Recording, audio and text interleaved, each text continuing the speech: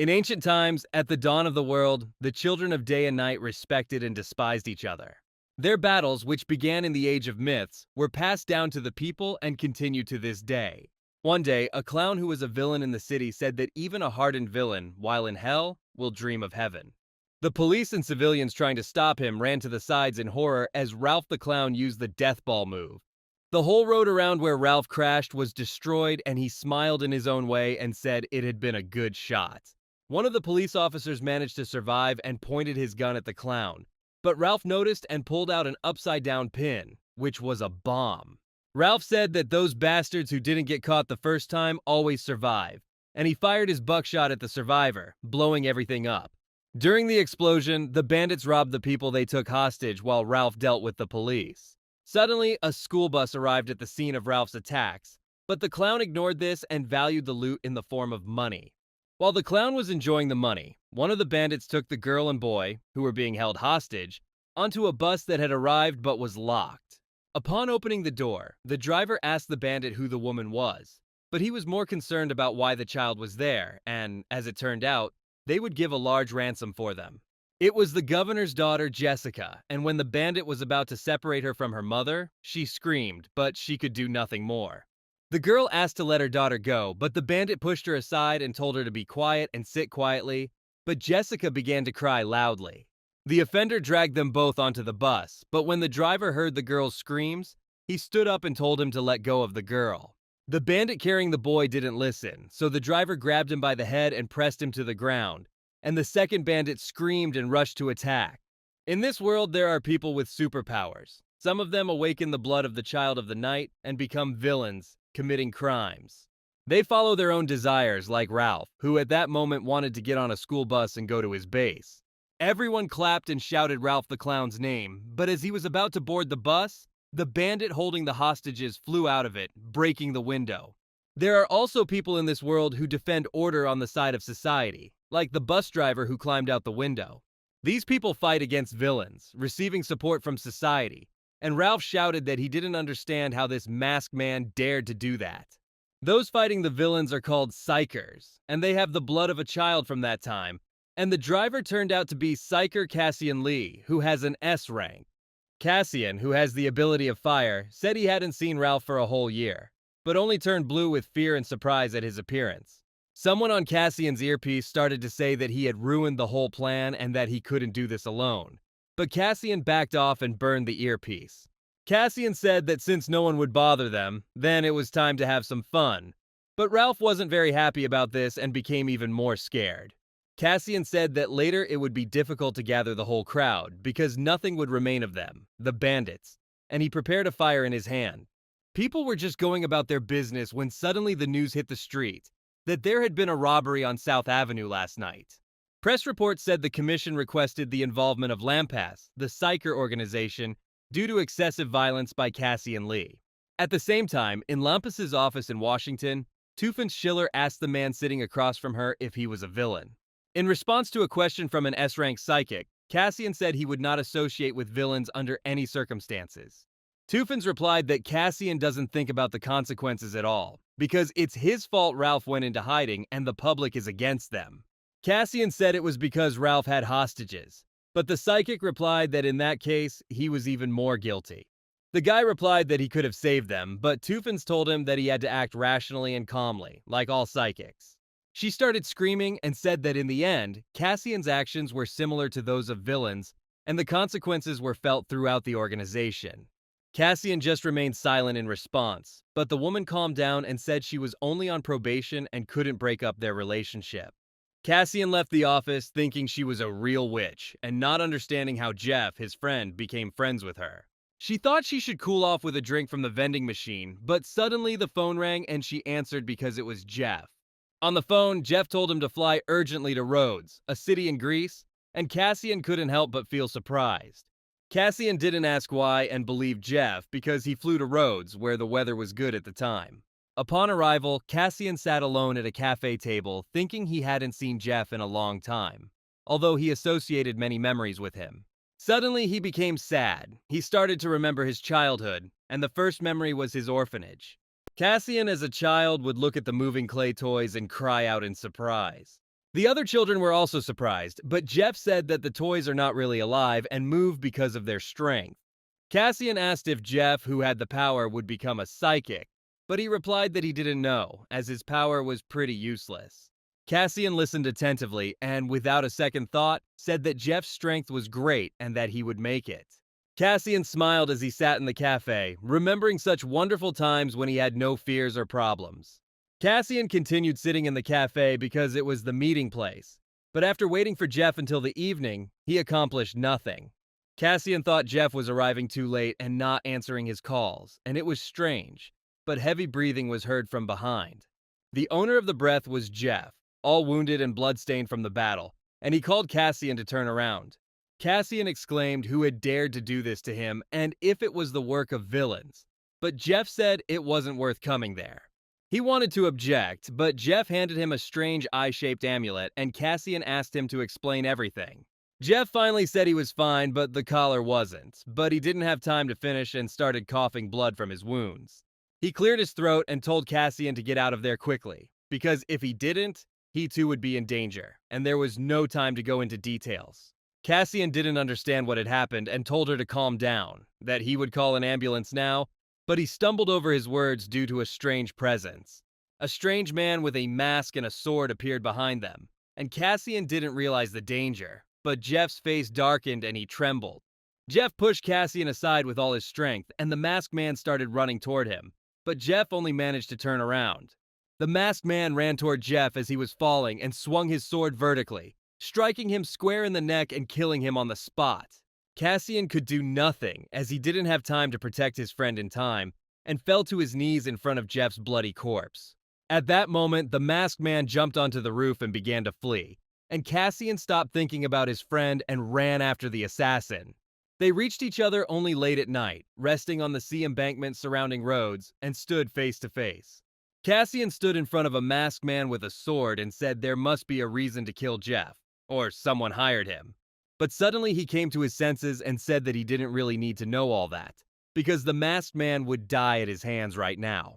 Saying that Cassian still had a sharp tongue, the assassin removed his mask and revealed himself to be Jack Khaled, an S-rank night-class psychic. In response to Cassian's question about why he killed Jeff, Jack told him that he was only eliminating a traitor to the organization. Cassian couldn't believe it, but suddenly a woman appeared behind him and told him it was true. That said, the organization confirmed that Jeff killed his colleague, Lila. An S-rank enlightened class psychic revealed her essence. Jack told him that if he didn't want to be considered a traitor, then he should tell him everything he knew about Jeff. Cassian was caught between two powerful opponents and forced to accept what they believed to be his demands. Cassian said Jeff hasn't killed a single person in his 10 years as a psyker, but he was told he did it to a colleague. Lila reminded him that he was surrounded by two top-notch psychics, so he had to think with his head and not be stupid. Jack added that Cassian was also a psychic, so he should be more reasonable, saying that this was the final warning. Cassian listened to them calmly and said they were right, so he would act exactly like a true psychic. He rushed forward using his fire ability and shouted that he would do the right thing and kill them all. Jack didn't answer him and drew his sword from its sheath again and attacked in the path of Cassian, who was running towards him. Cassian dodged the attack and launched his own melee attack, forcing Jack to switch from attack to defense. Jack jumped away from him and realized he couldn't win that easily, so he used the Sword Soul technique, creating copies of his sword. At that moment, Lila was preparing her Cold Blast skill, planning to deal a double blow to the enemy, coordinating with Jack. Cassian didn't care about this and prepared himself, and when the spells were released, he blocked them with his power, surprising the attackers. However, as he rushed to counterattack, the bullet struck him near the heart and passed through, and he, bleeding, realized that Layla was a sniper.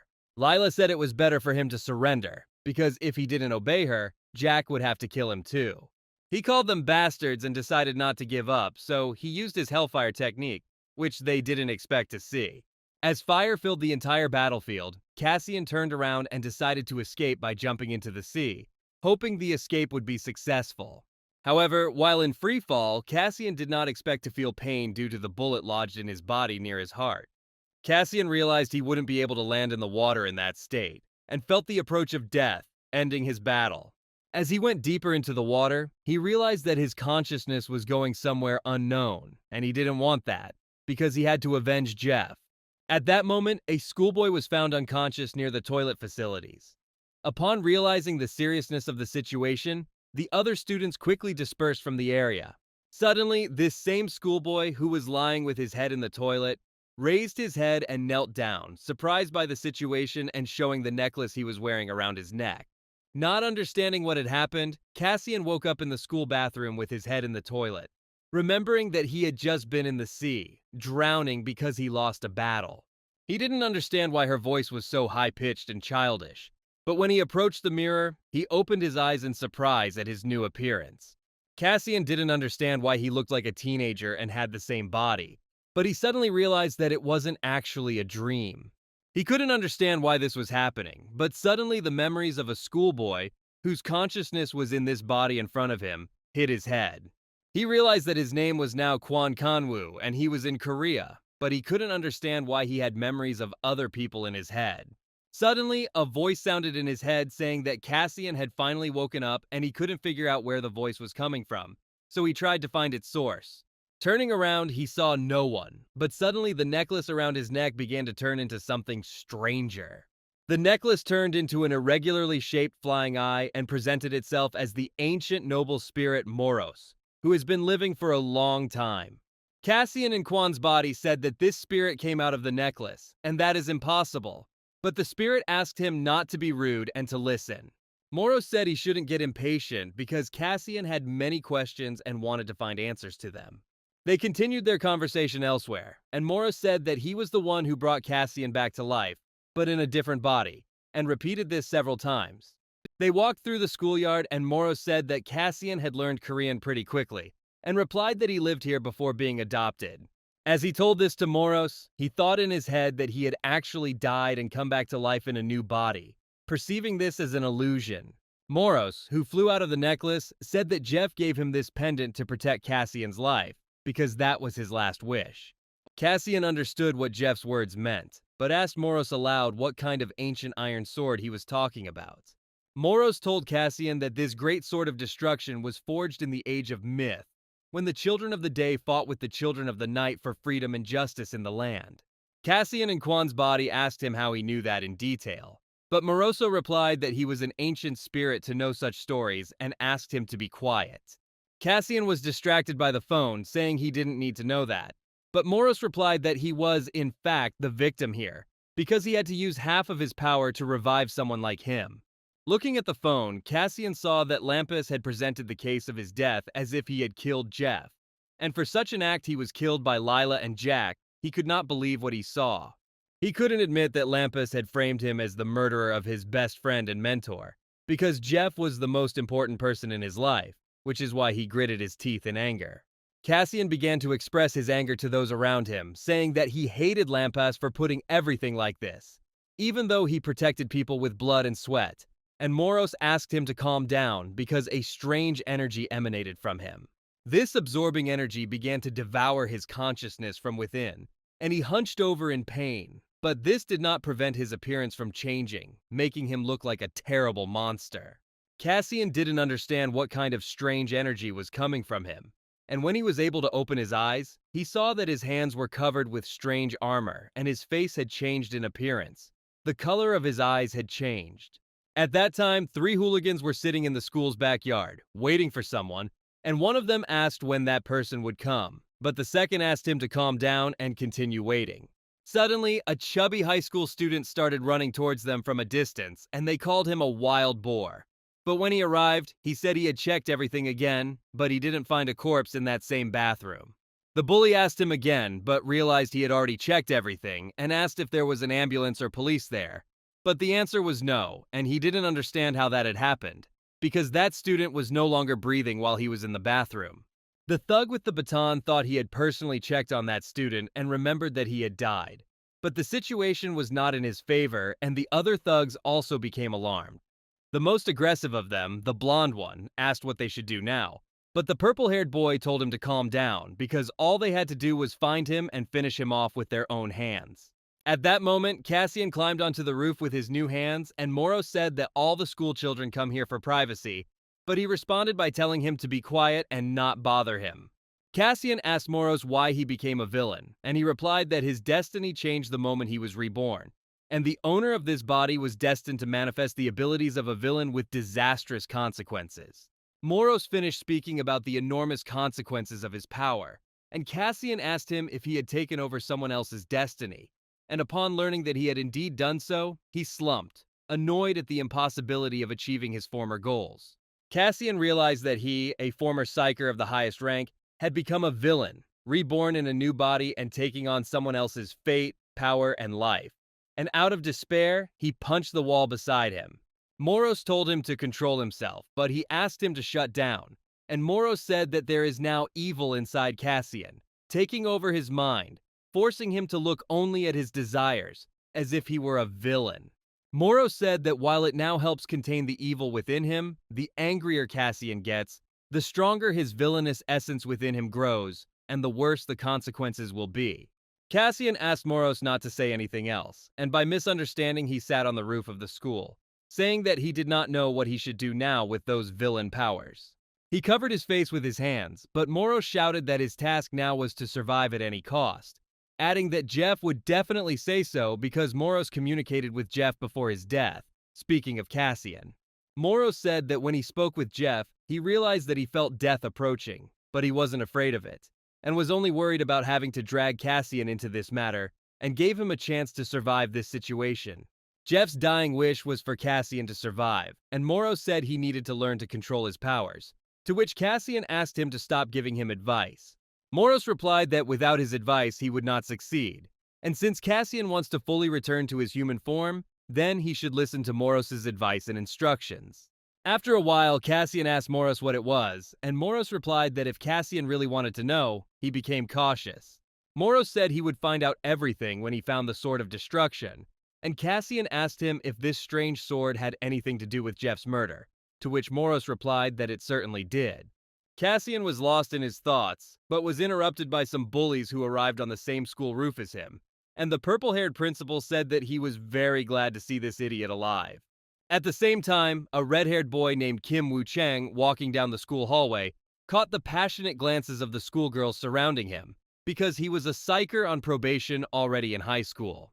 Suddenly, Kim received a phone call, and it turned out to be Lee Doon. Kim picked up the phone and asked what was wrong, to which he received the reply that there was some problem. He suddenly looked out the window and remained silent on the phone, but a few seconds later he saw the hooligans on the roof and replied to Lee Doon that he could call him back a little later. At that moment, Cassian was on the roof with a new body and 3 hooligans, and he began to rummage through other people's memories, realizing that they had killed the body's previous owner, and Moros told him that only he could see it. The blonde thug said he was glad to see him there because they weren't going to jail, and the purple-haired boy said he should have come to them right away instead of wandering around the rooftops. Cassian arrogantly asked who he was to say that, adding that he didn't like hitting children, but for educational purposes, he was willing to do it. Suddenly, Moros told him that villains, even without transformation, have enormous physical strength, 3 times that of an ordinary person, so he shouldn't lose control of himself. Cassian mentally replied that he knew and would restrain himself, and at that moment a blonde thug approached him, saying that from their conversation it was clear that Cassian had let his head get the better of him. However, Cassian, even in a new body, did not lose his skills and confidently looked at the bully, who suddenly could not resist and called him an idiot, raised his hand to his face and prepared to hit him. But even so, he didn't lose sight, and at the moment of the blow, he himself punched him in the face, knocking the thug to the ground, and this surprised the other 2 thugs who were in front of him. While the protagonist among them, the purple-haired one, didn't understand where such a coward had gotten so much strength and skills, another thug with a club rushed towards Cassian to avenge his friend. The thug ran at him and swung his staff horizontally at him, but Cassian blocked the blow with his forearm and struck his opponent with little force, sending the second thug to the ceiling. As the remaining main thug thought about how he was able to defeat 2 of them with 1 blow, Cassian approached him and asked how their conscience didn't bother them for such actions. The stalker was initially silent in shock, but after a few seconds he replied that he doesn't know what conscience is, because he hates conscience and all other people, so he's ready to beat Cassian up right now. Cassian listened to all this in silence, but then said that apparently the bully has no conscience, So this needs to be corrected, and his fist will help with this, because new foundations can be imposed on a person by force. Cassian didn't wait for a reaction from the bully, so he immediately ran to attack him and dodged his blow, after which he hit him in the face, making him lose concentration. But he wasn't going to stop there, so he punched him in the stomach, after which the thug fell to his knees, cursing him, and Cassian said that a conscience should start to appear now. The purple-haired thug said he wouldn't respond to such a bastard, and Cassian realized his consciousness hadn't appeared, so he said one hit wasn't enough and he needed to attack again. However, at that moment they were interrupted by a student who arrived at the rooftop at that moment, who stood out with his red hair and asked what they were doing there. The thug realized that it was Kim Woo-chang himself, and Cassian let him go, telling Kim that it would be best if he didn't interrupt his business. But Kim replied that one shouldn't hit someone who is several times weaker than oneself. But even in this situation, the purple-haired bully didn't give up and decided that Kim's hurtful words needed revenge. So he attacked Cassian in his new body. However, Cassian wasn't that simple, and even while talking to someone else, he was able to sense the threat behind him and kick the stalker, sending him flying backward. Kim told him it was time to finish, but Cassian forgot about his condition and attacked Kim, hitting him with his elbow, but he managed to block the blow with both hands. Cassian tried to strike again, but Kim stepped back, dodging him and kicked Cassian, causing him to dodge, adding that he was very fast. At that moment, Moros, flying next to Cassian and invisible to the others, said that his opponent was a psychic, so he needed to win. Because Cassian was distracted by Moros's words, Kim found a gap in his defense and decided to attack, which hit her target and grazed him on the cheek, leaving a small wound. Cassian had a hard time believing that the boy was a psychic, but due to his speed, his doubts disappeared and the fight ended with Kim giving him a bandage, telling him he was hurt, and ending the fight of her own volition. Cassian didn't listen to Kim. He took the patch and went in the direction of the roof exit.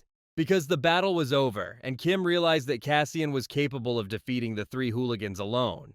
Kim realized that she had never met such strong students at school before, but suddenly her forearm, which she had used to block Cassian's blow, began to hurt, and she was severely bruised from the force of the blow. Cassian headed to the computer club, where his goal was to log into his account on the Lampus system, but, as he expected, he was locked out and was disappointed. Sometime later, Cassian met Moros between two buildings and asked him how he knew Kim was a psychic, to which he was told that Moros had picked up his waves when Kim touched him. Moros said he could do more than that, and that if he had had time, he would have read Kim's color scheme and gained more information, to which Cassian was surprised by his vocabulary. Moros ignored his rebuke and said that Cassian should now transform into his villain form to discover his true abilities in battle, surprising him with a surprise. Moros asked him if he would like to do it, and Cassian said that, in fact, he did not want to do it, but he must learn the essence of the villain's power, understand how to use it in battle. Moros explained that villains arise from an inability to control the 5 desires and 7 senses, adding that in Cassian's case, the trigger is anger. Cassian realized that anger would help him activate his villainous form, and decided to recall recent events, shouting throughout the alley that he would kill every idiot in Lampas who dared to kill Jeff. Moros asked him what he was doing, and Cassian said he was venting his anger. But Moros added that it could be done without shouting anything, and Cassian said he should have given advance notice. At that time, 2 psychers were driving a car on a new mission, and the psycher behind the wheel said that a villain named Blaster had arrived in the city illegally. Kim, the red-haired boy, added that 102 casualties were too many for a villain who had appeared in the city in a single day. Lee Doon, a B-rank night-class psychic, replied that Blaster has no special combat abilities, but because of his power to create explosives, he brings great trouble to society. Kim said that she hates villains because they are sociopaths who can't control their desires, so they should catch Blaster as soon as possible, and Lee Doon replied that Blaster is a psychopath. Kim said that the psycher's job was to bring justice to the villains, but Lee Doon said that he understood, but that he should continue training and observe their actions. At this moment, Cassian, in Quan Kanu's body, changed into the form of a villain and saw his abilities in front of him in a hologram. His capabilities are a catastrophic force, and darkness is a characteristic. Quan also saw the Shadow Sword and healing abilities, and Moros said that thanks to the healing, the wound on his face healed so quickly that ordinary people couldn't do that. Cassian asked how powerful the healing could be and if it could regenerate a lost limb. But Moro said it all depended on his mana and that it was only 300 units right now. But Cassian suddenly realized that the Psyker's body had more than 1,500 units of mana, and now its amount is extremely small, which means that its abilities in battle are limited. Cassian asked Moros what the catastrophic power in his stats was, and he explained that it was an enormous potential that needed to be developed with great difficulty. Cassian asked how often Moros could use this ability scanner, and Moros replied no more than 3 times a day, and if he exceeded the limit, he would have to rest for the entire day. Moros finished speaking, and Cassian thought about his words, but Moros said it was time to try out new skills, and Cassian asked him if he should do it, if he should shout out the name.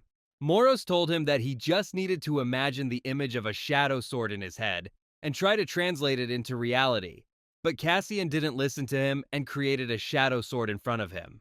Quan Kanwu began to touch this sword, saying that although this sword appeared from the shadows, it is very hard and quite sharp. It can be used as a shield. At that moment, Moros looked at Cassian and Quan's body and realized that he had talent, because it could take a whole day to create a sword, and he realized that Jeff knew him about his inner strength. Moros said that villains can also create protection, and Cassian replied that he knew of this, after which he wrapped his body in a protective cloak of shadow, and Moros said that he had no sense of taste. A few hours later, it began to get dark in the city, and Cassian was heading somewhere, which Moros inquired about, and said that now was the right time to return home. Cassian told him that Quan Kangwu has a family, and although his parents are not with them, he lives with his sister, and even in his new body, he respects his new family. He replied to Moros that even if Quan Kang was destined to die that way, he would want to protect his family, so he was going to meet his sister. Moros said it was his conscience that tormented him, and Cassian said it was actually his fault that Quan died, but their caustic conversation was interrupted by a sudden explosion. Cassian turned around and realized that the explosion had occurred in the building behind him, and everyone around him was screaming that there was a villain there, and the connection was lost due to a huge explosion. A woman said the villain grabbed a mother and her child, and Cassian didn't wait and ran towards the building where the bomb exploded, and Moros chased him. Moros caught up with him and told him that he was a villain with incredible powers, and was much stronger than the schoolboy they fought on the school roof. Cassian replied that he would fight as a villain, but Moros immediately became serious and said that fights between villains were an unspoken taboo, and that he, as a psychic, should understand the consequences. Moros said he couldn't figure out what was driving him now, but Cassian shouldn't get involved in other people's fights, because he would incur the wrath of all the villains by refusing to take revenge on Lampas. Cassian stopped running, stood in front of the building, and said that this would not be a serious reason for inaction. Moros shouted that Cassian was no longer a psychic and remained silent, but then said that was true, but the villain had a mother and child hostage. Cassian continued walking through the building and also said that knowing someone is in trouble and doing nothing would be the last thing anyone would do. Moros suddenly stopped after these words, remembering how he spoke to Jeff when he was still alive, that Cassian definitely has a very complex character. Jeff sat with him by the lake and took out a pendant with a picture of him and Cassian, and said that besides his character, he had a big heart, so he trusted him completely. Moros realized that Jeff chose Cassian, and he chose Jeff, so he has no choice. And Moros tells Cassian to transform into a villain, because it will help him. In a completely destroyed building, with broken shop windows and stalls, sat a mother and child, tied with rope to a chair, and a villain walked in front of them. The boy was crying, and the villain maniacally calmed him down, telling him they were doing something fun and there was no need to cry. But after his words, there was only fear on the faces of the hostages, and the villain told them to smile, like him, holding a bomb in his hand, which constantly rotated in front of their faces. At that moment, Kim was leaning against the car, thinking that the guy on the roof, Quan, is not as simple as he really seems. Kim picked up the ringing phone and learned that a task had appeared and informed his mentor Lee Dune, who had gone to the bathroom, about it, adding that they had been ordered to catch the C-rank villain, Blaster. At that moment in the building, Blaster was asking a boy if he had ever seen 5-colored fireworks in the completely dark night sky. Blaster said he had never seen anything like this either, feeling sad for a second, but then said he would let the boy see something more beautiful than this, grinning from ear to ear. Suddenly, nervously, he said that the boy could see his mother's insides, loaded with dynamite and explosives, flying like fireworks, and he never tired of watching it. He asked whether he should start with his mother's arms or not, adding that he wanted to leave the head as a souvenir and the chest and neck for last, smiling strangely, but suddenly everyone froze with a strange feeling. Blaster realized that another villain had arrived, so he took a break from the hostages and welcomed them, after which he prepared bombs in his hands just in case. He added that the guests shouldn't be embarrassed and come out to play with them, and Cassian agreed, flying towards the ground through the window, preparing to hit the villain in flight. Cassian smashed the window and flew to the ground, whereupon he punched the incomprehensible Blaster right in the face. He didn't have time to dodge the blow. The blaster flew 10 meters from the impact, and Cassian asked what happened to the hostages, and Moros told him that they were still alive, but suddenly shouted that there was a bomb in Cassian's body. Cassian realized the situation and ran as fast as he could away from the hostages so they wouldn't be hit by the blast, and almost managed to jump off the building, exploding far from the hostages. People on the street couldn't see the explosion because it was on the other side, but they still started to feel scared and asked where the psychers and the police were. At that moment, Blaster recovered from Cassian's blow, saying that he didn't know why he had come, but that he had clearly acted like a tactless fool. He said he wanted to make a beautiful firework with Cassian, but it exploded before it needed to, and that made him very sad. Blaster created a bomb in his hand and told the mother and child that only they can satisfy this sadness.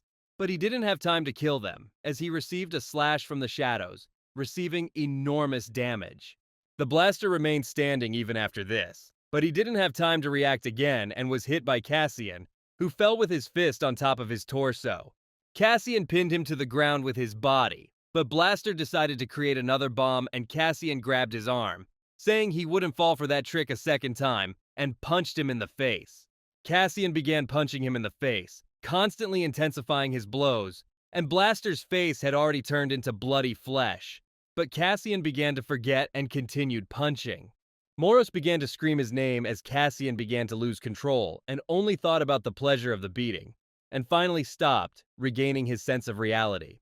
Moros said he finally listened to his impulses and explained that Cassian had lost control and his personality when his emotions took over while beating Blaster.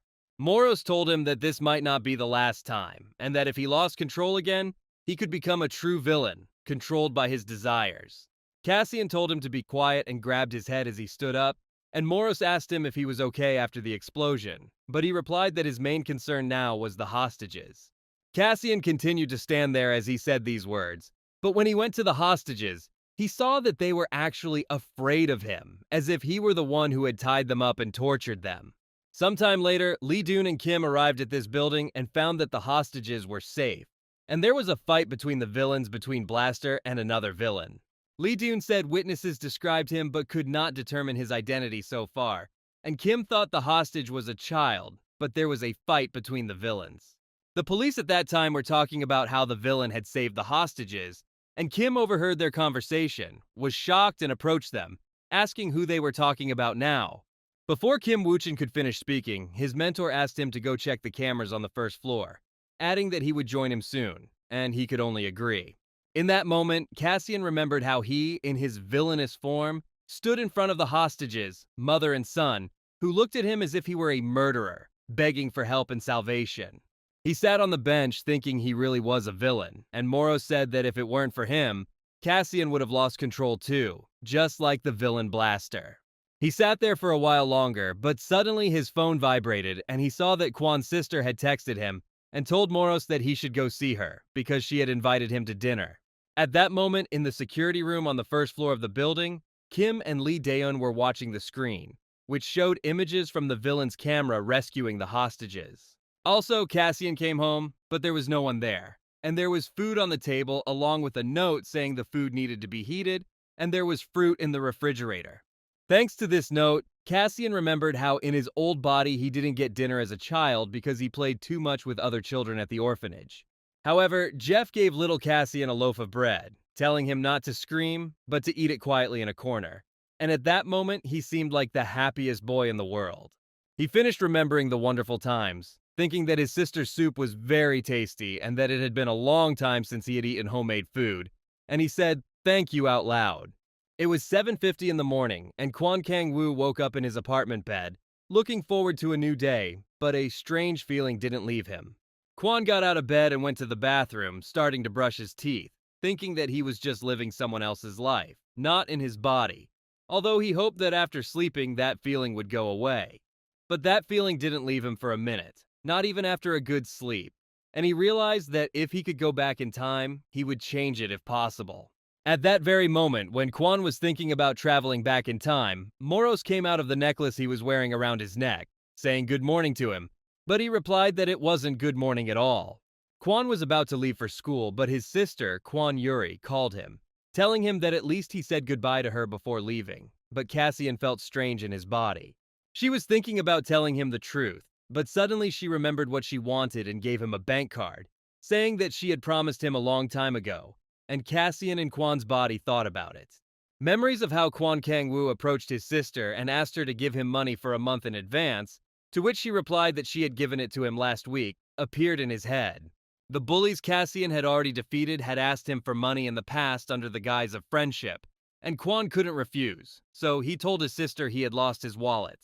The sister stepped away from the TV, saying that she understood and would give him spending money, but she would put it on a bank card, and Kwon froze at such an answer.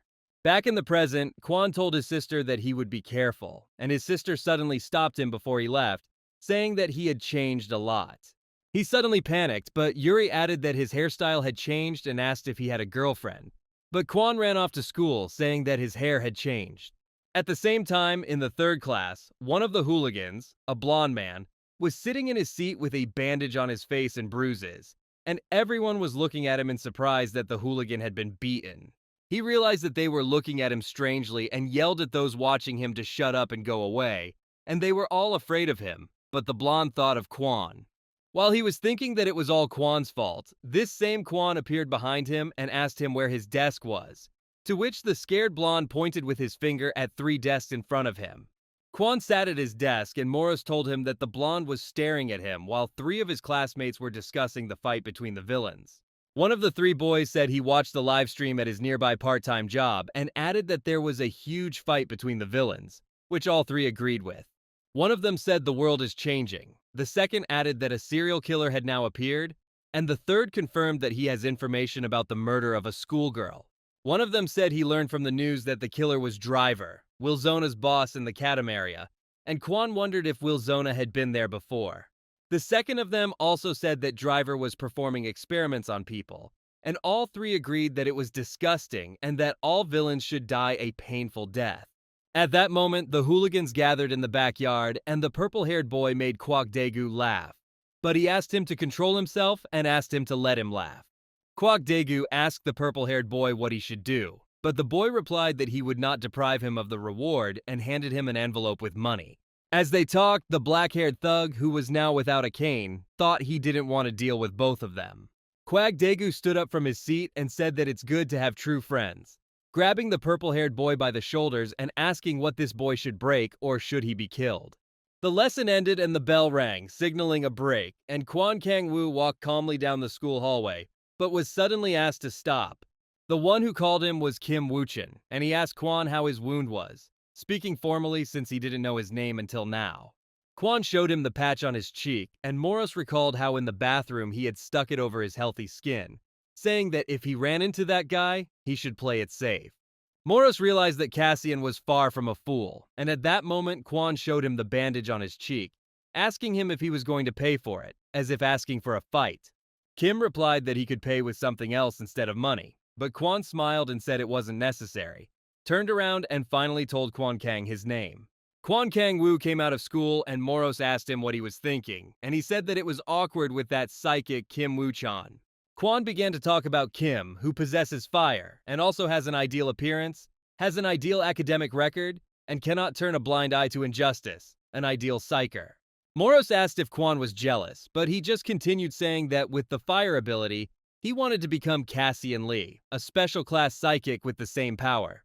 Moros asked if he was Kim's idol, and Kwon said that with that much power, he should have been sent to special psychic training, not the usual one he goes to now.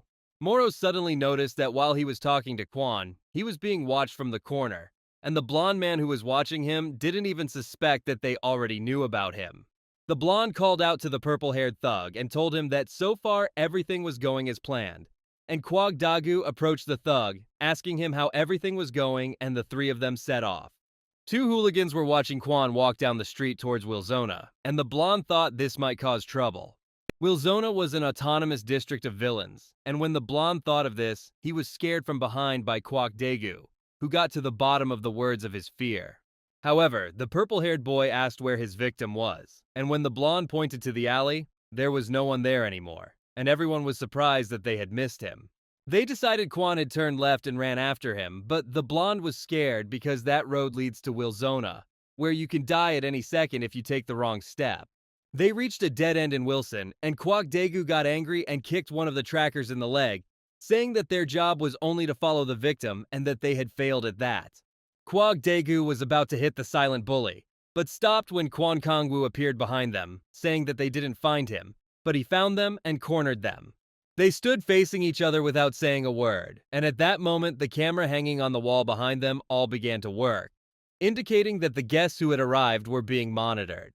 The man who captured the camera image was holding a screwdriver and also sitting in a chair wearing matching glasses, and he said it looked like there were uninvited guests in his Wilson. At that moment, Kwok Daegu said that this insolent child was not even ashamed of his presence there, and began to approach him, saying that he had completely lost his fear. Kwok Daegu asked Kwon if he attacked Ki-hoon, the purple-haired boy, but received silence in response and said that he was giving Kwon 3 seconds to escape while he had the chance. However, Kwon remained standing where he was, while Kwok Daegu couldn't keep the anger off his face and his veins began to bulge in anger as Kwon continued to stand there. Kwok Daegu approached him directly and told him that he was really looking for him, but Kwon Kangwoo looked down and asked him if he could fight, after which he did something the others didn't expect. Kwon Kangwoo poked the bully in front of him in the eyes with 2 fingers, rendering him defenseless, after which Kwon grabbed him by the hair and slammed his face into the ground, causing him to lose consciousness. All the hooligans were shocked at what they saw, but Kwok Daigu's friend, a huge thug, ran up and attacked Kwon, trying to get revenge on him for his leader.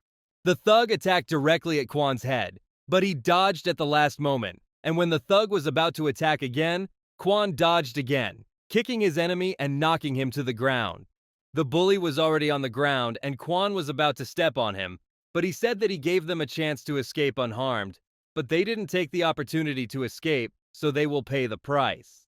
However, their speech was interrupted by a scream coming from a man with purple hair, and he turned in their direction, telling them to leave while they were still alive and could stand. However, the scream came from Kwok Daegu, who stood up from the asphalt and holding his head, said that now Kwon Kanwoo would become a corpse, because he had made him so angry. Cassian in Kwon's body wondered if he had overplayed his hand with his enemy, but Kwok Daegu adopted a fighting stance, because he was second in the national Muay Thai competition.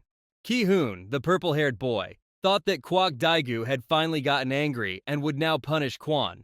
But Kwon himself, even in such a situation, remained calm and maintained his confident gaze. Cassian in Kwon's body remembered how he, in his previous body, was in the gym, where he trained with the C+ rank psyker John Klaus, who had the striker class. As passersby told Klaus to be nice to the newcomer, as he might kill him, Psyker Jack arrived and passersby greeted him, telling him he was late. Jack asked them what they were doing, and the boys explained that they were watching the fight that was taking place in the cage, and Jack began to watch them as well. Jack wondered and told the boys why the attacker was unprotected, and they replied that the newcomer refused to provide protection, but Jack added that he meant John needed protection.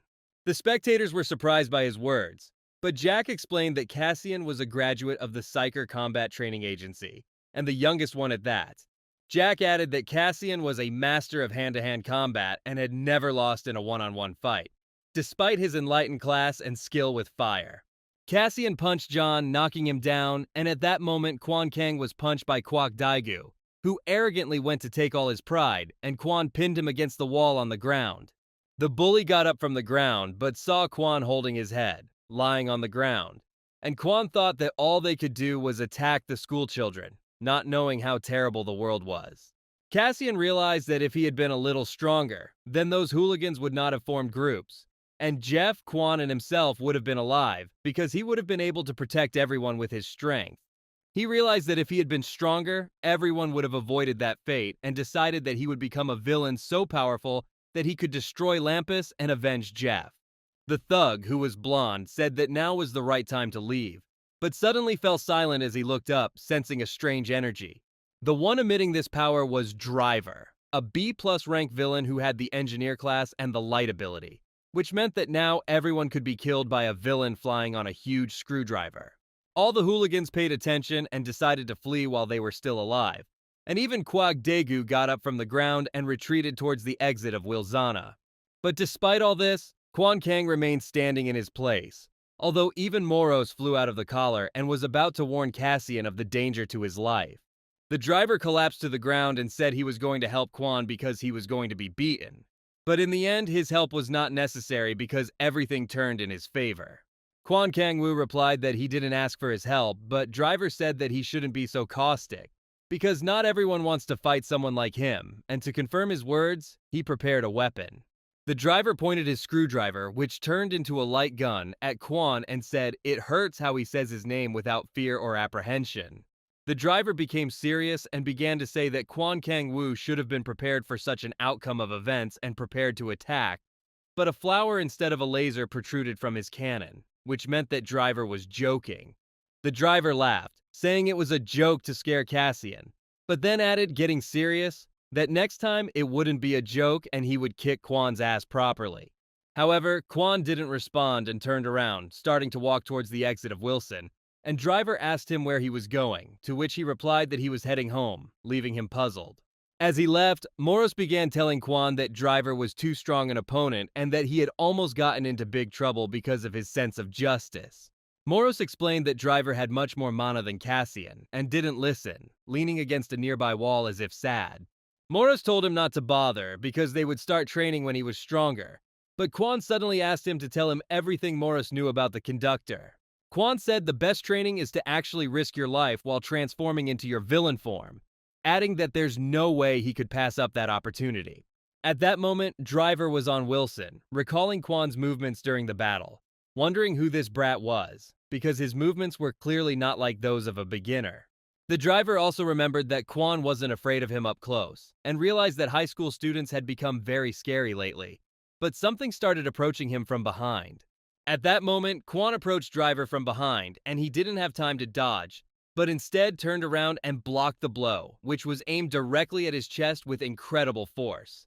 However, Kanu didn't wait for Driver to react and was about to approach him at point-blank range using his Shadow Sword ability, but Driver managed to fly into the sky. Cassian didn't have time to attack with the ability and remained standing on the ground, realizing that the conductor wasn't as simple as he seemed, and the conductor summoned his weapon. Moro says to be careful as he prepares to shoot, and Driver loads the gun, saying that Quan is in great danger now. Quan opened his eyes in surprise, and Driver said that what you receive, you should always give, after which he used Driver's lightning ability, which was aimed directly at Cassian. All the villains who were on Wilson at the time saw a huge beam of light illuminating the area, and they didn't understand what made Driver use this ability. The Driver finished an attack of incredible power, and the light dissipated, but he saw Quan Kanwu sitting unharmed and invisible, covered by the shadow sword of the beam of light.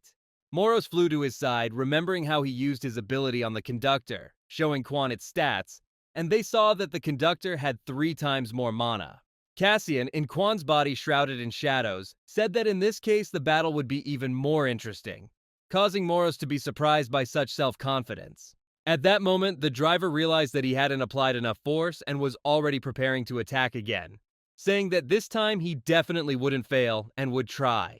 Driver swung his massive screwdriver with all his might, but Cassian dodged and continued dodging as Driver tried to hit him. The driver couldn't understand how Quan managed to predict his every move and avoid getting hit, and wondered how he couldn't possibly have imagined someone with such skills. The driver assumed that he was most likely the one who killed Blaster, but when he continued to swing with enormous force, Quan caught one of them and stopped his gun with his hand. The driver's screwdriver began to crack under the influence of Quan's power, but he didn't lose his mind and began pouring mana into his eyes, which is why red light lasers almost appeared from them. However, Cassian dodged and tripped Driver, causing him to fall, and as he ran towards him, Driver realized that Quan was fighting like crazy. After asking if Quan was a Mastral, Driver jumped back a few meters and decided to use his second most powerful ability, his mechanical arm pointing it at Kana, who was running. However, Kanu didn't stop and continued running, summoning shadow swords that cut Driver's mechanical arm into pieces. Kanu approached Driver and punched him straight in the face, forcing him to block again with his already battered weapon, throwing him backward.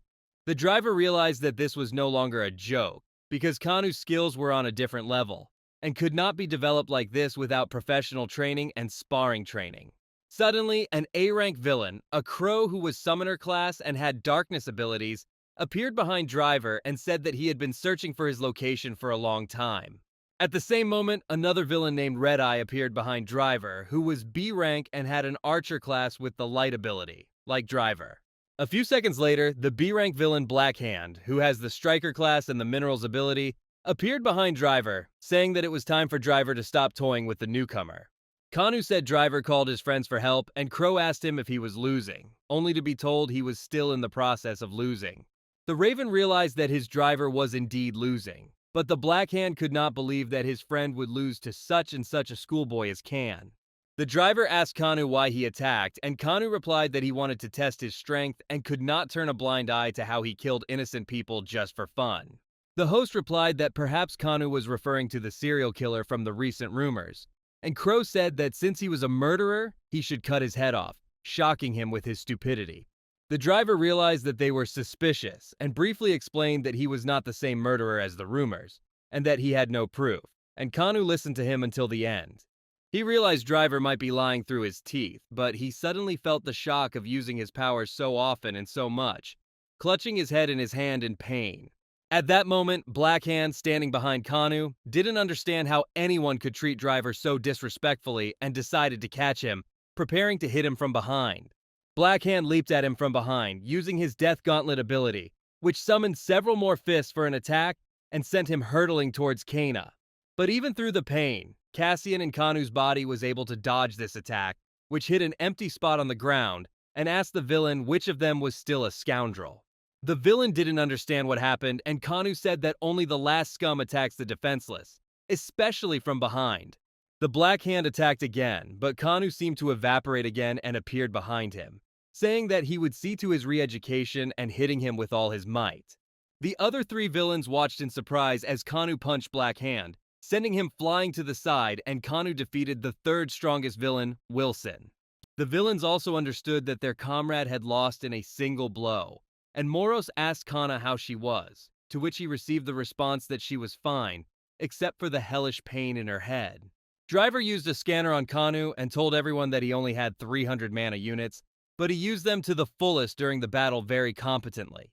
Crow and Red Archer realized that Kanu was a D-rank villain, but he was able to knock out a B-rank Black Hand with a single punch, something none of the D-rank villains are capable of doing. The Driver said that he shouldn't be surprised, because there are diamonds everywhere, and the proper use of mana doesn't determine the outcome of the battle. It is determined by skills and abilities. The Driver realized that Kanu had incredible strength and reaction speed and a strange but effective technique, making him not a villain, but an ideal killing machine. The Driver took something out of his screwdriver weapon and asked Kanu if he knew what it was, and he immediately guessed that it was a mana crystal in front of him. The host explained that villains can increase their mana not only through high-intensity training, but also through the use of crystals, and threw one into Kan's hands. Kanu asked why, and Driver replied that he wanted to make a deal, and that he was the serial killer that Kanu mistook him for in the first place, and that he wanted Kanu to catch him. Driver added that accepting his gift was an automatic agreement to the deal, and Kanu realized that in this way Driver was removing suspicion from his account. Kanu understood his conditions and asked why Driver didn't catch the killer himself, but he just chuckled, saying that everything happens for a reason, surprising Kanu and Crow. Cassian and Kanu's body walked down the street as Moros explained that there are two types of mana crystals, artificial and natural, and the difference between them is vast. Moros said he was sorry, but Cassian has an artificial stone, but even this will help increase mana, and Kanu said he already knows, because he has this crystal in his hand. But Moros suddenly warned Cassian that it was important to remember that mana crystals can only be absorbed while in the villain state, to which he silently looked at the stone. After a while, Kanu climbed onto the roof of the building and transformed into the form of a villain, holding a stone in his hands, and asked if it was really a mana crystal. Remembering Jeff telling him not to accept food from strangers, Kanu, after Moros confirms his question, eats the crystal, but initially feels nothing. Moros told him he needed to wait a bit, and suddenly Cassian felt an energy he couldn't control begin to bubble throughout his body, and it materialized. Moros started telling him to control himself and act calmly, but suddenly a ray of yellow light pierced Kanu's body from the sky, causing him to be completely enveloped in this glow. The light dissipated, as did the dark energy around Kanu, and he realized that there was indeed more mana in him, because he felt the energy flowing throughout his body from within. Kanu realized that all the villains were chasing mana for this feeling, because he felt that after absorbing just one crystal, he became much stronger. Kanu asked Moros to check his status again, and when he did, he saw that his mana amount had increased by up to 50 units. Moros was dumbfounded by this because even if Kanu ate a real natural mana crystal, he could only obtain 5 or 10 units of mana, but it turned out to be 10 times more. Moros realized that such an incredible effectiveness of a single mana crystal was due to the fact that Kanu had catastrophic power in his abilities. Kanu saw that a new hidden ability to extract mana crystals also appeared in his status, and asked Moros how to use it, and he replied that it was all written in the status. This meant that he could extract mana crystals from magic weapons and even natural stones from legendary magic weapons. Cassian and Kanu's body said he didn't like this ability, but Moros added that now he will be able to obtain all the mana crystals he wants, and only he is capable of this.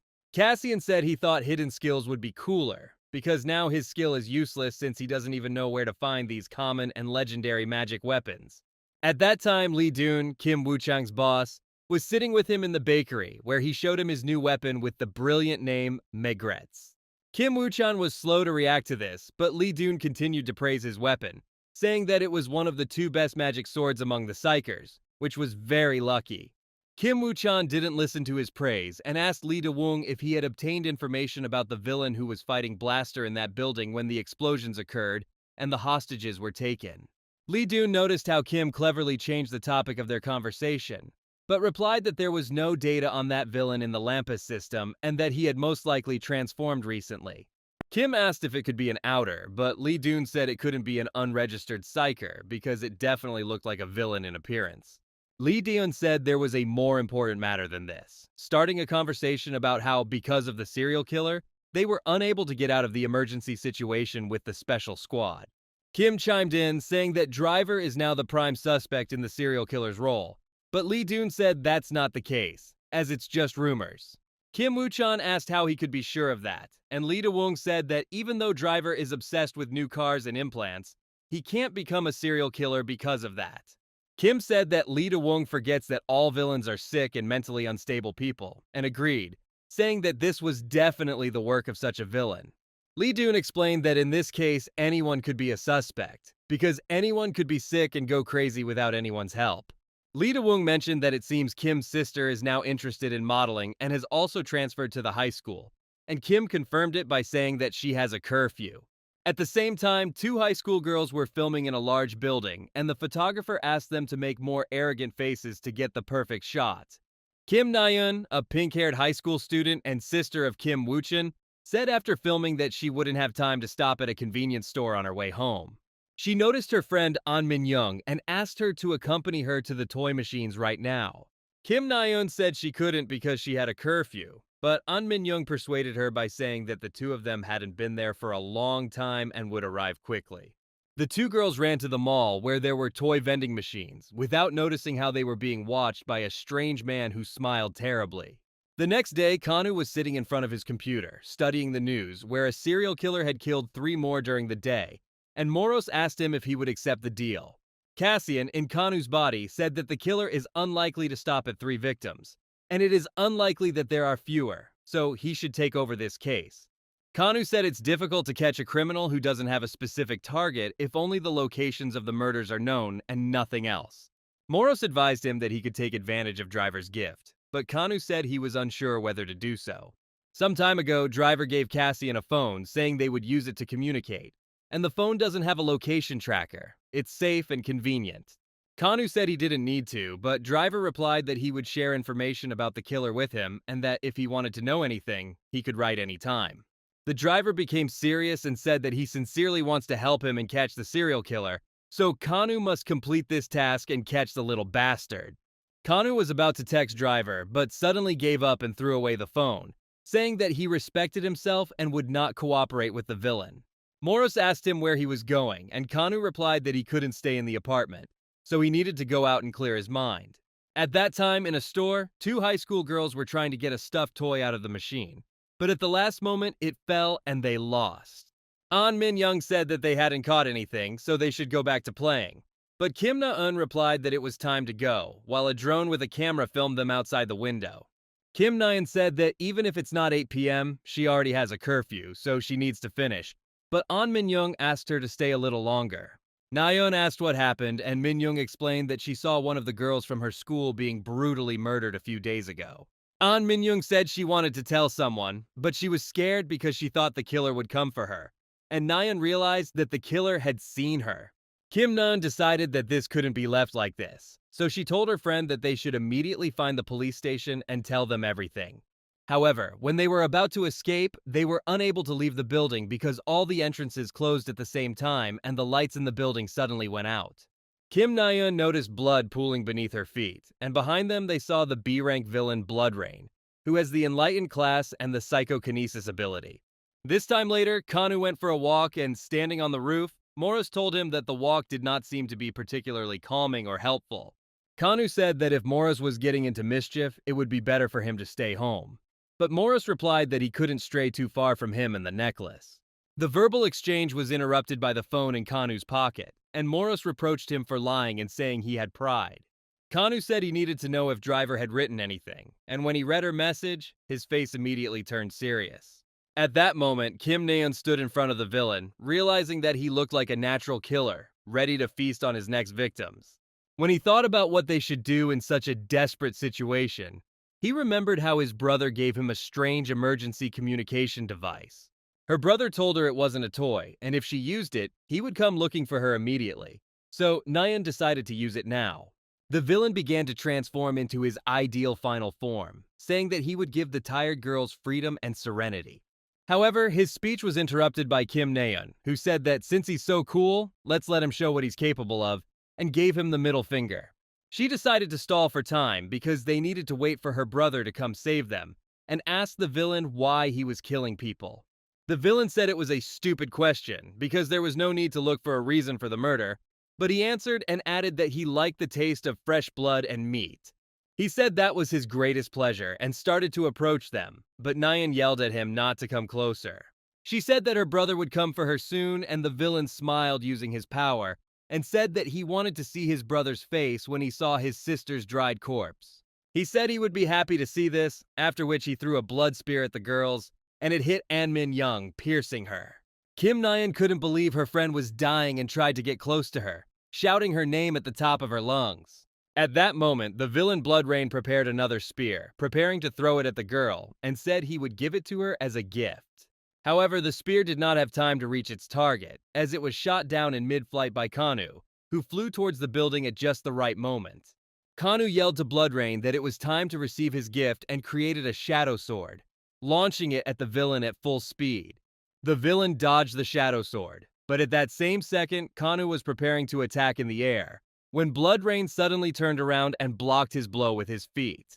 When they calmed down, Blood Rain tried to distinguish the enemy and was surprised that his brother was a villain and also a high school student. Kim Na-eun, who didn't understand anything, wondered what kind of person was the one who saved her life and repelled the bloody attack of a strong villain who was behind her. Blood Rain stood in front of Kwon Kan-woo, defending against his attacks, and thought he had never seen such strange techniques before. He realized at that moment that Kanu was the guy who killed Blaster, and now he decided to test his strength with him, and realized that their battle would be interesting. Blood Rain decided to disappear for a while, saying that they would return at this point, but Kan shouldn't be happy because it would cause his death, and after that, he disappeared. Blood Rain dissolved and disappeared, leaving behind only a trail of blood, and Kanu had no time to stop him, saying that his words were ridiculous and deceitful. Kanu asked why Blood Rain was running away and stopped in place, realizing he had lost the enemy. But at that moment, Kim Na-eun, sitting behind him, called out to him. Kim Na-eun turned him around and told Kang to save her friend, sitting on the ground and shedding tears as she held his injured body in her lap. At that time, Kim Woo-chan was driving with Lee Da-woong in the car to the place where Na Yoon pressed the emergency button, and Dae-woong said that she might have pressed it accidentally. Kim Woo-chan said she wouldn't have done that and would have called, adding that she had already called the police there and continued driving, hoping she was okay. At that moment, Kwon Kang-woo called the ambulance from Nayeon's phone, saying that there was an urgent patient and told her that the ambulance would arrive in a couple of minutes, and that for now, they needed to stop the bleeding. Kan-woo asked her to find something to bandage herself with, preferably elastic, and Kim Nayeon started searching for something in her backpack. She gave him her stockings, saying they were quite elastic, and Kanu decided they would fit well and bandage the wound, stopping the bleeding. Kan-woo sat next to the unconscious Min-young and asked Moros if he could scan her condition, to which he asked why he would do that. Moros realized that this was to understand how bad everything was, and said that the system was not necessary for that, because his friend's life was now relatively safe. Kim Nayeon asked Kan-woo what was wrong with her friend and was surprised to learn that she would definitely be okay, as long as the ambulance arrived faster. At that moment, they heard the sound of police and ambulance sirens, and Kanu stood up, saying it was time to go, because the matter was being handed over to them.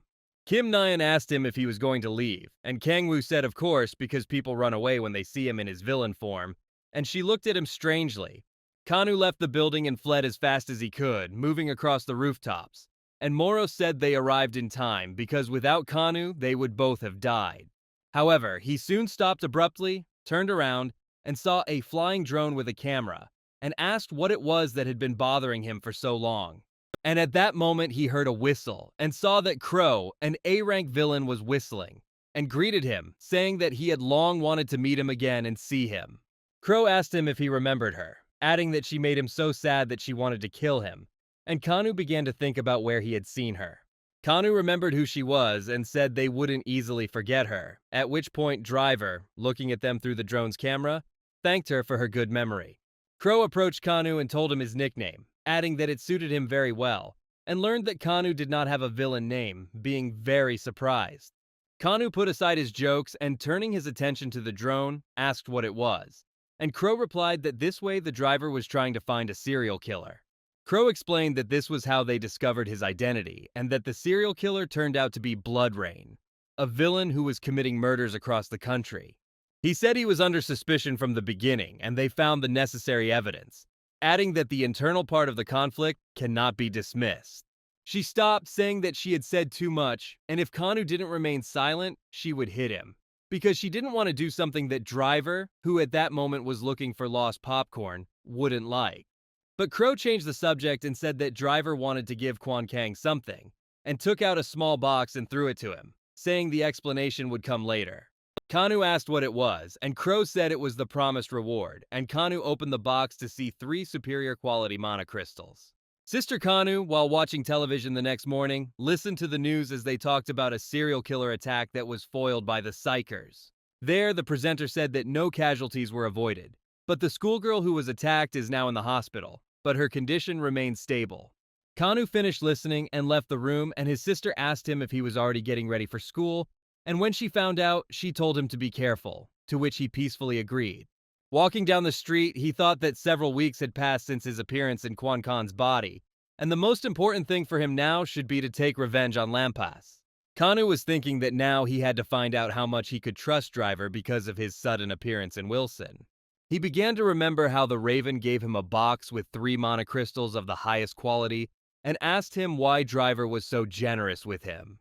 Raven told him that he didn't know, but explained that now with his powers, he is not able to fight a serial killer, and the rest is up to the Driver. Crow said there was a small tracker made by Driver in the box and said they had already located the serial killer. He added that they didn't expect anything from Kanu, but they told him he should understand what would happen to him if he upset Driver. Kanu snapped back to reality, realizing he couldn't understand Driver's intentions, and Moro said the school was in the other direction, but Kanu continued moving. Kanu told him that he needed to go somewhere else because he analyzed the materials found by Driver and found information about Sowa School. Kanu added that the 2 schoolgirls he saved were from there and that they should visit Siowa High School as they might find out new information about Blood Rain. Morris told him that Kanu fancied himself a researcher, but he replied that he still needed to try searching, although it would take some time. Kanu said one of the Levchenkos is the sister of Kim Woo-chang, a popular psychic at the high school, and decided to call the school, saying he was sick and would stay home. Kim Woo-chan was sitting in the hospital looking sleepy at the time, and Lee Da-woong, his sunbae, greeted him, asked if he had slept, and gave him a cup of coffee to cheer him up. After asking how Na-eun was and learning that she had fallen asleep, Lee Da-woong said he saw the case files involving his sister and explained that they were attacked by the villain Blood Rain. Lee Da-eun confirmed that only Blood Rain could suck a victim's blood, but the serial killer constantly abused his victims' bodies. Lee Da-eun said, clutching his head in despair, that for this reason, Blood Rain is not the one they are looking for, and in fact, the serial killer is someone else. Kim Woo-chan mocked him, but he replied with the same blank look that he was the villain who helped the girls escape, and Lee Da-woong asked if it was the same villain. Na-yeon told him that the villain came there to save them, and Kim said that despite the villain's madness, he saved the person, his sister. Kim Woo-chan didn't understand what was going on with the world of villains, and Lee Da-woong said that he himself couldn't understand this strange, unidentified villain from the cameras. Kim Woo-chan, like his sunbae, wondered who this villain was who saved a man and defeated his fellow villain Blaster. At the same time, Kanu was standing near the shop, watching the schoolchildren passing by, and Moro said he was now skipping school near another one. Kanu walked into the store and grabbed a soda from the shelf, while at the checkout, two schoolgirls pestered the cashier with questions about whether she definitely wasn't a model. The cashier said he was just a student on leave and asked the girls why they were so curious, as if he didn't understand their interest and desire to know. Kanu approached the cash register with a gloomy face and asked to pay for a can of soda, to which the cashier replied that he would be happy to do so and smiled suspiciously. A model-like cashier threw the soda at Kanu, saying that she had 3,200 won, and at that moment Kanu noticed the book The Bride of Corinth lying next to her. Kanu began to suspect something, but was interrupted by his grandfather, who entered the store asking if they took in used paper, and the cashier replied that he would help him now. The cashier took the cardboard and carried it to the exit, bumping Kanu with his shoulder, and at that moment Kanu felt that the cashier was not really who he seemed, and Moros noticed it too, but did not show it. Cassian and Kwon Kanwoo's body left the store and entered an alley, after which Moros told him that he had important news, and Kanwoo replied that he knew the cashier was a villain. Kanu said he immediately realized the cashier was a villain when he saw his eyes, and Moros replied that unfortunately, they couldn't find out if it was Blood Rain. Kanu replied that the Bride of Corinth, who was lying nearby, betrayed him, because before leaving, Blood Rain uttered lines from this famous vampire novel. Moros said he was surprised to remember something like that from a past life, and Kanu replied that he had been reading all his childhood, and now they just had to see if they were lucky enough to guess Blood Rain's identity. Moros and Kwon Kang-woo waited for this model-like cashier to finish his workday and began to follow him, not knowing where he was going to go. They continued following him and reached a crowded intersection, realizing that the cashier was walking down the street that led directly to the girls' school where Kim Naeun and her friend were studying. But his thoughts were interrupted by a strange sense of danger, and he turned around, seeing a truck speeding towards the old man with waste paper, so he ran and jumped to the side with it. The truck driver got out and asked if Kanu and the old man were okay, but he remained silent because he looked in the direction where the cashier was going and there was no one there anymore. Kanu decided to go to the computer club, and in the building's bathroom he heard Moro say that it was not worth taking the form of a villain there, and he replied that there were no other options. He locked himself in the cabin because he decided to use the 3 mana crystals he received from the conductor, and swallowed them all at once, emitting the same bright yellow light. Kanu asked Moros to check his status, and saw that his mana had increased to 470, and 2 shadow movement and concealment skills had also appeared. Moros said that the number of abilities increases with mana, and eating mana crystals grants him new abilities, and Kanu thought he couldn't do that as a psychic. Kanu noticed that the mana had increased by only 120, and Moros explained that this was due to the body adapting to them, and now Kanu would receive less and less mana from ordinary crystals. Kanu was annoyed but agreed with Moros, because otherwise both Blaster and Crow with all the villains would have long ago become invincible opponents. Kanu realized that if he wants to become stronger, then he cannot rely only on mana crystals. He needs to find another way to increase strength, for example, training itself. Kanu asked Moros to show him Blood Rain's status, and he replied that it was the 2nd time that day, so he would only have 1 left, but Kanu replied that he knew. Kanu examined its stats and thought about the Blood Step skill, but then realized that Blood Rain had used it at the beginning of the battle when they first met. He continued looking at Blood Rain's stats, saying that she has psychic powers and that her signature feature is hypnosis. And Kanu also added that this is bad.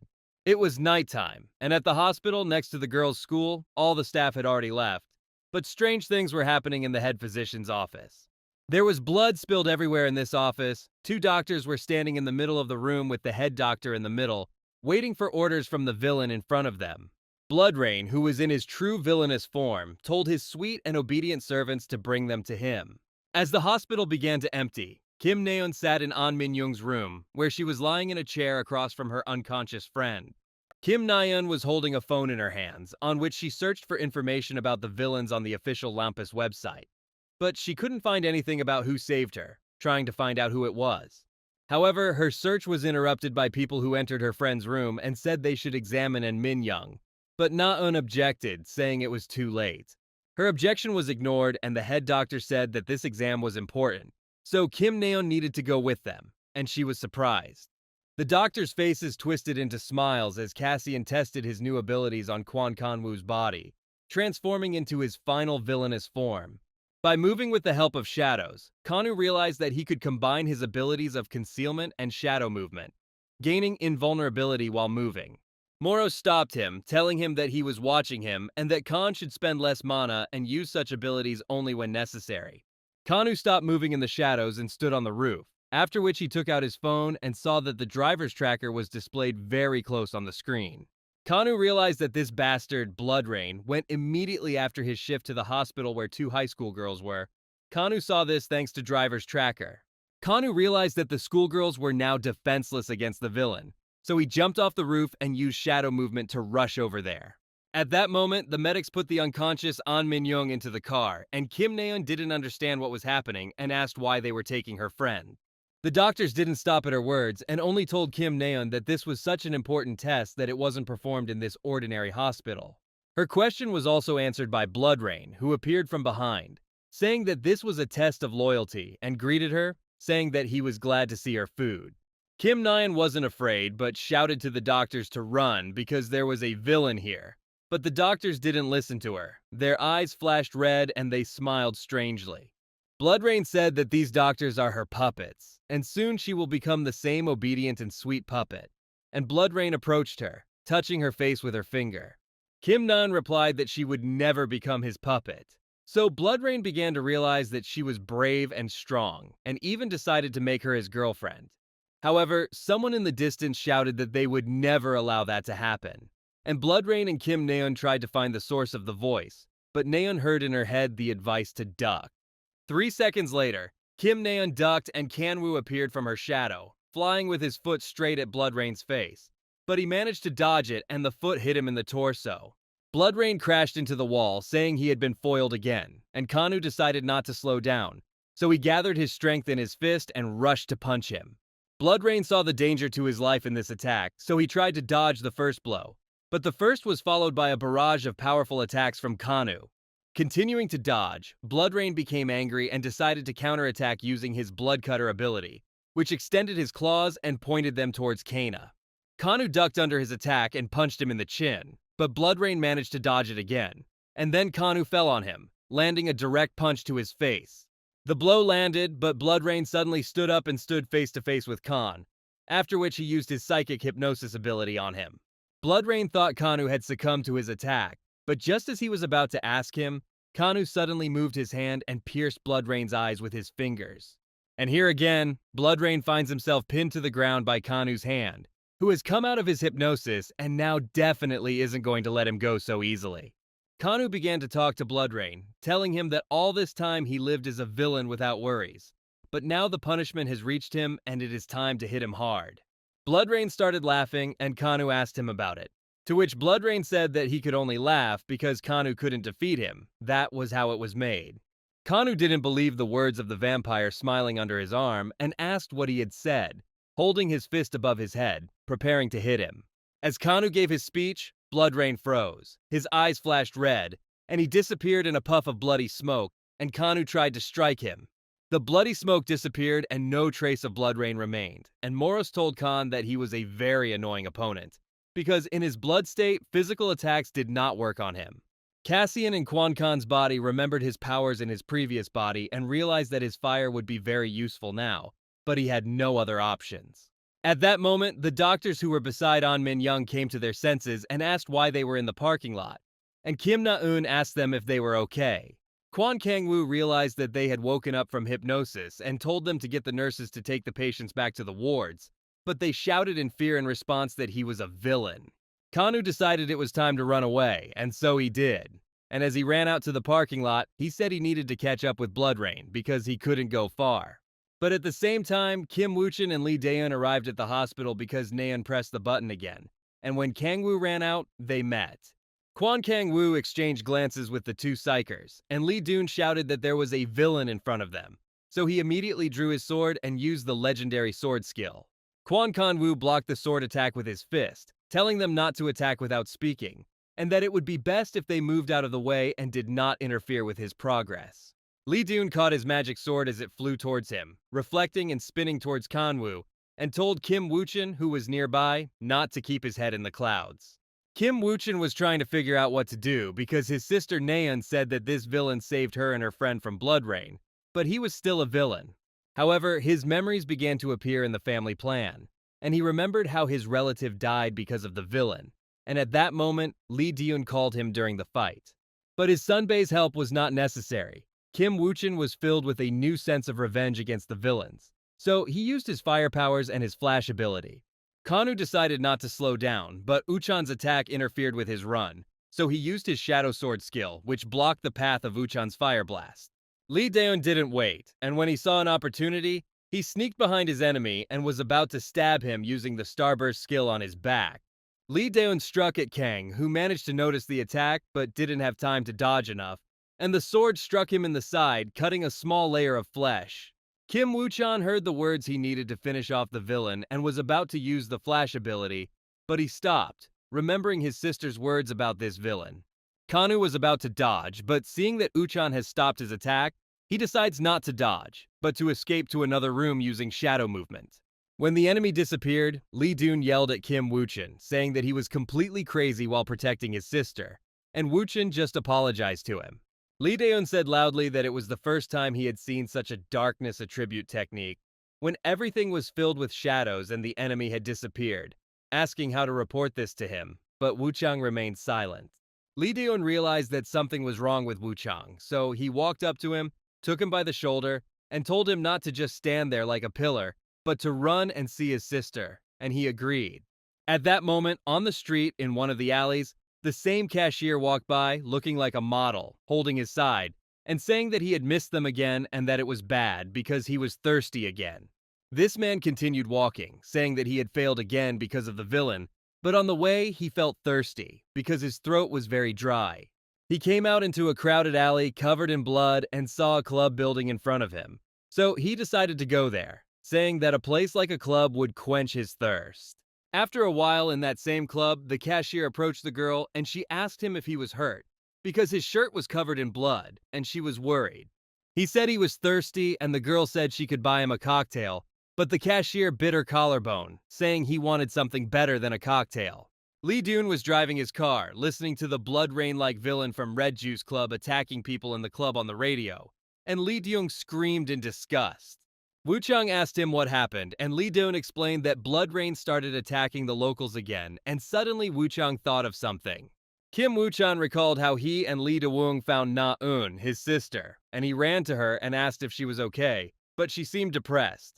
Kim Na-eun replied to her brother that she was saved again by him, or rather by the one who saved her last time from Blood Rain, and this villain disappeared again without explaining or introducing himself. At that moment, Cassian in Kwon Kan's body was standing in a night alley, hidden from view, and Moros told him that everything went well, because everyone was alive. Moros noticed Kanu holding his wounded side and told him that today Kanu was fighting as if he were not himself, but he did not understand what he was talking about.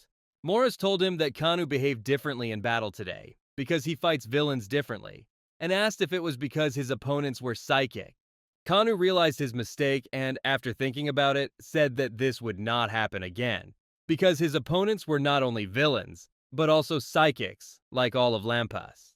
Morris told him that the wound he received in the battle was almost healed, But Kanu was disturbed by the tracker driver he carried in his pocket, which was telling him important news.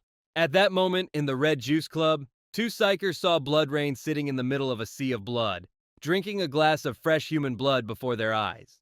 Lee Daeon saw Blood Rain say that he had now completely quenched his thirst, and Lee Daeon told him that only a beast could do such a thing to people, but the villain asked him to keep quiet. However, Blood Rain, after asking him to be quiet, said that it was best not to interfere while he recovered and continued drinking blood from the glass. Blood Rain kept drinking blood from the glass, but Lee Daeon stopped looking at him and told Kim Woo-chan that they needed to evacuate the people and capture the villain. At this point, Blood Rain threw the glass away and said that he was done recovering, after which he began to create blood energy using the Blood Spear ability on the Psychers. The spear flew straight towards Lee Daeon, who managed to draw his sword before stabbing it in front of him, severing the bloody spear and giving them time to counterattack. Kim Woo-chan didn't step aside, so he ran a step forward and was about to use fire, but Lee Daeon stopped him, saying that this way he would harm people. Kim's delay gave Blood Rain time to attack, and he appeared in front of Lee Daeon, saying that now was not the time to worry about other people's lives. The concentrated blood energy attack hit Lee Daeon, who managed to block it, but it still caused damage and he flew towards the wall. However, Blood Rain didn't stop there and decided to finish him off by approaching Lee Daeon and using the Bloody Strike skill with all his strength on his face. As Blood Rain reveled in his victory over the swordsman, Kim Woo-chan approached him from behind, channeling a massive force of fire towards him, hoping to avenge Sunbae. But Blood Rain wasn't that simple, so he managed to move behind Uchkan, saying that he has excellent technique, but it's pointless, because he can't hit. Kim Woo-chan didn't have time to understand how Blood Rain ended up in his blind spot, and turned his body and face towards him, but an attack was already flying towards him, slashing him in the chest 3 times. Succumbing to his instincts, Kim Woo-chan kicked diagonally, but Blood Rain managed to jump back several times, leaving the psychic lost. Blood Rain licked his fingers, which had Kim Woo-chan's blood on them, and said that it wasn't enough and that if he had hit more accurately, he would have broken all his bones.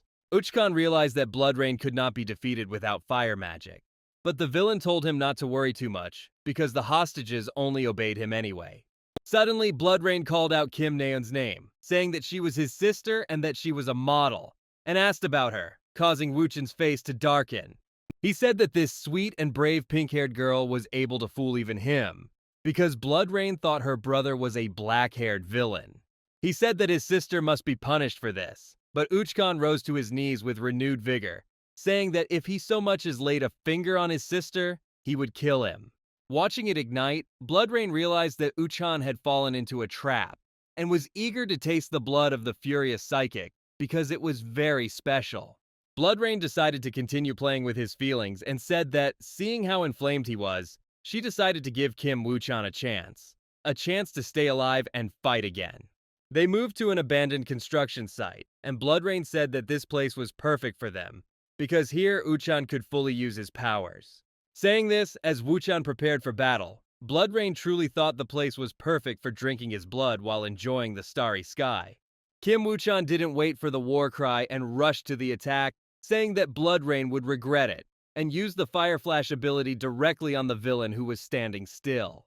However, Blood Rain remained in place until the end, but before the fire, he jumped and did a backflip, grinning and preparing to attack. Blood Rain, using the power of blood, extended his arm and fingers, grabbing Uchan by the neck, and said that this is really all this promising psychic is capable of.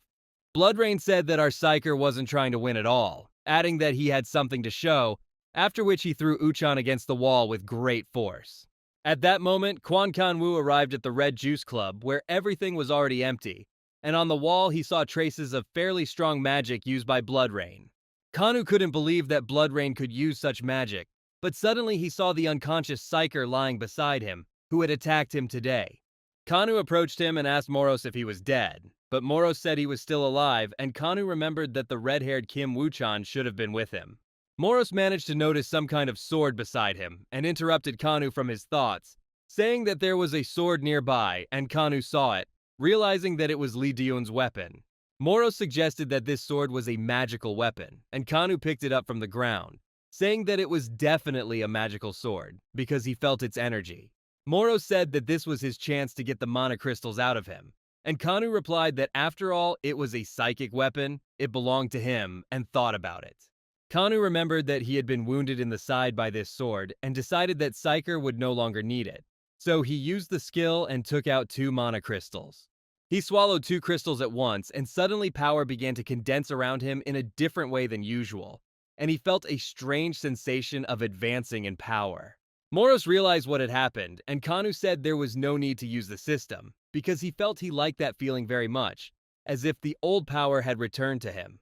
Kim Woo-chan tried to fight Blood Rain while 3 villains were standing on a construction crane, saying that they were late, that they were tired of snacks. The injured Kim Woo-chan was about to attack again the villain who was unharmed and uninjured in front of him, preparing to attack him with his fire magic. Blood Rain caught his fist with her hand around it and said that his attacks were too weak before using the power of blood on him, hitting him in the torso and leaving him breathless. Kim Woo-chan received this attack and fell to his knees, and Blood Rain said that he could only blame himself and his weakness for this, but that he could also become part of something great by being absorbed by it. While saying that he would absorb the psychic into his body, Blood Rain was interrupted by Kanu, who suddenly appeared behind him in his villain form and said that it was painful to look at him. Blood Rain had never expected him to appear here, and Kanu told Blood Rain to stop talking nonsense, calling him a vile insect and looking down on him. Blood Rain told Khan, a black-haired boy, who was already starting to annoy him with sudden appearances right in the middle of someone else's battle. Kanu responded sarcastically, saying that he heard those words from someone who constantly runs away from the battlefield, and Blood Rain laughed, saying that he was in a different state now. Blood Rain continued laughing, but added that he became stronger because he absorbed the blood of all those people who were at the party at the Red Juice Club and increased his mana. Blood Rain also said that his power is now overwhelming him, and he is quite capable of winning even if an S-rank psychic comes, because his mana is now at its highest level. At that moment, Kim Woo-chan, who was lying exhausted behind the villainous vampire, tried to get up and saw that the same villain who had saved his sister twice had arrived. Blood Rain paid no attention to this and shouted for Kanu to see his invincible power, creating 4 attacks around him from the power of blood that overwhelmed the villain. Uchan realized that when the villain fought with him, he was not serious and did not use his full strength, and 4 bloody spears of enormous power launched by Blood Rain were already flying towards Kana. Kanu remained motionless until the last second, but eventually landed 2 cross strikes and repelled Blood Rain's attacks, giving him time to attack again. Blood Rain rushed forward and inflicted a gift on him, grabbing him by the neck with blood magic, and was able to immobilize him, after which he struck with his fist at the place where Kanu's head was, but his blow passed through. Kanu dodged his blow, leaving an afterimage, and moved behind Blood Rain in that same second, saying that it was the end for a fool like him. Blood Rain immediately turned around and angrily launched a curved blow at Khan, but he dodged it again and hit Blood Rain directly in the face, causing him to lose his balance. Blood Rain tried to resist, but Kanu's power was overwhelming, so Kanu attacked again, saying that he did not see his power as invincible, and Blood Rain was knocked to the ground by the blow. Kim Woo-chan, sitting next to him, didn't understand how the black-haired villain was capable of such a thing, because his strength was lower when he fought in the hospital, and assumed he was hiding his strength. As a villain whose true power is currently unknown to everyone, Kanu was studying a massive amount of energy, looking as if he was ready to kill anyone who stood in his way. Blood Rain's powers were already running out as Kanu approached him, saying that he hoped to see the villain have the power to defeat an S-rank psychic, but his words proved to be empty. Blood Rain tried to escape again. The bonds of blood magic began to wrap around him, and said that he recognizes Kanu's power, but physical attacks alone will not kill him, and smiled evilly, saying that his body could turn into blood and that he would get revenge next time. Blood Rain tried to disappear again, but Kanu suddenly prevented him from doing so, using the shadow capture ability. Blood Rain, like Kim Woo-chan, was very surprised, and Kanu said that trash like Blood Rain must be eliminated immediately, and a fire composed of darkness appeared in his hand, as if he were the psychic Cassian Lee. This fire flew directly into Blood Rain's face, and Kanu's state gained the darkness fire characteristic, in addition to normal darkness, as well as the shadow capture and darkness fireworks abilities. The news in the building the next day said that the villain Blood Rain, who was instilling fear throughout the country, was arrested in Kadamgu last night, thanks to young Kim Woo-chan. With this sentence, the report ended, and Lee Doon pushed Kim Woo-chan on the shoulder as they both lay on the hospital beds in the ward.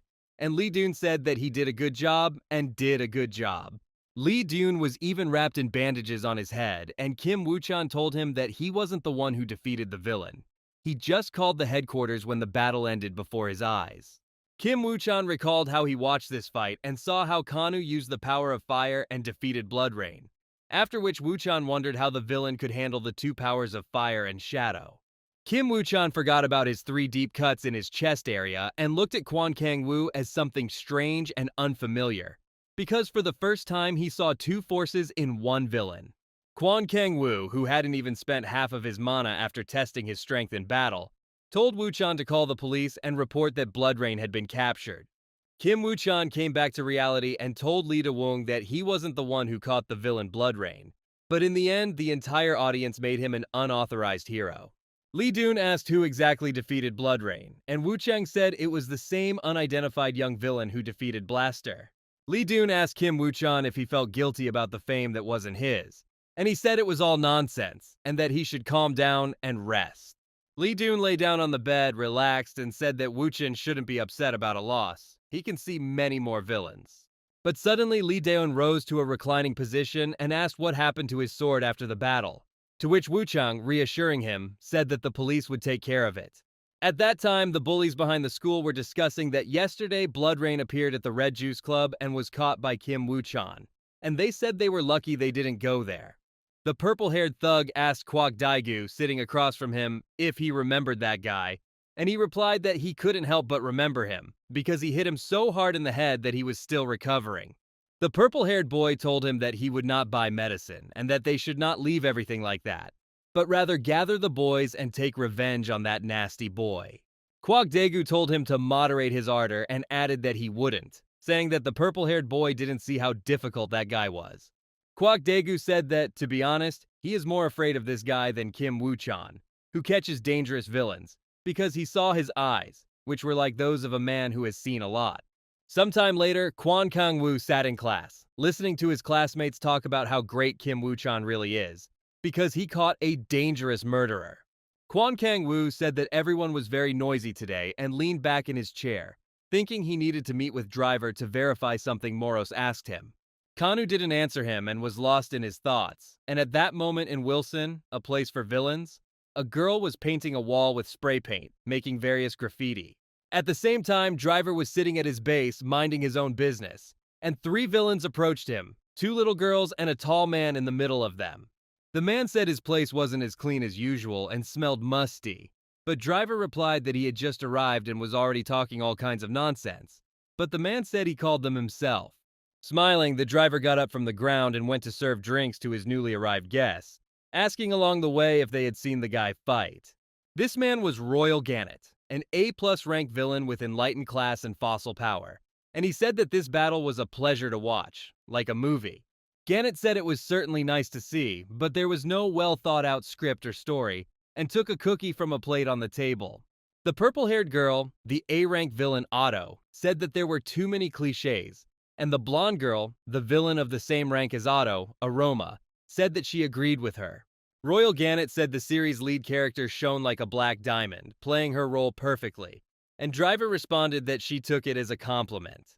Gannett asked Driver why it couldn't have happened any other way, but also mentioned that Driver apparently knew that Kanu would manifest a second power, and that's why he took them there to see it. The host looked at the 3 villains sitting on his couch and said that everything was now clear to him, to which Royal asked if he really didn't know that himself. The host replied that he assumed that guy wasn't like the others, and Gannett replied that everything seemed clear to him, but added that it was the first time he'd heard of a villain who had 2 powers. The driver said that this was possible, and the 3 villains became alarmed, and went on to say that such villains existed long ago, in the age of myths. After a while, Kanu walked through Vilzona, realizing that this was not a prison for villains, but a place where they could live in peace, without fear of encountering the evil Psyker. Continuing to walk through Vilzona, heading for its very center, Kanu realized that this was a refuge for all except the psychics who served Lampas, and here he would not find his revenge.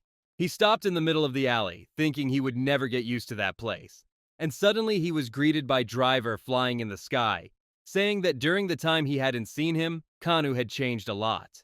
The driver escorted him to the bar, saying he was very pleased to meet him, and invited him to a grapefruit juice, saying it was very nice there and that they needed to relax and take a walk around Vilzona. Kanu remained silent, looking at the grapefruit aid, and driver took out the box, waving it towards him, and said that this was the promised reward for his efforts with Blood Rain. There were mana crystals in the box, and driver looked at Kana and said that he had indeed found real mana crystals, because his level had increased significantly. Kanu told him he couldn't get it out on his own and took a sip of the juice, and driver, using his instruments, continued to evaluate him, trying to figure out how this happened.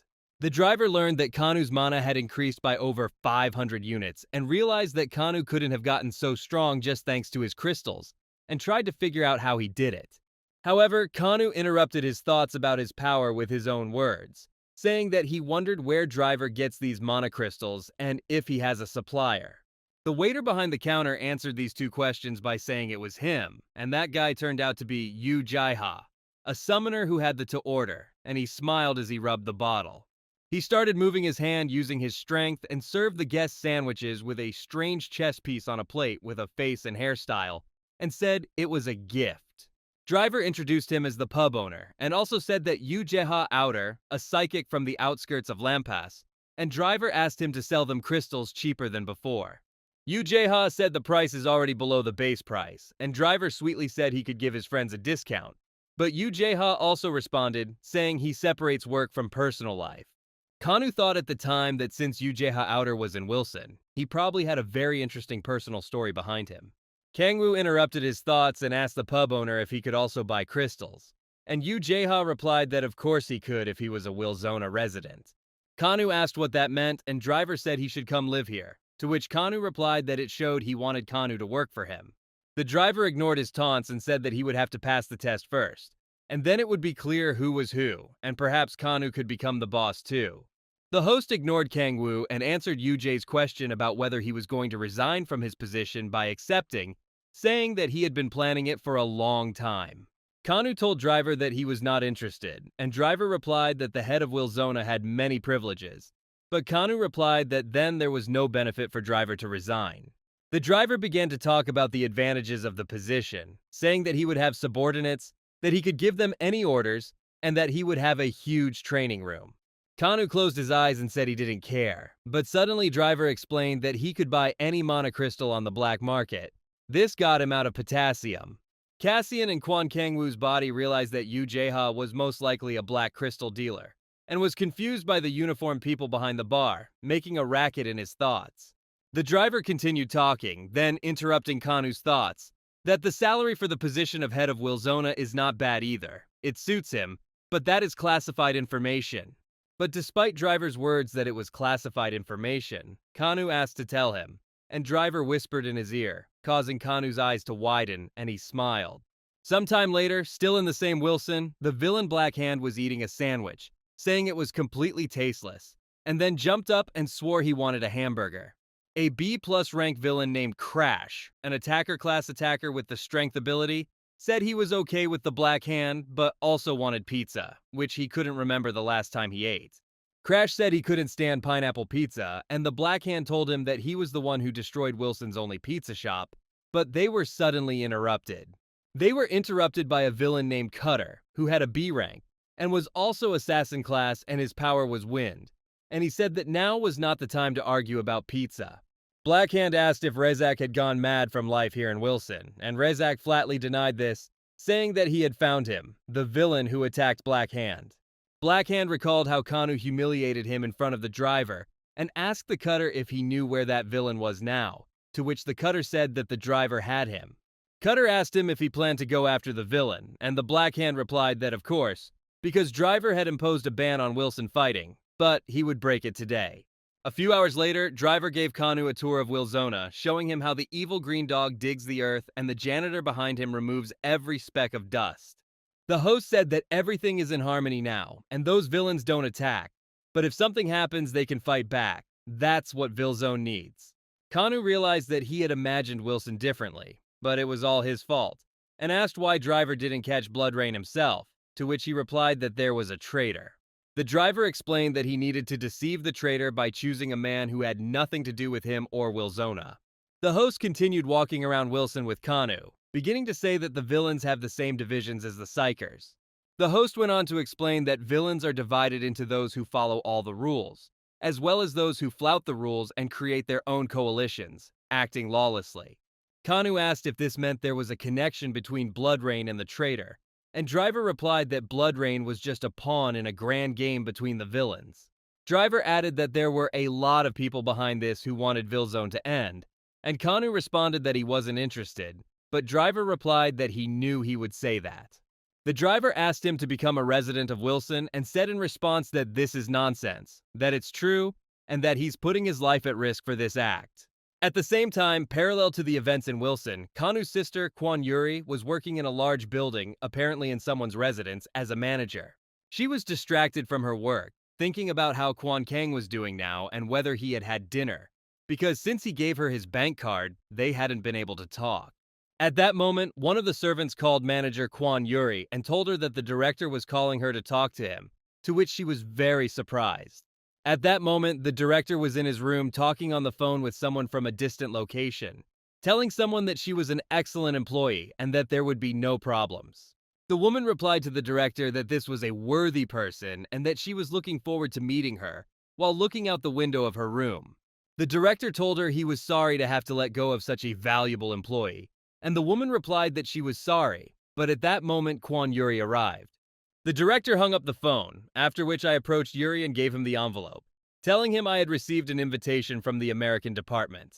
Kwon Yuri didn't believe it, but the director explained to her that because of her hard work, she was sent to the main office, to which she, incredulous, asked if it was true. The director explained that his company would pay not only for his flight to another country, but also for his accommodation in the nearest apartment, located near his workplace. The director told her that this was a great opportunity to advance her career, asked her if she would go, to which Kwon Yuri was going to answer immediately, but thought of her brother Kanwoo. Kanu stood under the night sky, recalling his conversation with Driver, where he told him he was risking his life and asked him to move to Wilson. Moros asked Kanu if he liked Psycher's proposal, but Kanu didn't answer because he noticed the Vilzona villains were nearby. Crash told the Black Hand that this was the same villain, and Kanu approached him, saying that he saw how a rat had started among the villains of Vilzona. Cutter, who was standing behind the wall, realized that Kanu was an unusual villain the moment he said he noticed one of them hiding, although it was difficult to spot. Crash said out loud that Kanu was pissing him off and he wanted to blow his head off right now, but the Black Hand told him to get in line, because he would be the first. Black Hand activated his fossil mana and told Khan that he would now learn for himself what happens to those who humiliate and mock him. Kanu had no idea what he was talking about, and Moros told Cassian to be very careful, because all the villains might attack together. However, at that moment when the Black Hand was running towards Kana, wishing him death, a barrel flew towards him, which stopped their fight and changed the situation between them. The villains didn't understand what had happened, but a B-rank villain named Juok, who has the Striker class and the Strength ability, said that they shouldn't treat the guests that way. Black Hand was angered by such a vile act of interrupting their fight, but Juok said he was just trying to remind them that this fight was against the law in Wilson. She said that in Vilzon it is forbidden to start fights by attacking villains in groups, but the Black Hand responded that Kanu is not even a resident of Vilzon. But suddenly, out of nowhere, the Crow's voice was heard, saying that Kanu would soon become a resident of Wilzona, and all the villains turned their attention to the Crow sitting on top. Everyone in the place fell silent, and Crow asked them if they were going to leave Kana alone, and the Black Hand, along with Crash, wondered if they should answer. In addition to this strange conversation between Wilson's villains, that night Kwon Yuri returned home after work, her head not working well due to tiredness. She entered the apartment and wanted to go to Kan's room, but she remembered that she was invited to the United States, so she decided to take a shower and go to bed, forgetting everything. The next morning, Kanu went out for a run, wearing sportswear and carrying 10-kilogram weights, and all the passersby were shocked by this. In response to the audience, Moro said it wasn't that much weight, and Kanu added that this type of training is very good for muscles and overall physical strength. Continuing to run, Kanu said that now battles can't be one-on-one, and now multiple opponents can attack him at the same time. Cassian, in Kanu's body, said that this was the best exercise in such a situation, and Moros told him that this was a very wise judgment on his part. Kanu recalled how, in response to Juok's words, Crash said that to become a resident of Wilzona, he had to pass an exam, otherwise he would not be accepted there. Crash asked Juok if he still had to take that test to get the permit, but the Black Hand intervened and shouted that there would be no test, because he wanted to kill Kana right now. But the Black Hand's speech was interrupted by Kanu, who said with a serious face that he intended to carry out a test in 10 days, surprising all the villains who heard him. Juok told him there would be no problem with that and explained the rules, saying that the test was a one-on-one battle, which gave Khan an advantage. She said that killing was only permitted in exceptional circumstances and added that the first opponent would be herself after she had had her fun. While practicing the horizon on the uneven bars, Kanu thought that she didn't really want to become a Wilzona resident, but that was the only way she could get stronger. He decided this was necessary to get revenge on Lampas, and even if he goes to hell, this is still the path he chose on his own. Kanu finished his training and 2 girls saw him and told him how hard he was trying, even though they were also training on the same ground. The 2 girls changed their appearance to A-rank villains who stood next to Gannett in the driver's seat and said they wouldn't tell Gannett about this. Kanu finished his training, returned home and took a shower, and after coming out, he wondered if his sister was still sleeping. Kwon Kangwoo entered the living room and saw that it was messy, so he picked up the letter from the floor and Kwon Yuri, who had just stood up, shouted saying that she was reading. Yuri asked him if he had read it, and Kangwoo replied that it was an invitation to work in the United States. And Kwon Yuri said that she shouldn't worry, because she wouldn't be going. Kangwoo asked why this was the case, and Kwon Yuri told him not to ask stupid questions, because she couldn't leave her little brother alone to live. Yuri told Kanu not to joke around like that, because he wouldn't be able to cook his own food, do laundry and clean, nor sort garbage and do other chores. Kwon Kangwoo got angry and said that he was no longer a child and that he was old enough for such tasks, adding that up until then he had done everything on his own. Yuri replied that she was only 19, but Kanu said that she should go to the United States, because she needs to do what she likes and what interests her. 3 days later, 3 villains gathered in Wilson who wanted revenge on Khan, and Rezak asked him if he would come, since there was only a week left until the exam. The cutter clarified that he was talking about a guy who was going to fight Juok, and the Black Hand said he was unlucky because he was the first to deal with this guy. Cutter said that Driver was rumored to be supporting him, and the Black Hand replied that Kanu was probably flattering him, but Crash said that he was Driver's main friend. Black Hand said who else was following Driver, but Cutter ignored him, saying that Kanu was fighting Juok in the first fight, and it wasn't a given that his turn would come.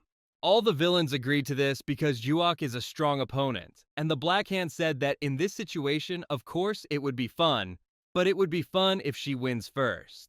But the Black Hand added that this time he is on that guy's side, because if he wins, then the Black Hand will be able to take revenge and Kanu will get what he deserves. Moros asked Cassian if it was a good idea to let Yuri go, and Kanwoo said he was ready to do so because it was the best option for both of them, and said this as Kwon Kanu. Moros asked Kanu if he could handle it, to which he heard that he agreed, and Moros also added that he asked this upon seeing Kanu searching the internet for how to cook food. Kwon Yuri was thinking about what Kangwoo said about her going to America, because this was her only chance, and at the same time she was holding the invitation letter in her hand. But suddenly she stopped reading in the clouds, returning to reality, where she was sitting in a cafe with 2 friends, and one of them shouted to the waiter that she wanted to order something. The blonde friend asked Yuri what she was worried about, and the black-haired friend tried to guess, thinking she was worried about the handsome boy. The blonde friend shut the black-haired girl's mouth, telling her to be quiet and tactful, after which they were brought the beer they had ordered. They each had a glass of beer, saying that alcohol makes the conversation flow smoothly, so it's worth drinking, and Kwon Yuri took a few sips of beer. A few hours later, Kwon Yuri arrived at the apartment, where Kangwoo greeted her and helped her walk, saying that she shouldn't have drunk too much, but Yuri replied that she was crystal sober.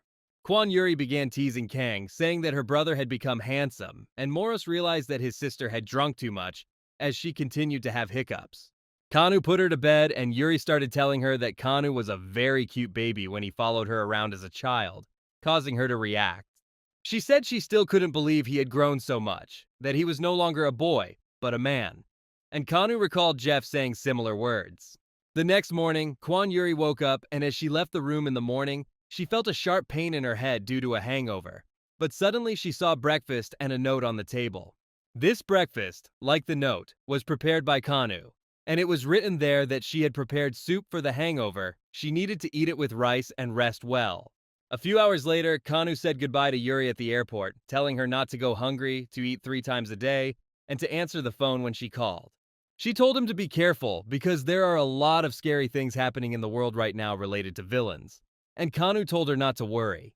He told her that, in fact, he would also be worried in such a situation, and told her to call him if anything happened and that he would rush to the United States immediately.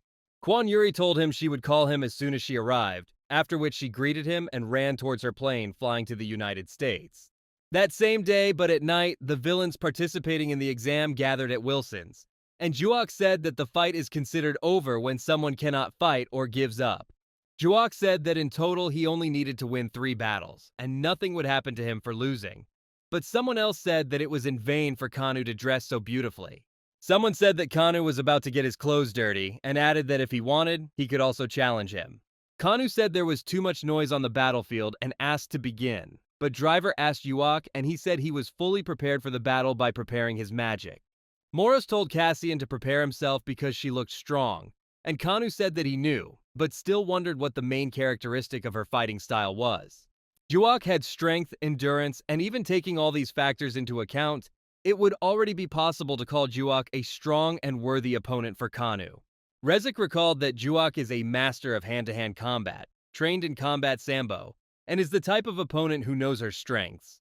Everyone realized that the high-speed attack Cassian was good at wouldn't work against Juok, so he would have the terrible start to the fight they thought he would. This fight will be interesting, and Driver announced the start of the battle, after which Juok immediately ran to Kana, saying that the sooner they start, the sooner they will finish. Juok, running towards Kanu at full speed, didn't expect to be suddenly stopped by the shadows summoned by the shadow shackles of Kanu's abilities, and realized that she had fallen into a trap. Someone shouted that Kanu was now in front, but Juok didn't see him there, and Rezak shouted that he was now behind, but Juok only managed to turn around. It was too late to evade him. Juok thought Kanu was about to hit her in flight, counting on an additional counterattack, but Kanu kicked her in the face. All the villains nearby opened their mouths in surprise, and Driver put his hand to his forehead at what happened to Juok, and Kanu asked to start the next fight. Blackhand couldn't believe that Juok, one of Wilson's most powerful villains, was defeated in the first round by a child. Kanu said he didn't want to wait or waste time, so he asked for the next fight, and Blackhand thought who this guy was. Kanu asked to call someone who really wanted to fight him for the next fight, and Crash told the Blackhand that it was his turn. At that moment, an arrow flew right by Kanu's feet, and Red-Eye, Wilson's best archer, appeared and asked to fight Kanu. At that moment, in the dark Wilson building, there was a man on the phone who said that Blood Rain was just a pawn, that they didn't expect much from him. This person said that Wilson would soon collapse and that the president would have nothing to worry about because he would contribute to it. At that moment, a battle was taking place in Wilson. Bursts of red light were visible from afar. Red-Eye arrows were flying everywhere. Another arrow flew towards Kana, but he managed to push himself off the vertical wall of the building, dodging it at the last moment. Red-Eye caught Kana making a mistake because that arrow was a trap, and now he used the arrow fire skill, shooting it directly at Kana. An explosion occurred at Wilson, and Red-Eye flew into the building, sat down, and thought that Kanu actually wasn't as cool as the rumors said. But suddenly, Kanu appeared behind him literally from the shadows, already preparing to attack, and Red-Eye realized that all this time Kanu had been a hunter. But just as Kanu was about to attack the enemy, the Red Archer raised his hands in the air and said he surrendered, surprising him. Kanu was shocked and called the Red Archer an idiot, because he ended the fight the moment Kanu caught him, losing all meaning of the fight. Red-Eye said he was quite sincere and added that if Driver hadn't called him to battle, he would never have come here. Red-Eye explained to Khan that Driver asked him to fight him because he didn't want to see any serious injuries during this exam. Red-Eye gave Khan something strange, saying it was a desire-suppressing patch, and all of Wilson's villains use it. Red-Eye explained everything to him and told him that the patch should be placed behind the ear, and that it is flesh-colored so it won't be noticeable. Kanu thought he was wondering who was making these patches, since the villains in the prisons were given the exact same ones, but in a different form. Red-Eye brought Kana back to reality by saying that the next opponent is the Black Hand and hopes he and the good guy don't get hit too hard. Kanu listened to him attentively, but did not understand where the Black Hand of a good guy was, because he himself attacked him from behind for the first time. At that moment, Blackhand was arguing with the villains about whether they liked the guy, and Cutter said that Kanu is good at one-on-one battles, or maybe Juok is weaker as a woman. Rezik added that it may not be a gender issue, but that Kanu has the strength to defeat Juok in the first round, knocking her out with a single punch. Crash offered to fight him 3-on-1, but the Black Hand didn't appreciate this idea, unlike Cutter, and someone interrupted the conversation. It was Juok who woke up saying that even lions attack in groups, calling out to his friends for help in hunting a strong buffalo. The Black Hand told him that Juok had completely lost his fear, because he himself could overcome it, because he was a great tiger hunting alone, and not some kind of lion. They told him to be quiet, but he didn't listen, and then Juok told him that he wasn't joking with him, but that he came here knowing that this wasn't an ordinary test. Juok says that this test is actually a trap for people like them, and she, along with Red Eye, tells him this with complete seriousness. Juok said the Black Hand, which will be eliminated third in the final, is also being used just to make Kanu look better compared to them. Juok asked him to listen first, saying he overheard a conversation with Driver at the pub about how he was going to make Kanu the next boss of Vilzona. The Black Hand replied that this was complete nonsense because many villains had their sights set on that place, and Juok said it was true that she wasn't alone there and that the others could confirm it. Juok got angry and said that Kanu was an idiot, a stranger who didn't know the laws of those places, and that they couldn't hand Wilson over to him so easily. She said she can't believe the Driver is patronizing her because this isn't the same Driver she was before. Now she's being tricked by him. Wok said it was time to solve the problem and that everyone needed to show this idiot where he belonged, and the villains wondered what they had to do with it. However, her questions were dismissed when Juok said she had brought people with her to make it more fun and that they were supportive. At that time, Kwan Yuri was flying on the plane, dinner was brought to her, and she started eating, thinking about how long it would take to fly to the United States. Saying, "Enjoy your meal," Kwan Yuri looked out the window, wondering how Khan was doing now and if he was eating well. Meanwhile, Kanu was eating sandwiches from Red Eye, who said that if he eats well, he will be healthier. As they ate it, Kanu realized that it tasted like garbage, and Moros asked him if he suspected eyes, to which he replied that Jeff said he should be on his guard. Kanu noticed a Black Hand approaching him with his eyes lowered and asked him what his relationship with Driver was. Black Hand asked what Kanu had done to him, and although Kanu didn't understand what he meant, Crash flew at him from behind, trying to hit him in the back with a hammer. Kanu sensed the danger and managed to jump to the side, but Cutter appeared behind him, preparing to strike him, but Kanu struck him first. The Cutter, who had no time to dodge the counterattack, jumped back after receiving the blow, realizing that Kanu had the reflexes and reaction of a monster. Kanu was surrounded by 3 villains, saying they could not defeat him, so he decided to attack the 3, taking them not by force, but by number. Kanu stood still, but suddenly a barrel sent by Juok flew towards him, and Kanu realized he was at a disadvantage. Juok ran towards Kana, who was trying to evade her, and told him that since 3 were not enough, then more would be enough, after which she hit him with the drunken dash ability. At that moment, Driver was sitting in the same place and asked Voronich that, since the day had gone well, he needed to know how his pet was doing. The host said the nickname Black Duck didn't suit him and that he didn't have any villain nicknames, but Crow interrupted him. She tried to seduce him by telling him that he would also be interested in her and that she would pay him, but he ignored her and asked her for a villain name for Kanu.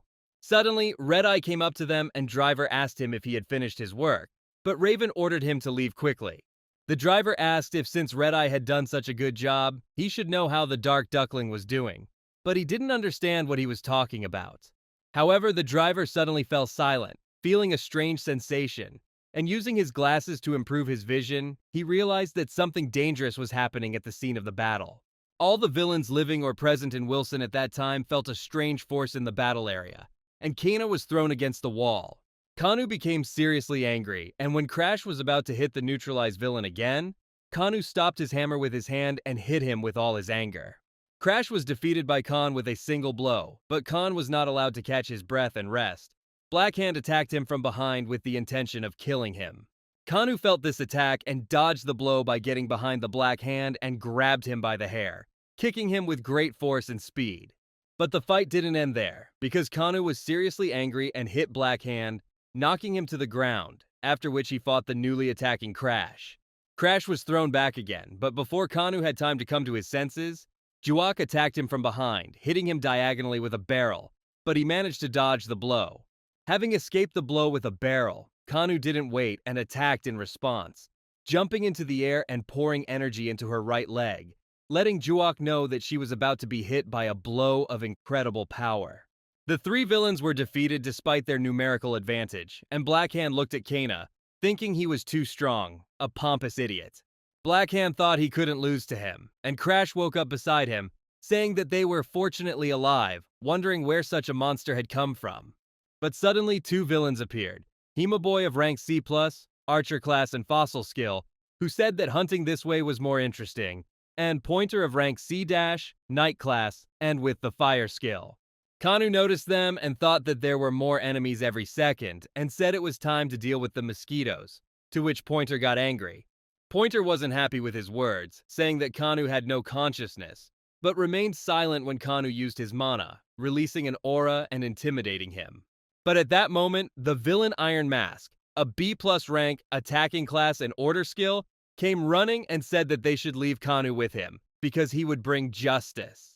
Having said that he was doing this on behalf of Wilson, he flew towards Kanu at full speed, putting his hands in front of him, and Kanu managed to get away, but was surprised by his speed. Hemoboy immediately began his attack, shouting that the hunt had begun, and used the hammer strike skill, striking the nail on his body with the hammer in his hands. Kanu reacted instantly, dodging the attack by dashing forward and running with quick, sharp, explosive movements directly towards the Hemo Killer. However, Pointer prevented Hemobreaker from defending himself by standing in front of him, and used his Fire Lance ability to summon fire, saying that he would show Khan real fire. But Kana was not embarrassed by this at all. She continued to run towards him and used the Dark Fire ability, surprising the Imprinter with her abilities. Crash and Blackhand saw this, and Crash shouted that maybe Kanu was enlightened class, but they told him not to stand idly by. The person who answered them was Juak, who ran into Crash, telling her to attack, and Crash replied that she was crazy. At the same time, he threw his barrel towards Kanu with all his might, but Kanu couldn't withstand it and used the Shadow Sword ability, cutting his barrel in half. Crash, who was flying towards Kanu, was about to hit him with a huge hammer, but Kanu used the Knife of Darkness ability, cutting his weapon in the same way as the barrel. After breaking Crash's weapon, Kanu turned around and caught up with him brutally quickly, kicking him with a punch, leaving him temporarily incapacitated for the third time. Blackhand gritted his teeth in frustration, thinking that there couldn't be such a young villain, because Kanu didn't hesitate at all in a fight with them. He didn't give up, and he attacked. The Blackhand thought their situation was now hopeless, and realized that perhaps it was not they who were hunting Kanu, but Kanu who was hunting them. Kanu was about to finish off the remaining enemies, but suddenly his leg got tangled in something, and then his whole body also got tangled and he was immobilized due to the bonds. The villain who made this trap was a B-rank binder with a support class and a dark ability, saying that he knew Kanu would fall into his web. The binder told Khan that he need not waste his time trying to get out, because his nets bind not only his body, but also the desires and intentions of his head. The binder added that they both had the power of darkness, so he could not resist, but calmly accept the position and go to hell, and Kanu became worried. Kanu couldn't get out because his body wouldn't obey him, and at that moment Juak and Pointer jumped towards him, preparing to hit him while they had the chance. Kanu was able to move his hand and grab Pointer's spear, which was intended to kill him by piercing him, but he still suffered an unfortunate fate. At that moment, a voice was heard from behind, saying that all the filth must disappear from sight, for the sake of peace in Wilson, and the Iron Mask flew towards him from behind. At that moment, Juak said he agreed with her words and punched Kana in the stomach, causing her to feel all his power over himself, to feel the gravity of the situation. Crash hit Kanu in the side, and Kanu felt like he was losing control of the situation. The fight turned into a beating, and Kanu stopped feeling pain and retreated into himself. Kanu began to feel something changing in his head, and heard the voice of Quan Kanu, the owner of the body, who said that Cassian was a weakling since he was only capable of stealing his body. The owner of the body in his head said that if this was really true, then Cassian would be better off dead, and Cassian remembered his death. Suddenly, all the villains stopped hitting Kanu, because an incredible energy began to emanate from him, which made even Moros surprised, and Kanu opened his eyes burning with mana. At that moment, Driver flew with Crow and Red Eye and a screwdriver to the scene, and Crow asked him if he was exaggerating. The driver replied that it would be good if nothing bad happened there, and that the entire examination was completed without any casualties or losses.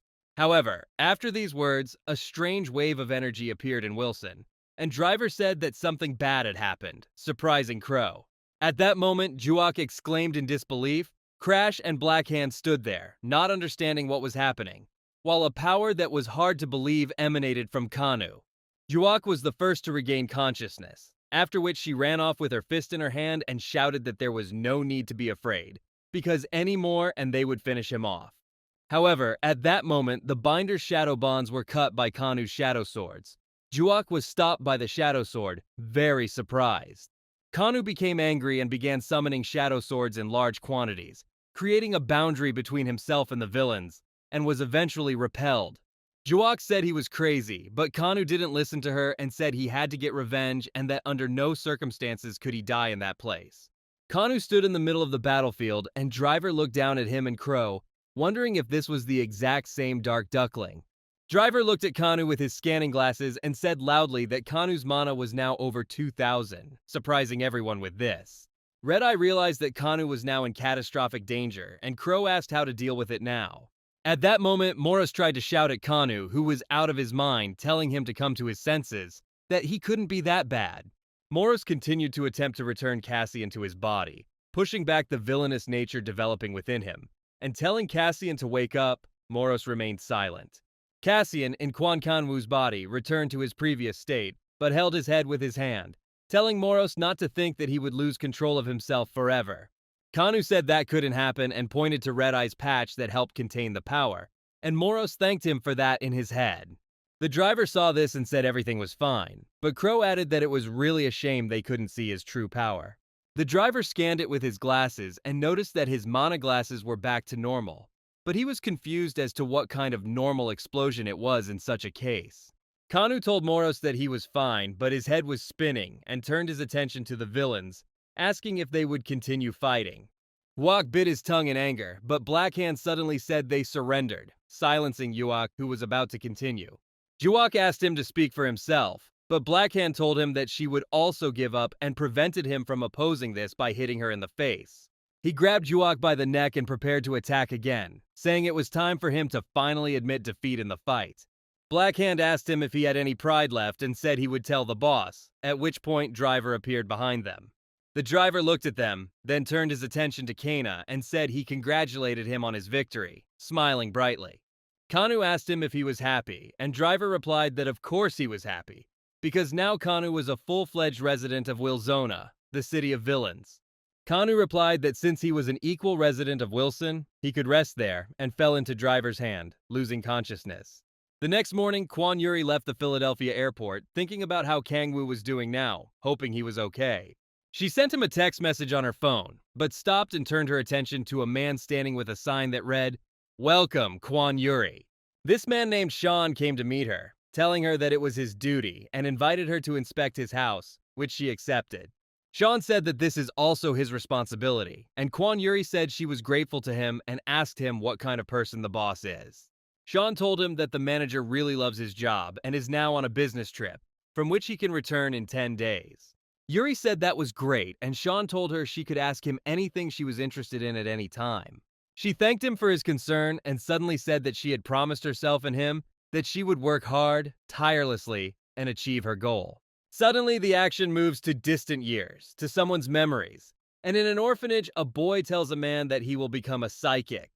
The man replied that the boy wanted to become a great villain, but young Cassian told him that those were dreams from his distant childhood. The man asked Cassian why he wanted to become a psychic, and he replied that he wanted to be on the side of good. That was the reason. A man named Hyun said that was nonsense, and answering the boy's questions, asked him to listen carefully, because not all psychics are on the side of good. Cassian replied that this was strange and asked Hyun who, then, was on the side of good, if not the psychics or the villains. Hyun initially said he didn't know, but then thought about it and replied that on the side of good are those who fight for universal peace, not for themselves. Cassian listened attentively and Hyun patted him on the head, telling him to be mindful of the good and the bad, remember his words, and appreciate what he has. Little Cassian sat with curiosity in his eyes as Hyun told him that he really hoped he made the right decision. At that moment, Cassian returns to Quan Kanu's body and realizes that he had been sleeping for a long time, seeing Moros in front of him, who does not understand Kanu's panic. Kanu asked Moros where he was and if he had called him, but there was no response. He heard Driver, who thought Kanu was sleeping. At that moment, in Lampas's office in Korea, psychic Kim Woo-chan was walking down the hallway on one of the middle floors, thinking about something important. He entered his Sunbai Lee De-woong's room and told him he congratulated him on his discharge, but there he saw a gloomy sight. Kim Woo-chan turned on the light and saw De-woong sitting on his sword, and Woo-chan asked him why he was sitting alone in his room, without light. Lee De-woong answered him by name, but then shouted, saying that his sword was no longer working, picking it up and showing it to Woo-chang. Lee De-woong explained that it was as if all the magical powers had been sucked out of his sword, adding that this might be the work of Blood Rain, the defeated villain. Kim Woo-chan stood there and didn't understand a word, as Lee De-woong told him that Blood Rain, who ruined the sword, would still pay. At that moment, Driver and Kanu were sitting in the pub they had first visited, and Driver congratulated Kanu on his victory and appointment. The driver said they were at Jay's pub to help customers, and added that he had punished all those responsible for the test incident. The driver said this and asked if that punishment was enough, but Kanu remained silent, remembering what happened during his exam. Jaeha served Kang a delicious dish at the house's expense and said it was her congratulations to the new boss, answering Kang's question. Kanu didn't understand which boss they were talking about, and Driver said that he defeated everyone. So the boss and himself surrendered in advance, so Kanu has no choice. Kanu said he didn't want it, but Driver replied that they would issue a permit and there would be no problem, prompting Kanu to ask if he was his employer. The host said Kanu can do whatever he wants, but it's important to him that the position of Wilzona boss is filled by an equally charismatic and strong man. Kanu said the locals might not accept the new chief so easily because he was unsightly, but Driver said they would change their minds. The host said the main thing is that he believes in Kana and that his opinion will not change and will remain so in the future. Everything else is trivial. Kanu recalled how Hyun said similar words to him when Cassian was a child, adding that one should believe in kindness and be a kind person. The host asked Kanu if he had a villain name and wanted to tell him that the Dark Duckling had invented a name for him, but he didn't have time. He said he would take the name Cassian, the name of a high-class psychic who was killed by treason, and this villain would take revenge under his name. Kanu recalled standing at the airport, watching the plane take off with his sister, and Moros asked him if he was worried. Cassian, being in Kanu's body, replied that he hoped nothing bad would happen to him and that his help would not be needed. Moros asked if Kanu was looking to settle in Wilson to improve his skills, and Kanu said it was a great place. Kanu thought about it and replied that he would have strong companions at his side and that he could not fall behind them, that he needed to be at their level. Kanu said he's getting better and stronger thanks to training, but Lampas has eyes everywhere, so Wilson is the best place because it allows him to move freely. He added that perhaps because of his enormous potential, he was able to obtain a second power that no one had heard of before. Kanu looked at the sun and said that if he used all his abilities wisely, his revenge could be carried out perfectly. Moros added that they could then start looking for the sword of destruction Jeff was talking about, and Kanu was surprised by his words.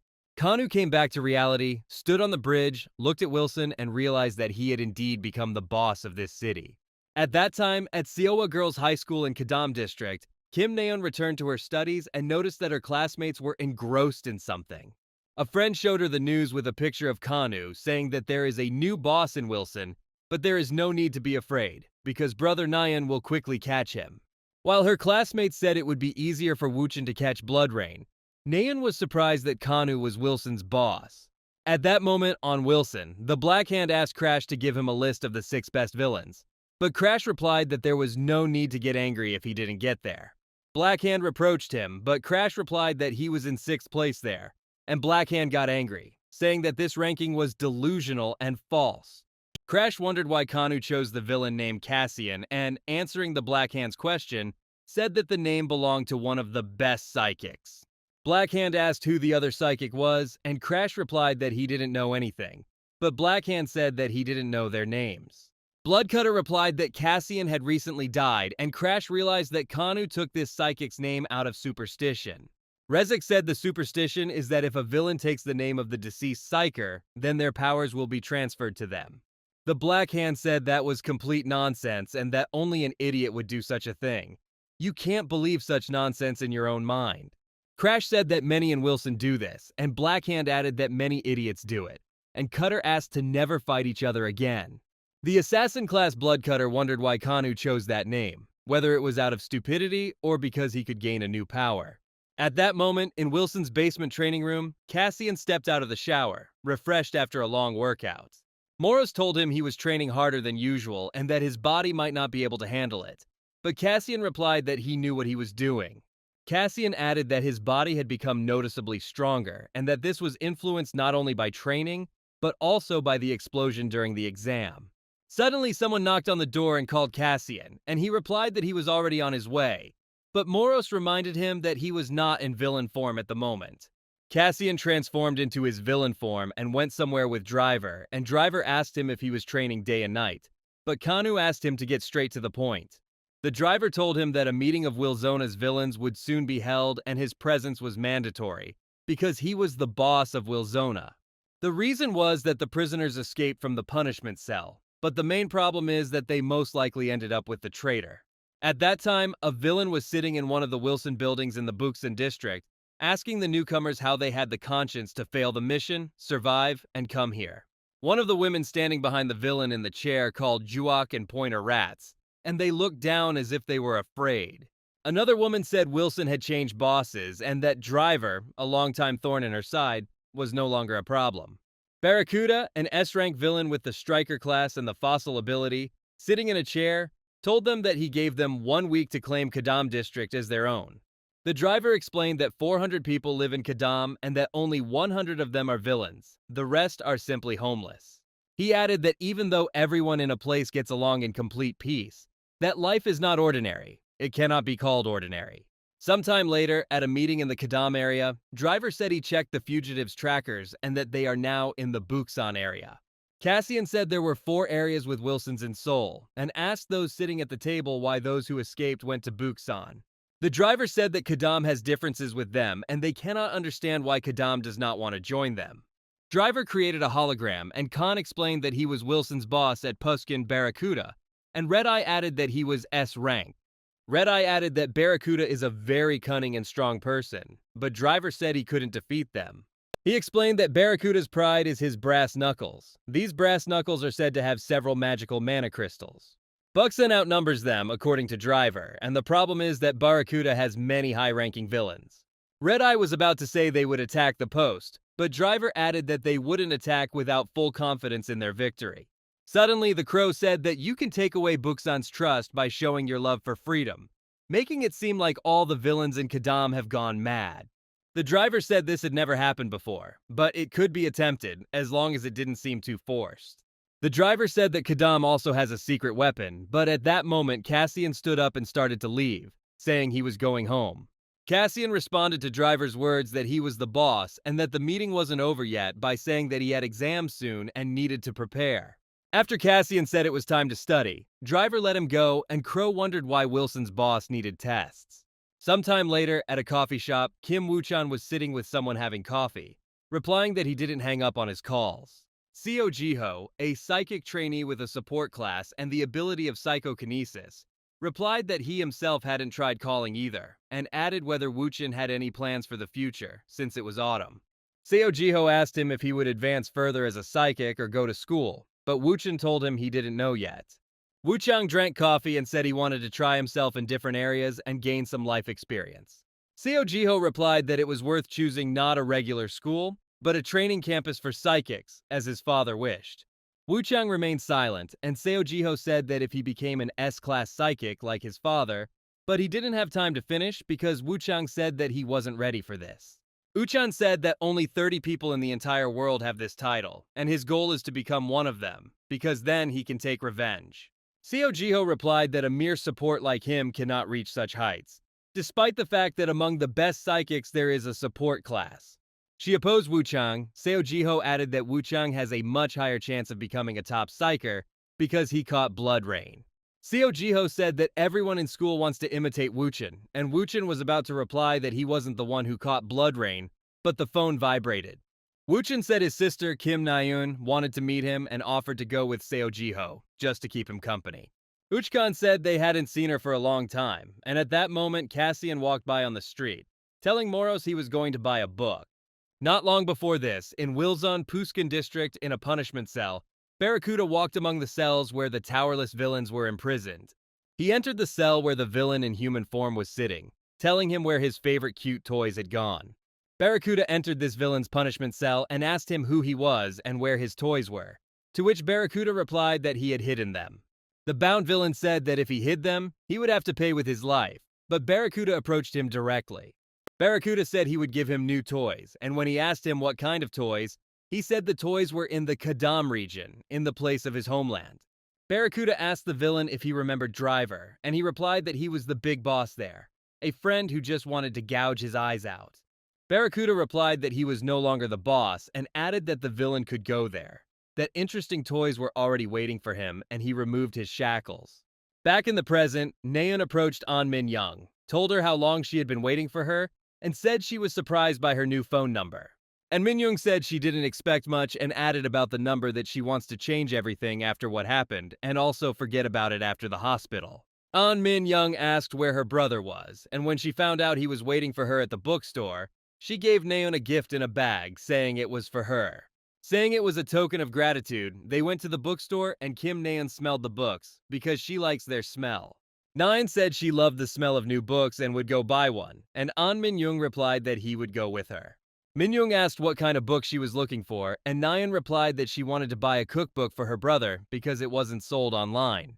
Naeun found this book about Korean puppy food, but just as she was about to pick it up, someone else took the book.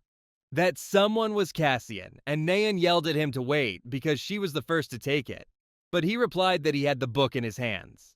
Cassian remembered that was the girl Bloodrain stole, and saw the second one behind her, realizing that everything was okay with them and gave the book to Naeun. Moro said that he wouldn't help her with the cooking tomorrow, and Cassian replied loudly that they would now ask for the book in the storeroom, because she shouldn't be alone. An Min Young asked if Naeun knew this boy, but Kim Naeun just stared at his back, holding a puppy cookbook in her hands. At that moment, the hooligans were sitting behind the school playing brick fights, and the boy with the club said they were fun on their own. The purple-haired boy suddenly said he was bored and wanted to relive the old days, surprising all the other bullies. But suddenly the figure of a man appeared in front of him, telling him that if he was bored, he could help him have fun by making the bully shut up. The vandals were alarmed, but the strange villain said he would give them a present because they were very cute and needed cheering up.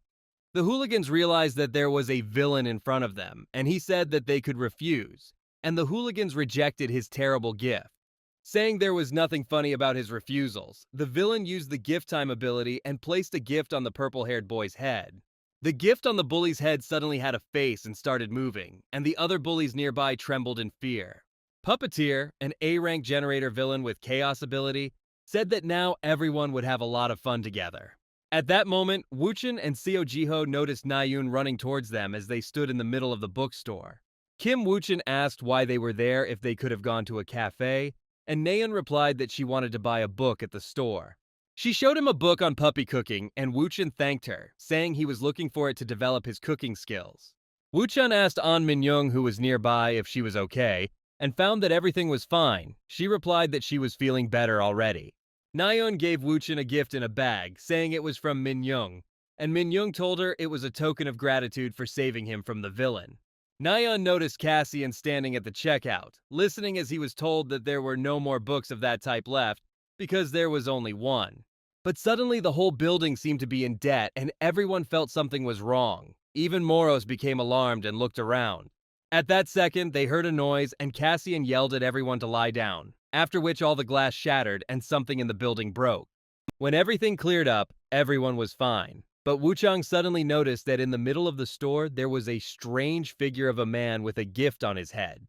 The driver was sitting in his office at Wilson Kadama at that time and suddenly heard urgent news being announced on television.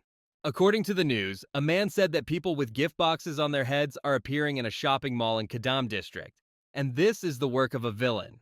The news said they would contact a reporter, and Driver focused his attention on the news, pausing to think about Cassian's exams.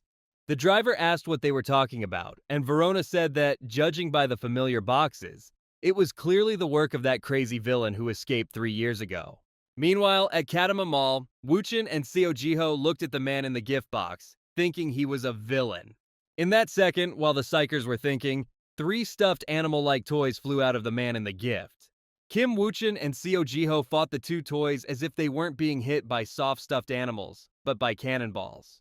The 3rd toy flew straight at Kim Naeun, but Cassian, who was nearby, knocked it down and hit it with a book, and Naeun thanked him. The gift man moved again, and Seojiho said that now something could come out of him again, while Cassian watched the disappearing toy. Kim Wuchen rushed into battle, telling Seojiho that he would neutralize the villain and cover the rest, preparing to attack. Thinking he had to destroy all the villains, Uchkan rushed forward, but Cassian stopped him, saying he didn't want to kill a person. Cassian stepped forward and said that the man with the gift was just a puppet controlled by the villain, and that there was no point in attacking him. Seojiho turned around and stopped, wondering how Cassian knew this since the gift man was a puppet, but he remained silent. Cassian recalled being told at Lampus that if he was a psychic, he had to think like a psychic, be rational, and look from the outside. Cassian warned Wucheng and Jiho that the safety of civilians was paramount and that they should analyze the situation from different angles. Uchkan wondered how the man knew the psychic rule, but by that time the villain was flying towards him, and Cassian yelled at him to come to his senses. Wuchen turned around and barely managed to dodge the blow, after which Seojiho yelled at Wuchen not to touch the person in the gift box. Seojiho decided that since he wasn't a villain but a controlled person, his magic would work and used the recovery ability on him. Seojiho hit the target with his skill, and the gift-wrapped man began to return to his normal face. Seojiho asked if he had succeeded, and An Min-young praised him for his hard work. But Kim Naeun looked at the situation cautiously. Cassian said it was great. Underneath the mask was an ordinary person, and Jiho's restoration magic gave him back his ordinary face. Cassian started punching the man lying on the ground in the face, which surprised everyone sitting nearby. But Kim Wuchan was thinking about something else. At that moment, there was complete chaos in Kadam. People were running through the streets with gifts, and the villainous puppeteer was standing on the roof of the building, pleased with the view from below. However, he suddenly stopped laughing, feeling that someone had offended his toy, and began to seek revenge for it and find the offender. His thoughts were audibly interrupted by the driver sitting behind him, who said he wouldn't find anyone, forcing him to turn around. The puppeteer realized it was the driver and said that he had warned him that if he entered his territory, he would not leave him alone. The puppeteer responded that driver's intimidation was too weak for him and said he was very glad to see him again. After his words about reunion, the puppeteer said that he loved her beautiful shining eyes and that the poet was going to take them away with his own hands. The puppet master attacked him, but Driver was prepared for this, so he used his large screwdriver as a club, hitting him from the side.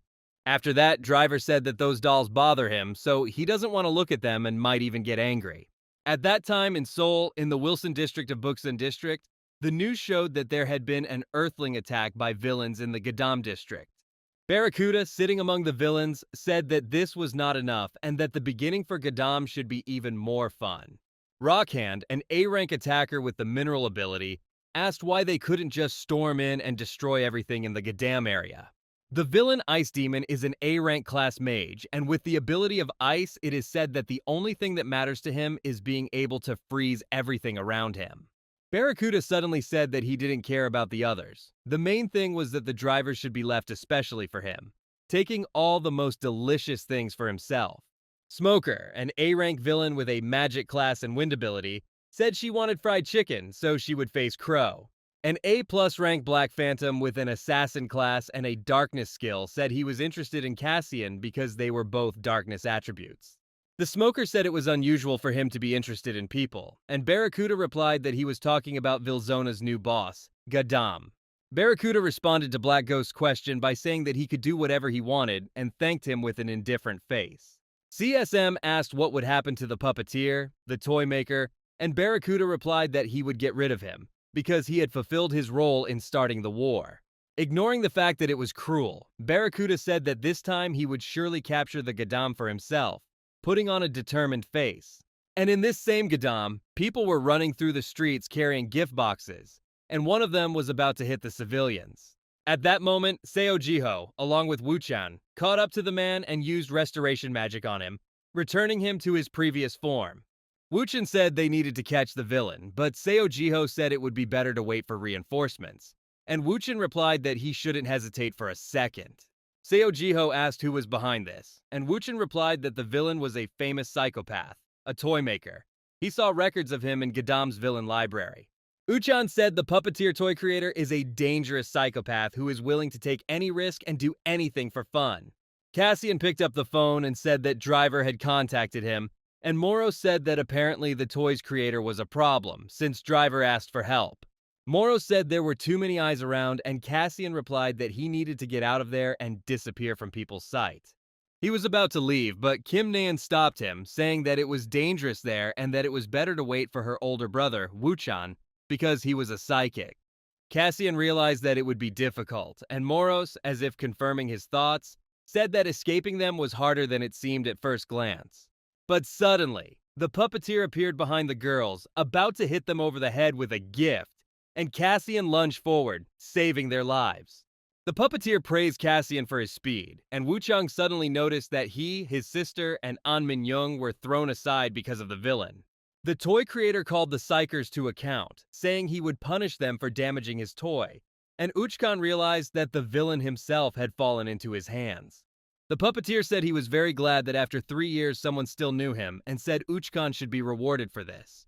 The villain created a gift in his hands with which he was going to hit the psychers, and said that this special gift was especially for them. The puppeteer rushed towards them, but Kim Wuchan was the first to attack, using his flash ability, forcing him to stop with his fire.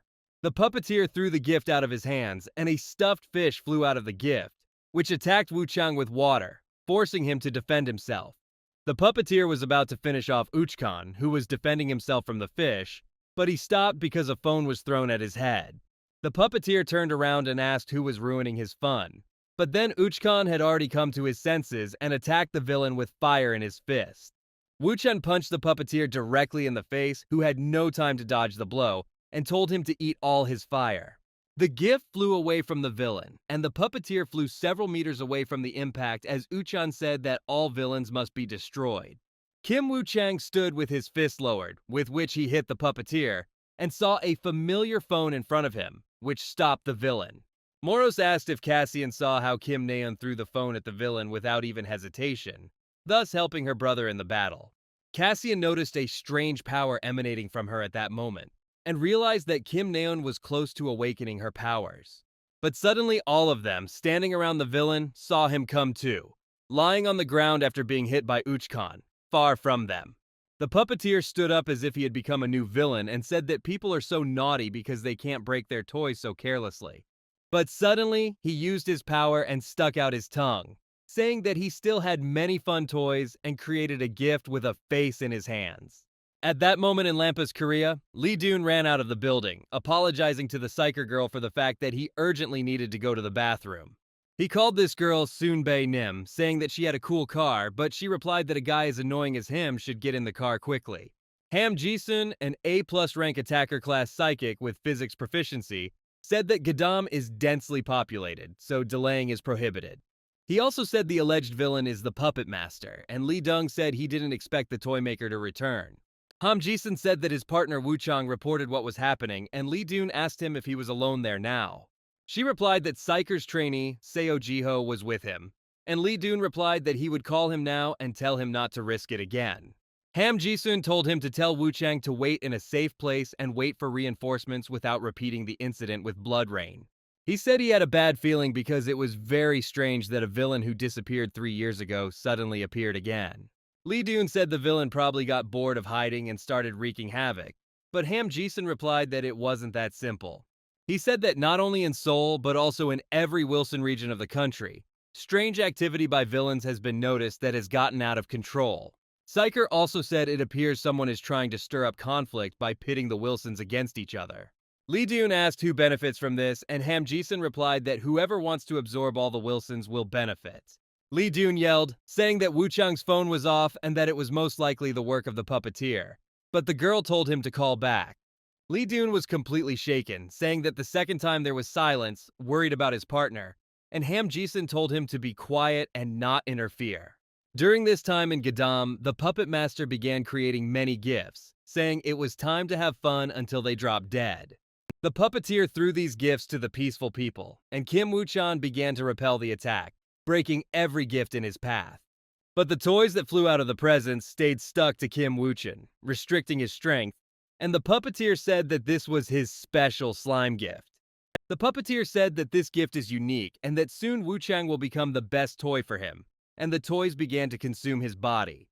Cassian yelled at Seo Jiho, calling him blue-haired, and told him to use his ability on Wu-Chang and not just stand there like a pillar. Seo Jiho did as Cassian said, and the toys began to fall off Kim Woo-chan like water, releasing their power. The puppeteer realized that the one who was killing his puppets was Jiho and jumped towards him, telling him to stop breaking his toys. Uchkan managed to push him from behind as he jumped and began attacking the puppeteer, but the latter began to read his attacks and dodge the blows. The puppeteer grabbed Kim Woo-chan by the neck, saying that he had a super rare item in his hands and that it would be an honor for him to become his toy. But suddenly, the shadow sword cut this gift in his hand, and the shadow bonds wrapped around the puppeteer, immobilizing him for a moment. Kim Woo-chan captured the moment when someone interfered with the puppet master again and punched him in the face, sending him flying. The puppeteer was incapacitated and thrown back, and Uchan noticed that it was the same sword the unknown villain used to save his sister.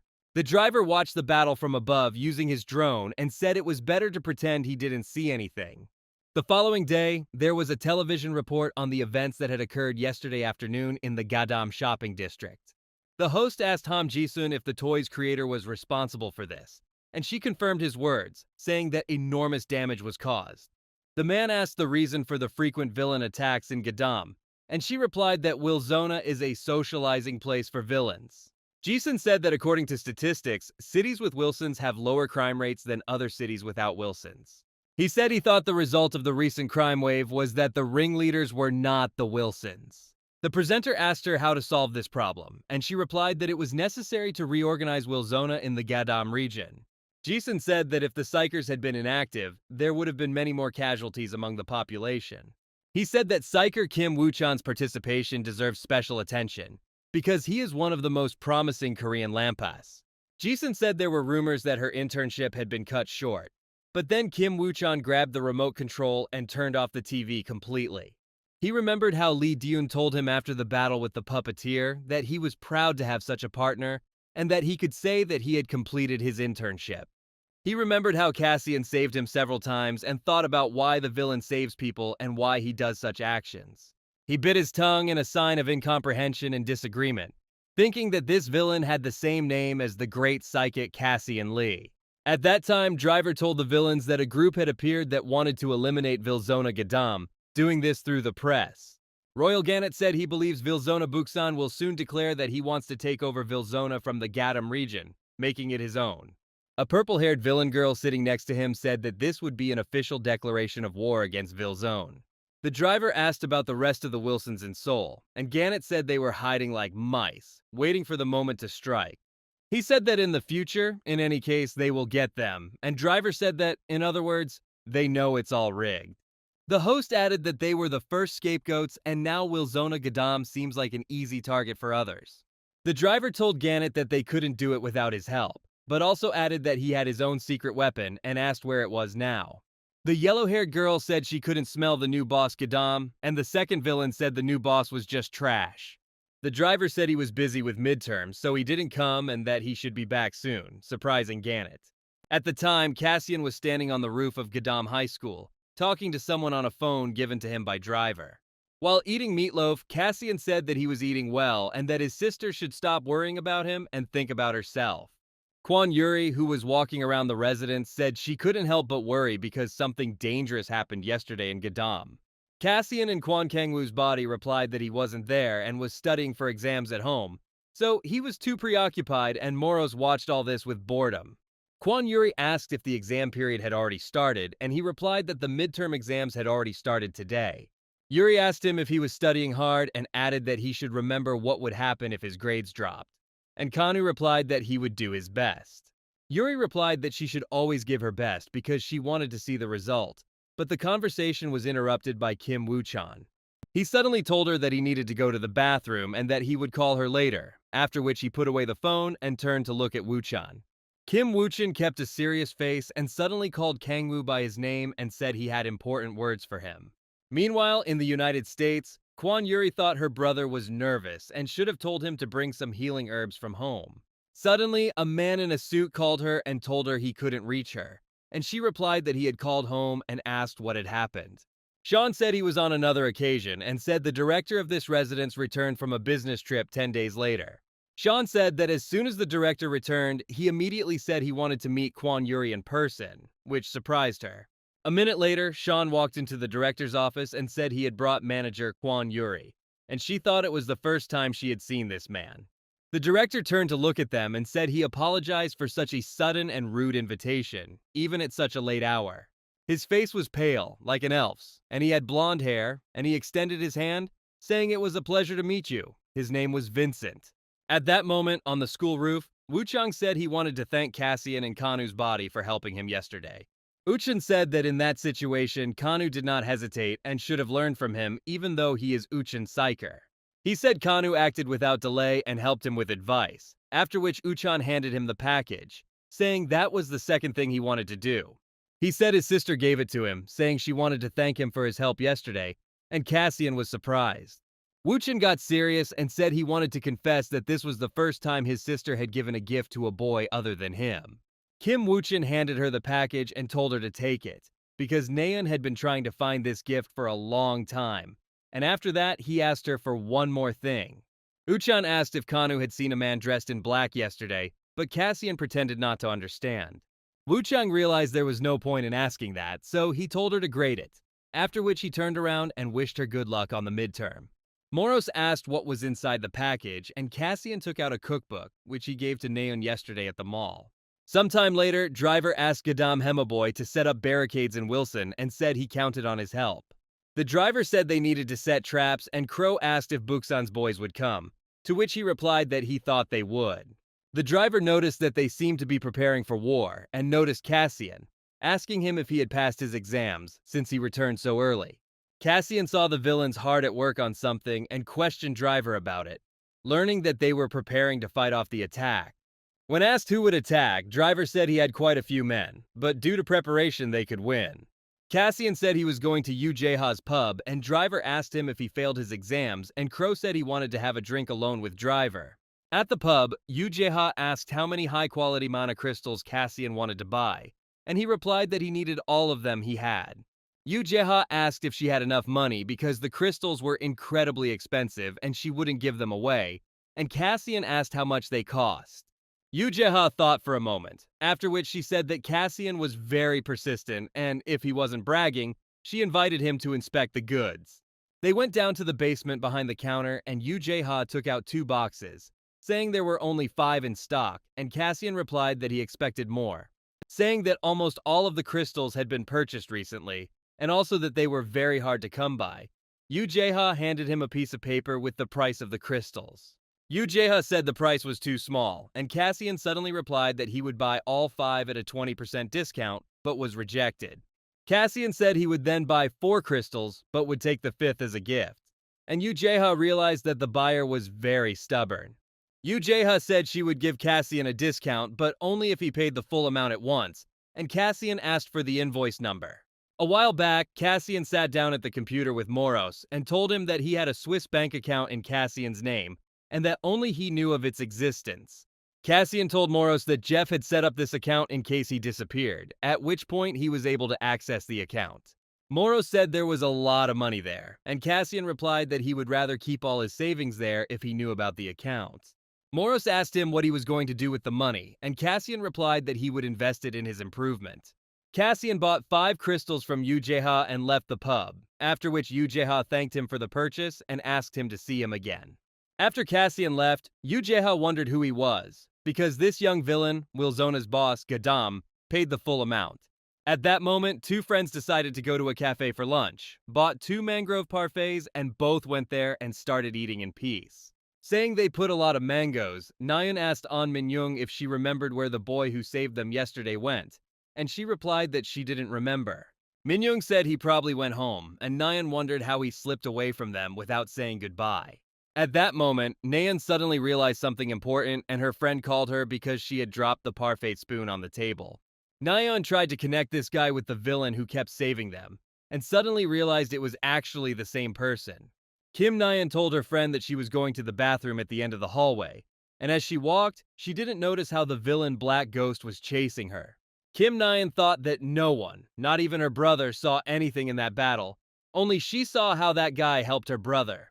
She wondered what would happen to her if she revealed her identity to everyone, but at that moment she saw in her reflection that the same villain had entered the bathroom. She asked the villain what he was doing there, but he didn't answer, just remained silent while looking somehow different than last time. And Min-young thought Nayeon was very late and not responding to her messages, but suddenly the wall broke and someone shouted that there was a villain. An Min-young asked what happened, but the villain who looked like Cassian asked her in response if she was Kim Na-eun's girlfriend. Radiating a strange aura, the villain told her that if Nayeon's brother wants to return his sister, then he must go to Wilzona in the Gadam district. Later that afternoon in Wilson, Gedam the Black Hand and Crash saw a barricade in front of them, and Rezak said it was from Buksan's attack. Crash said it was better to break it, because it would be even more useful if they attacked Buksan from all sides first. Black Hand stepped forward and invited them all to go together to Buksan, but Cutter warned him that there were traps ahead. Cutter said it was Hemaboy and Earth Dog who tried, but Crash suddenly turned in the opposite direction to Wilson. Crash asked if Kim Woo-chin was running towards them by any chance, and Black Hand asked who it was, thinking it was the villain Buksan, but it was Psyker. The Black Hand asked everyone to back off, saying that Uchkan was theirs, preparing to attack and asking why the Psyker had come to them. The Black Hand called to the Psychic to come up, for now he would receive much, but Uchkan prepared to attack, saying that he had come for his sister. Uchan stepped on the trap, after which the ground beneath his feet collapsed and Black Hand fell into a huge hole next to the barricade. Crash, watching everything that was happening, asked which of them was the biggest idiot. But Cutter, who was next to him, didn't answer. At the same time, in Wilson Gadam District, in his personal training room, Cassian was in the middle of the room. Cassian stood still, feeling the strange energy he always feels when consuming mana crystals. Moros asked how he felt after absorbing the 5 stones, and Cassian didn't say much and asked to check on him. Cassian's mana increased to 860, and Moros said they now need to search for natural stones or absorb many artificial ones. But finding high-quality artificial mana crystals is difficult, so Cassian decided to focus on training. Moros said the choice was Cassian's, but noticed his mana had grown a lot since that explosion during the exam. Cassian asked what the numbers after the skills meant, and Moros said it meant the skill level had increased. Moros said that during the battle with Blood Rain, Cassian used 2 Shadow Blades at once, and said it happened on its own. Cassian realized that by leveling up his mana, he could now level up his skills without training. He recalled that, as a psychic, he had to develop his abilities only through brutal training. Only a few, through their diligence and effort, managed to combine existing skills to create new ones. Therefore, Cassian decided to focus on training. Now he won't be able to use various skills like during the exam. But he decided not to give up and thought that one day the time would come when he would be strong enough to take revenge on Lampas. However, Cassian's thoughts were interrupted by him thinking about combining skills, and his words surprised Moros. Cassian thought about what would happen if he combined the Shadow Blade with the Shadow Flame, and made it a reality by creating a new weapon. Cassian shouted with joy, but Moros wondered how he could combine 2 skills into one so easily. However, he remembered Jeff's words that Cassian had great potential and would definitely become one of the best psychics. But they were interrupted by Driver, who knocked on the door and told Cassian he had a guest who was eager to meet him. Cassian asked who it was, and Driver said that Kim Woo-chan had come to them, wondering what Psyker had left on Wilson. At that time in Wilson, in the Buksan district on the lower floors of the building, a villain similar in appearance to Cassian was walking, carrying Kim Naeon on his back. He changed his appearance, turning out to be a villain close to Barracuda, and the smoker told him that he returned quickly. The Shadow Ghost said he would lock her in a cell, and Barracuda agreed, answering the smoker's question that he was going to incriminate Gadam. Barracuda said it would be funny when they said on TV that Gadam's bastards had kidnapped Psyker's sister. It was a huge press bait, and the CSM said they would attack Gadam's villains like hungry stray dogs. Barracuda said that at that moment they will be left alone against the entire world, and then he will take Wilzona Gadam into his hands. Upon returning to Wilzona Gadam, Cassian stood in front of a tied-up Uchan, saying he thought his sister had been kidnapped. Cassian remembered who Kim Naeun was and said he had nothing to do with it, because dirty methods were not for him, and Driver confirmed it. The driver said that Buxun's boys want to set a trap for them because they robbed someone and slandered Gadam's villains for it. Wu Chang told them not to deceive him and tell him where his sister was, without sensing the truth in their words and without knowing the whole situation. The driver heard this and said he would forget about Buxun for now. Now he needs to deal with the misunderstanding in the form of Uchan. Kanu, to Driver and Crow's surprise, told him to untie Uchan because he was going to resolve this misunderstanding. Driver said it wasn't in vain that they prepared, because Driver's cameras showed that Naeun was stolen by a completely different Cassian, the villain from Barracuda. The driver said he recently sent a drone to Buxun for reconnaissance, and Crow praised the quality and asked if he had upgraded the camera. When asked who he is, Driver said that, judging by his transformation ability, he is a villain nicknamed the Black Ghost. Cassian said the Black Ghost didn't look like him at all, but Uchan thought it was an exact copy of him. Cassian said that everything was clear to him and added that since the culprit was known, he should be punished, and Driver asked him if he wanted to do it right now. Cassian said they should be punished for kidnapping and racketeering right now, but when he went, Uchkan suddenly stopped him. Wuchang said that if he went to Buxun, then he would go with him because he had to save his sister from there. Cassian approved of this decision, and Driver said they wouldn't go without him. And Crow confirmed his words, sympathizing with Driver. Driver said that attacking is more fun than sitting back and defending, and gleefully added that they will destroy Wilson Buxun today. However, at that moment when Driver finished speaking, Blackhand, Crash, and Cutter burst into the room saying that they were with them. Blackhand said they couldn't let Driver leave without them, and Cutter quietly asked if they could win. Cassian said he didn't mind them going together, but there were some things he would have to deal with before attacking Buxun. Cassian said this and looked at Uchan, and Driver first wondered what to do, but then realized the problem. The action moves to the La Vie en Rose Hotel in Seoul, to the general manager's room, designated as a suite. Jewels and jewels were placed on the table, and the director admired them, saying they were magnificent. Calling them dear children, he kissed the jewels, and the two twins behind him called him trash, saying it was in their repertoire. But his phone rang and he answered, asking what had happened and saying he was busy at the moment because he was working on a report. He thought to himself that he didn't have enough time to admire his favorite jewelry, but suddenly he heard something that brought him back to the real world. When I told the caller this, he said he understood and would help him, because he could trust him like an old friend. At that time, Cassian and the villains were in Wilson Buxun in front of his main building, thinking that enemies lived there. The driver said that once they're here, there's no turning back, adding that they must repeat the strategy again before acting. The driver said this phrase to all of Gadam's villains and personally addressed the person behind him, telling him to come closer. The driver told him that even if he was a rookie, that didn't give him the right to just stand there, and called Kim Woo-chan Red Mask, his new villain name. Sometime before, Cassian had told Uchan that if he wanted to go with them, he had to wear this red mask, and asked him why it was necessary. Cassian told him that this was to ensure no one knew Uchan was a psychic, otherwise he would be in trouble, and Driver agreed with him, saying that he had created this mask before. The driver said he didn't mind giving away this mask, because he didn't expect it to be useful to anyone, and Cassian said he advises using it if Uchan doesn't want trouble for himself.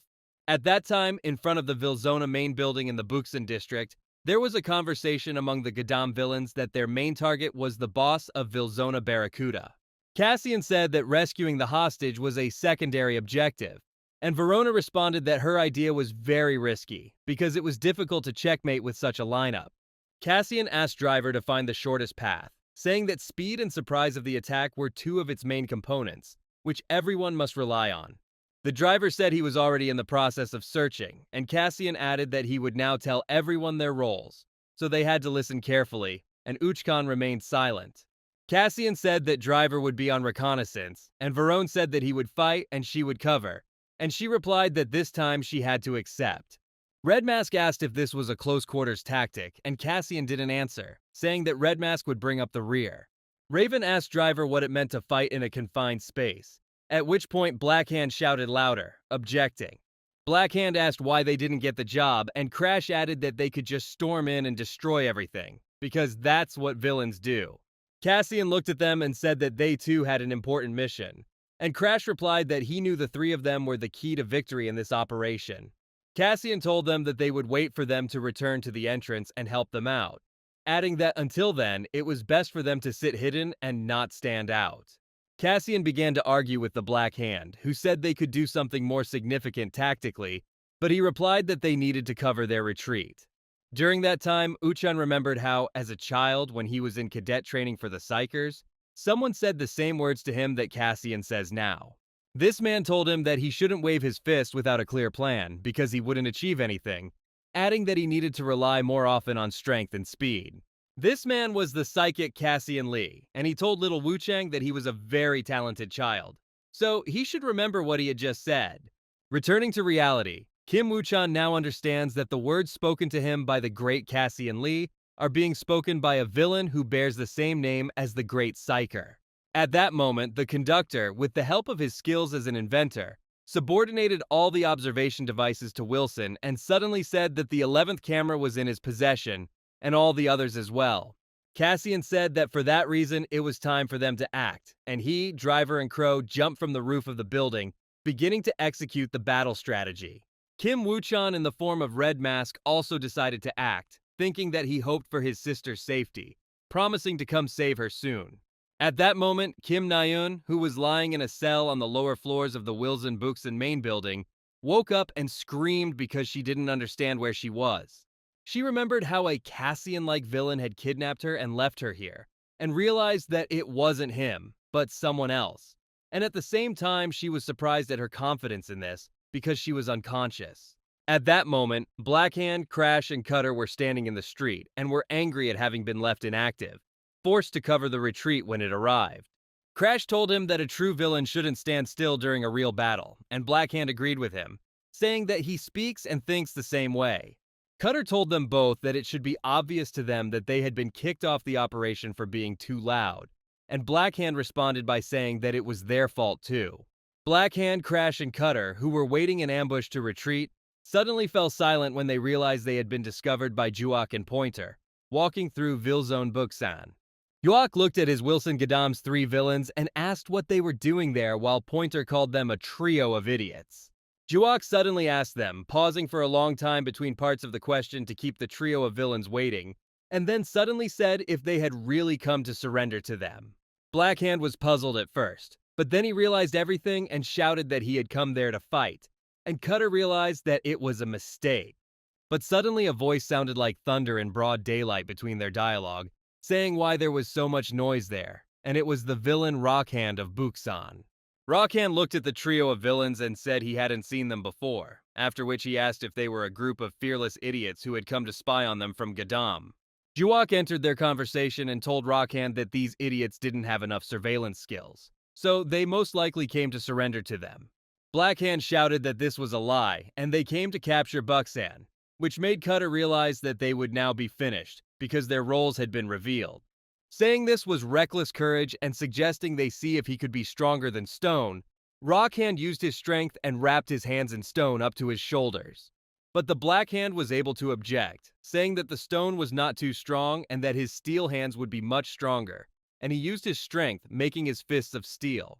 At that moment, Barracuda, sitting on the top floor of Wilson Buxan's main building, closed his eyes and thought about something from his past.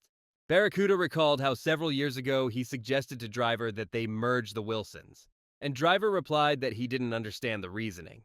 Barracuda told him that he was tired of living with his eyes on the Psychers, and that the union of Wilson Buxan and Gadam would allow them both to become stronger.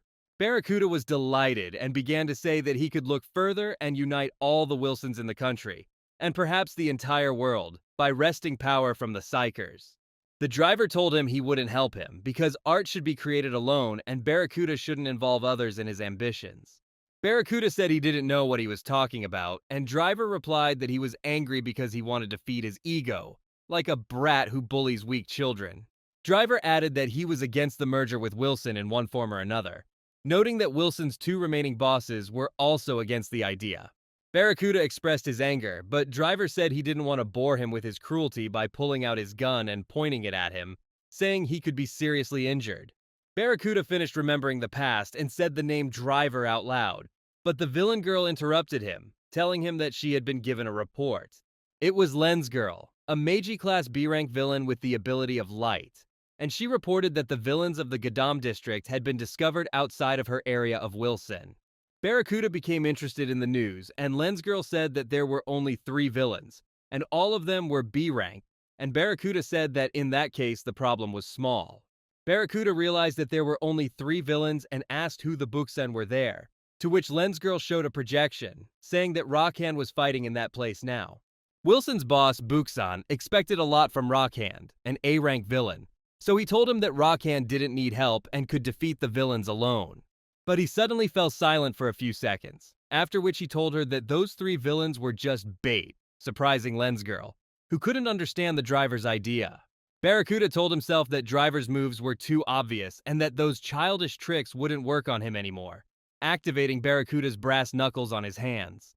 Barracuda said that the other Wilson's bosses wouldn't have the courage to do the same, and told Driver that he wasn't the same as before and shouldn't be underestimated.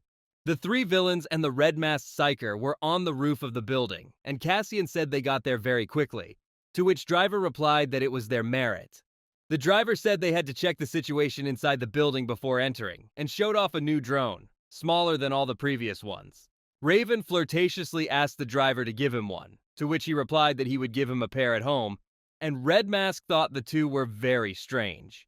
But suddenly the 4 heard a strange sound, and Kim Woo-chang wearing a red mask said that they had been discovered, after which Cassian prepared to deal with the problem.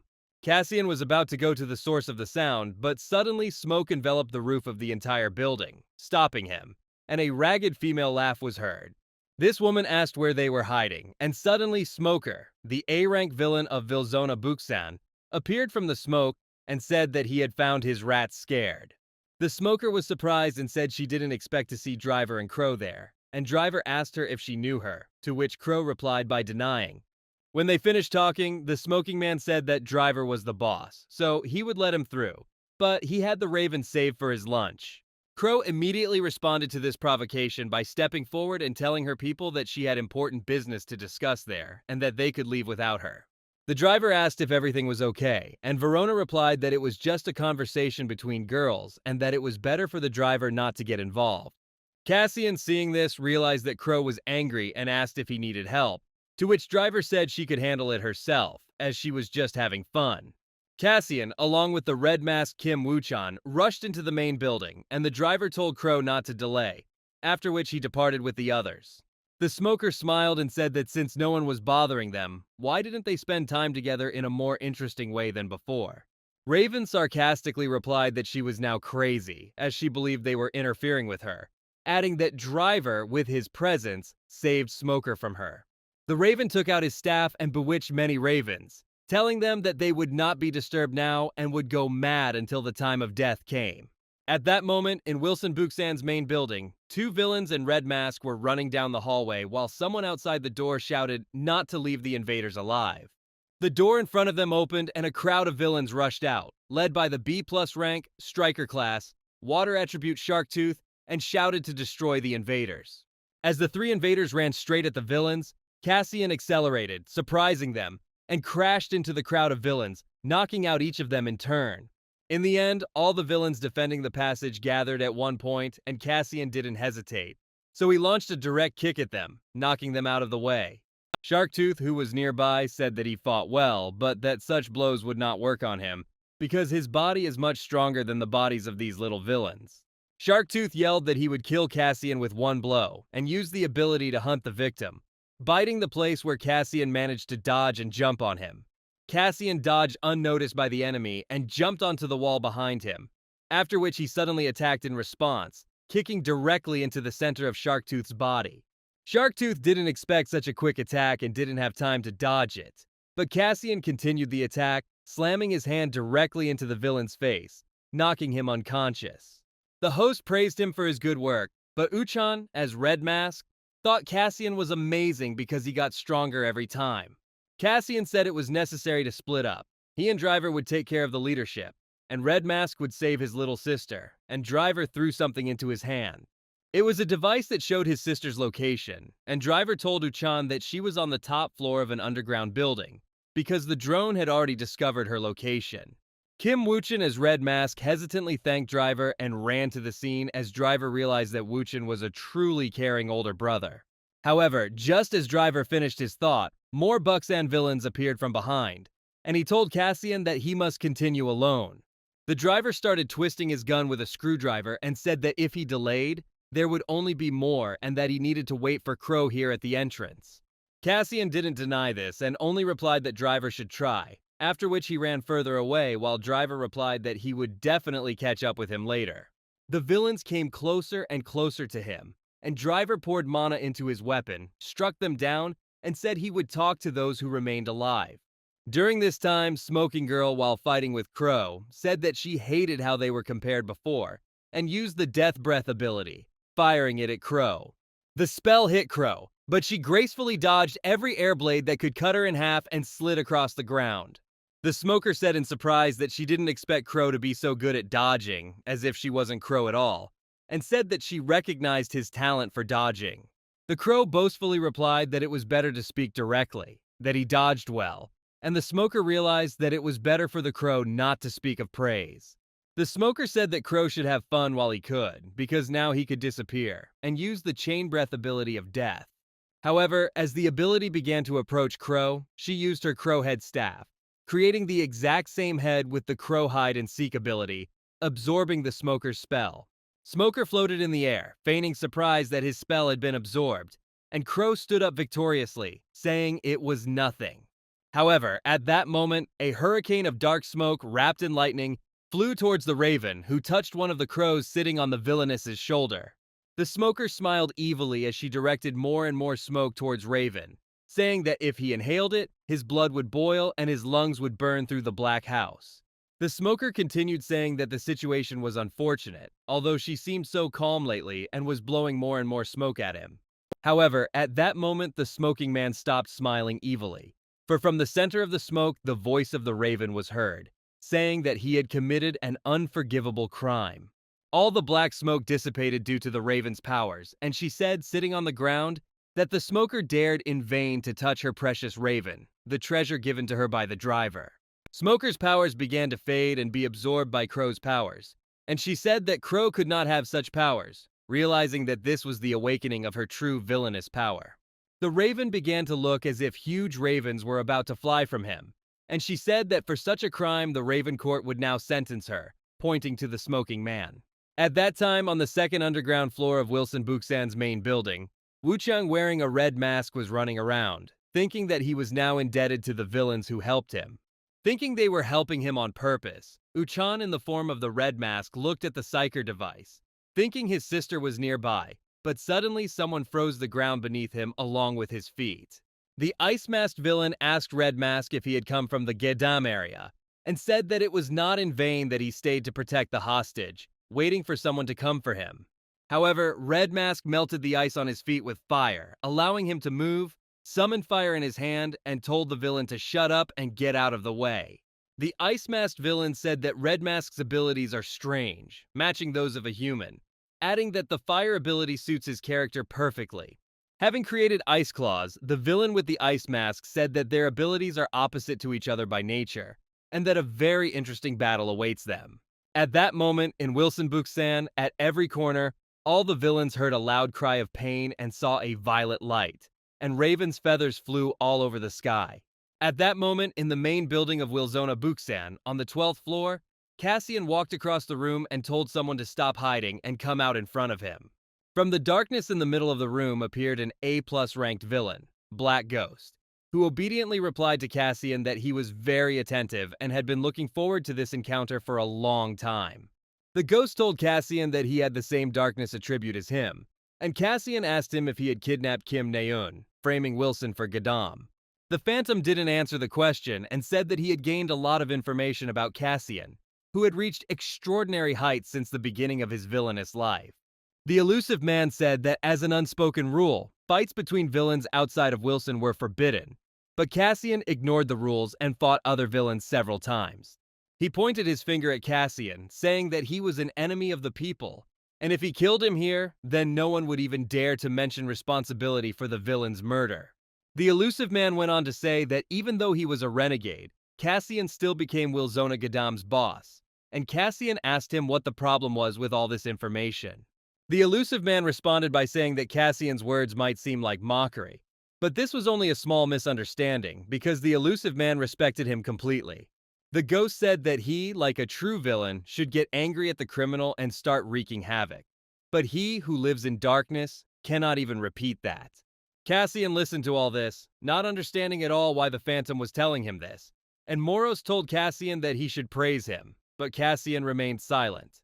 But suddenly the ghost said he wanted to become like Cassian and activated his powers, taking out a strange weapon on a chain and saying he wanted to become not a shadow, but darkness, like Cassian. Cassian, like Moros, thought the Phantom was crazy but said he talked too much, which was not like him, and prepared for the attack, saying the battle would begin now. The ghost said that Cassian was very strong in the last battle and began to move in circles, leaving after images of his movements.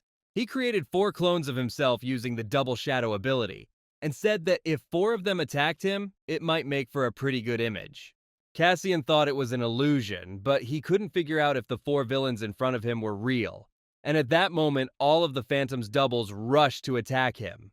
Cassian decided that, regardless of whether it was all an illusion, he would end it all and be done with it, and use the Shadow Blade's ability, attacking all 4 opponents at once. The real Phantom jumped away from the fight, but in that same second Cassian was in his face, about to strike him unexpectedly. The Phantom managed to escape the blow, but Cassian chased him, saying that he wouldn't let him hide behind him, and the Phantom tried to dodge his blows, but still not everything went well. Cassian delivered the final blow of his series, hitting the ghost's block, and told the ghost, who had taken damage, that he had good speed to dodge. Dark Ghost was taking a break from fighting at the time, deciding that Cassian was much stronger than he thought, so he used shurikens and broke all the lamps in the room. The elusive man only finished his surprise attack, which was not directed at Cassian, until all the lights went out and Cassian found himself in a completely dark room. Cassian stood still, but was suddenly attacked by the Black Ghost, who slashed at his shoulder and said he knew this trick would work on him. The voice of the elusive man seemed to come from everywhere, telling Cassian that it was difficult to navigate in total darkness, no matter who you were, and Cassian thought. The Phantom was a killer and had the advantage in a knife fight, and said he would now show Cassian the fear of death in the total darkness surrounding him. However, Cassian repeated after him, asking him if he knew the fear of death, and told the elusive man that he was talking nonsense like a second-rate actor, and activated his powers of darkness. Cassian's eyes lit up with mana, as if made of energy, and he said that people like the ghost would never know the fear of death, drowning in an impenetrable abyss. Cassian emitted light from his mana, standing behind the Phantom, and told him that he had known both death and rebirth, and now he would show him what true horror is.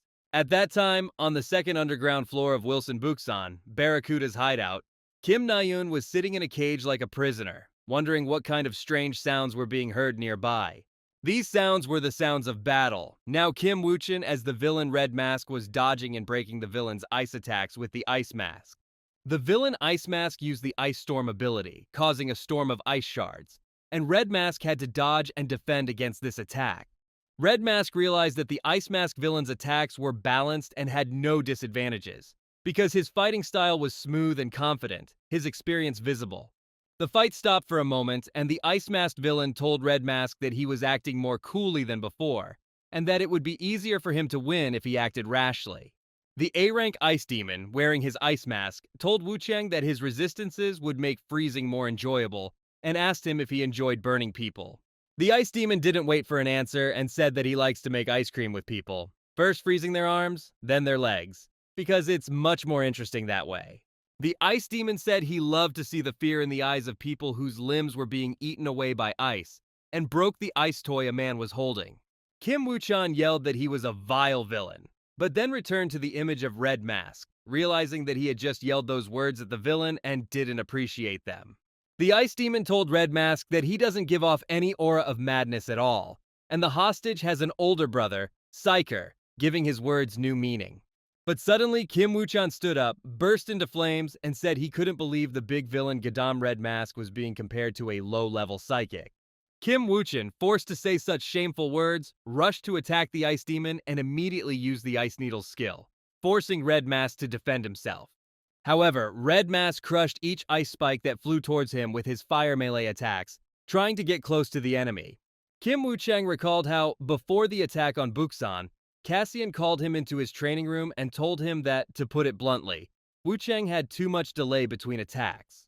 Woo-chan listened as Cassian said that during battle he thinks too much, forgetting that he needs to think fast and act immediately. Cassian said it was better to see than to hear, so he instantly created a flash of darkness, squeezing the fire mana in his hand and throwing it at the target, hitting it. A second later, a mannequin shaped like a man lay on the ground, and Cassian said that the path to mastery is through speed, because one cannot allow the enemy time to defend themselves. Cassian said that the best defense, as we know, is an attack, and Kim Woo-chan thought about why the villain tells the psychic such important things in battles. Cassian looked at his hand where the dark fire mana still remained, and said that the ignition method for the owner of the fire attribute was very unusual. Kim Woo-chan also looked at his palm as Cassian added that whether psychic or villain, by surpassing themselves, each of them can develop their powers. Cassian walked up to him and pointed his finger at his forehead, telling him that he shouldn't limit himself to common sense, just as he shouldn't limit his powers in that way. At that moment, Red Mask fought against the Ice Needles, walked towards the Ice Demon and squeezed the fire mana in his hand, just as Cassian did, and shot a flash of fire towards him. The Ice Demon felt a danger to his life in this attack, so he decided to defend himself and use the Ice Barrier ability, enveloping himself in ice from all sides. Upon colliding with the ice, the fire instantly melted it, and while the Ice Demon was standing in the same place, Red Mask had already used his Flame Strike skill, giving him no time to defend himself.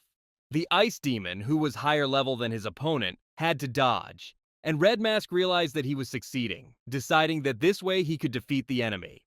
The Ice Demon realized that Red Mask had changed his attack style, and thought that until that moment he had been hiding his true powers, beginning to take advantage. The Ice Demon became angry at such impudence and said it was time to start fighting seriously, so he stopped defending himself and used the Ice Hurricane ability. Red Mask had not expected such a counterattack, so his torso was frozen and hidden under the ice, and he realized that he had been too careless in his attacks. The Ice Demon descended to the ground and said that, as he said, freezing people was his greatest pleasure, and Red Mask realized that his fire was not activated. The Red Mask couldn't move with the ice shackles, and the Ice Demon said that he must take off the mask first, reaching out his hand towards Woo-chang's face. At that moment, a voice was heard from the cell where Kim Naeun was, shouting the question of who came to save her, and Woo-chan under the red mask drew attention to this. The Ice Demon stopped her hand and angrily asked if she could be quiet, but Kim Naeun demanded to be taken out of there, shouting loudly while banging on the cage. The Ice Demon divorced, repeating his words over her to silence her, and used his ice powers, sending a sharp spike of ice at her, causing her to scream in fear. Kim Woo-chan, under his red mask, remembered Cassian's words that he should think and act quickly, without being limited by common sense. Kim Woo-chan thought about how the Ice Demon even dared to touch his sister, and the fire began to act, forcing the villain to pay attention to him. Acting as if he were Cassian Lee, Kim Woo-chan melted the ice shackles, freeing himself and punching the Ice Demon, saying that he would not forgive him for this. Kim Woo-chan used the Hellfire ability, the same as the great Cassian Lee, and a huge wall of raging fire stood in front of the Ice Demon. At that moment, on the 12th floor of Barracuda's shelter, Barracuda himself thought that something had happened, because by that time his victory should have been announced. At that second, the Black Ghost's voice was heard behind Barracuda, apologizing to the boss for not completing the task, and Barracuda turned around in shock. Releasing the elusive man he was holding by the head, Cassian turned his furious gaze on the villain before him and asked if he was Barracuda. At that time in Wilson, Gadam, on the roof of the Royal Gannett building, told Red-Eye that it was strange that everything was going on quietly and calmly. But Red-Eye replied that he loved the calm, as if he were a psychic.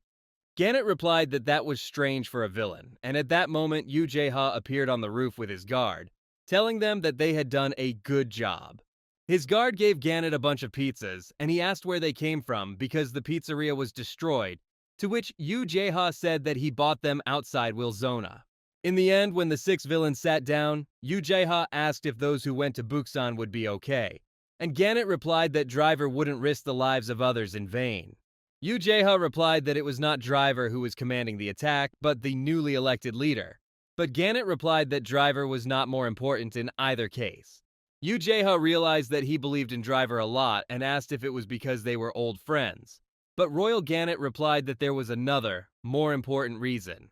At that moment, at the entrance to Wilson Buxan's main building, Driver was sitting on a mountain of unconscious villains, saying that there were too many for such a building. But suddenly Crow came in here, called Driver, and asked him what he was doing here, to which Driver replied that he was waiting for his return, which made Crow feel very happy.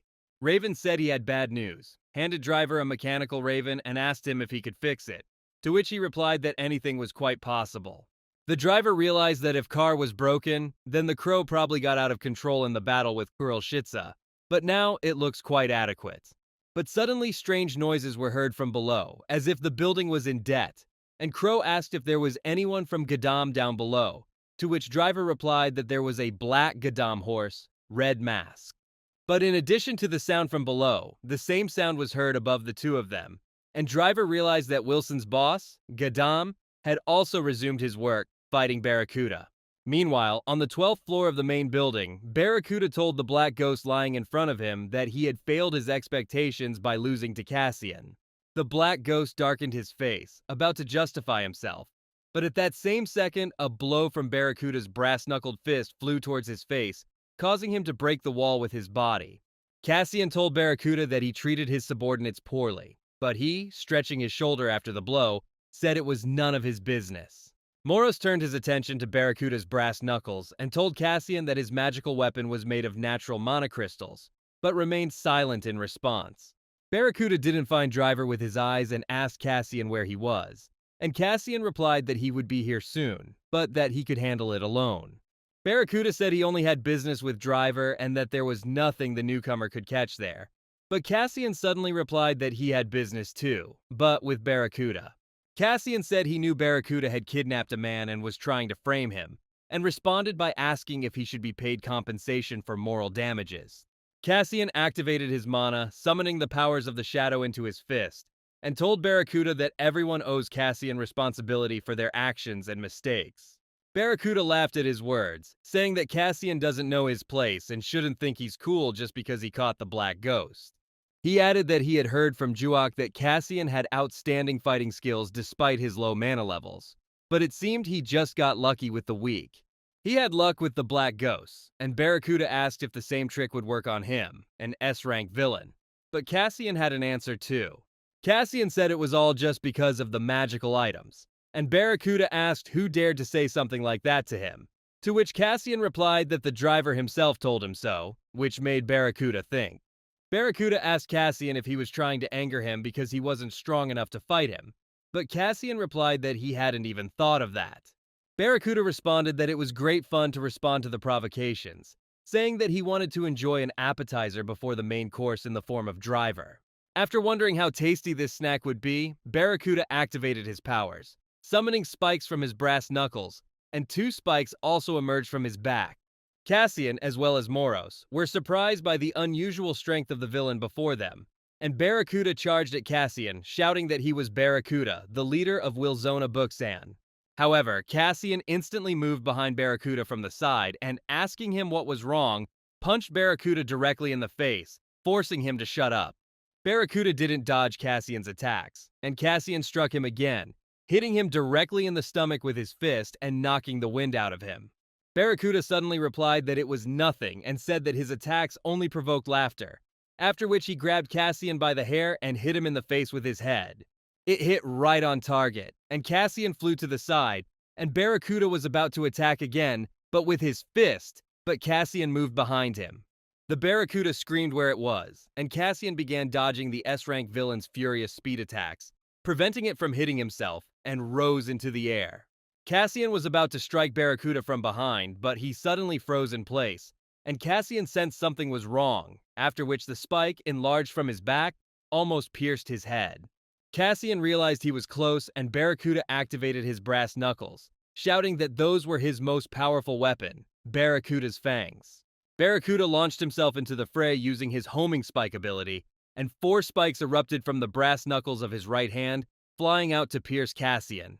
Cassian dodged the first attack, but the spikes continued to follow him everywhere, and Cassian had to use shadow movement to evade it. Cassian paused for a second, saying that these attacks were annoying, and Moros explained that the Barracuda's magical item had the ability to track moving objects. Cassian thought about Moros's words and remembered what Driver had told him, and realized that if it weren't for his words, Cassian would have had a much harder time dodging him. Barracuda grew tired of waiting and asked Cassian if he hadn't said he had business with him, because now he was just showing off his evasive skills without trying to attack. Barracuda said triumphantly that since someone like Cassian became Wilzona Gadam's boss, then he shouldn't expect anything else from Driver himself. Cassian listened silently as Barracuda said that comparing their levels was simply absurd and that he had no chance of winning this battle. Barracuda added that no matter how hard he tried, the dog was no match for the tiger.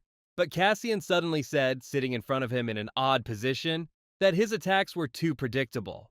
Cassian angered Barracuda by saying that he was just repeating his opponents, because up until that point he had only fought weaklings.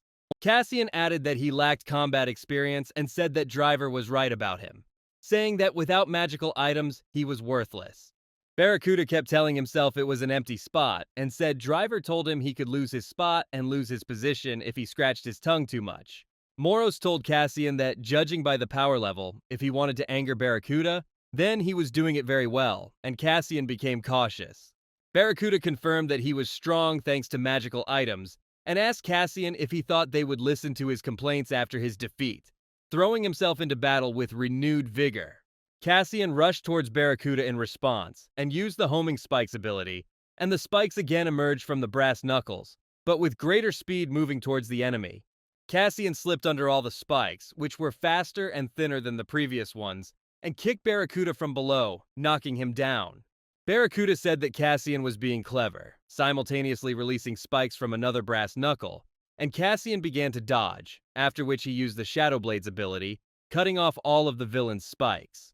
Barracuda was surprised by so many swords, but Cassian didn't give him time to rest, using a shadow movement, appearing behind him and telling him to look around. At the spot where Barracuda was, Cassian landed and smashed through the floor, hitting the concrete slabs beneath him, and Barracuda got angry, again launching spikes at him from his brass knuckles. However, Cassian was not in his original place. He managed to disappear and appear in front of Barracuda, and used the Flash of Darkness ability, directing a column of fire towards him. Barracuda wasn't expecting a fire-type ability from Cassian, so it decided to play it safe and defend itself by creating a barrier with all its spikes using the Spike Shield ability. Barracuda withstood the attack but took damage, and said that Cassian had 2 attributes, and this was not possible because he had never heard of such a thing. But Cassian replied that it was him. Barracuda didn't understand Cassian's words, but told him not to judge other villains by himself, adding that he, Cassian, was on a completely different level. When Barracuda realized that he was previously someone like Cassian, he was stunned and refused to accept such a truth, so he again used brass knuckles and summoned spikes. However, Cassian dodged each of his attacks, and approaching, asked if he had hit him, after which he said he could see through all the attacks, and attacked Barracuda again. The Barracuda flew several meters away and sat on its knees, covering its bleeding nose with its hand, and Cassian asked it what it was like to fight someone much stronger than yourself. Cassian told him he wasn't used to fights dragging on for so long, so he suggested ending it there, and Barracuda charged into the fray, bleeding. Barracuda shouted that no one dares to treat him like that, because he is the boss of Wilson Buchsan, an S-rank villain who has several powerful magical items with him. Cassian created a shadow blade in his hand and engulfed it in shadow fire, combining the 2 abilities just as he did in his training room, and cut through all of the Barracuda's spines. Standing with his sword in his hands, Cassian said that with such a difference in skill, rank was of no consequence and that the outcome of their battle was a foregone conclusion from the very beginning, when he provoked it. Barracuda became even angrier, shouting that he would kill him, and used his new ability Hell of Spikes, creating as many spikes as possible with his body and magical items. He pointed all his spikes directly at Cassian, giving no further thought to strategy or battle tactics, but Cassian continued to approach him, holding a sword wreathed in dark fire.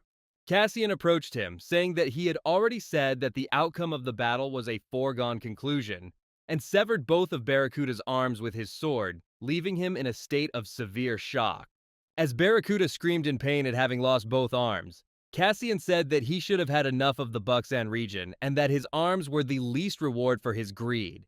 Barracuda sat on the ground, hunched over, with both arms severed at the shoulders, and said that if he says arms are easy revenge, then he's talking nonsense. Suddenly, he raised his head and, with wild eyes and mouth, shouted to Cassian that he would get revenge on him for this and give his word, Barracuda's word, as if it mattered.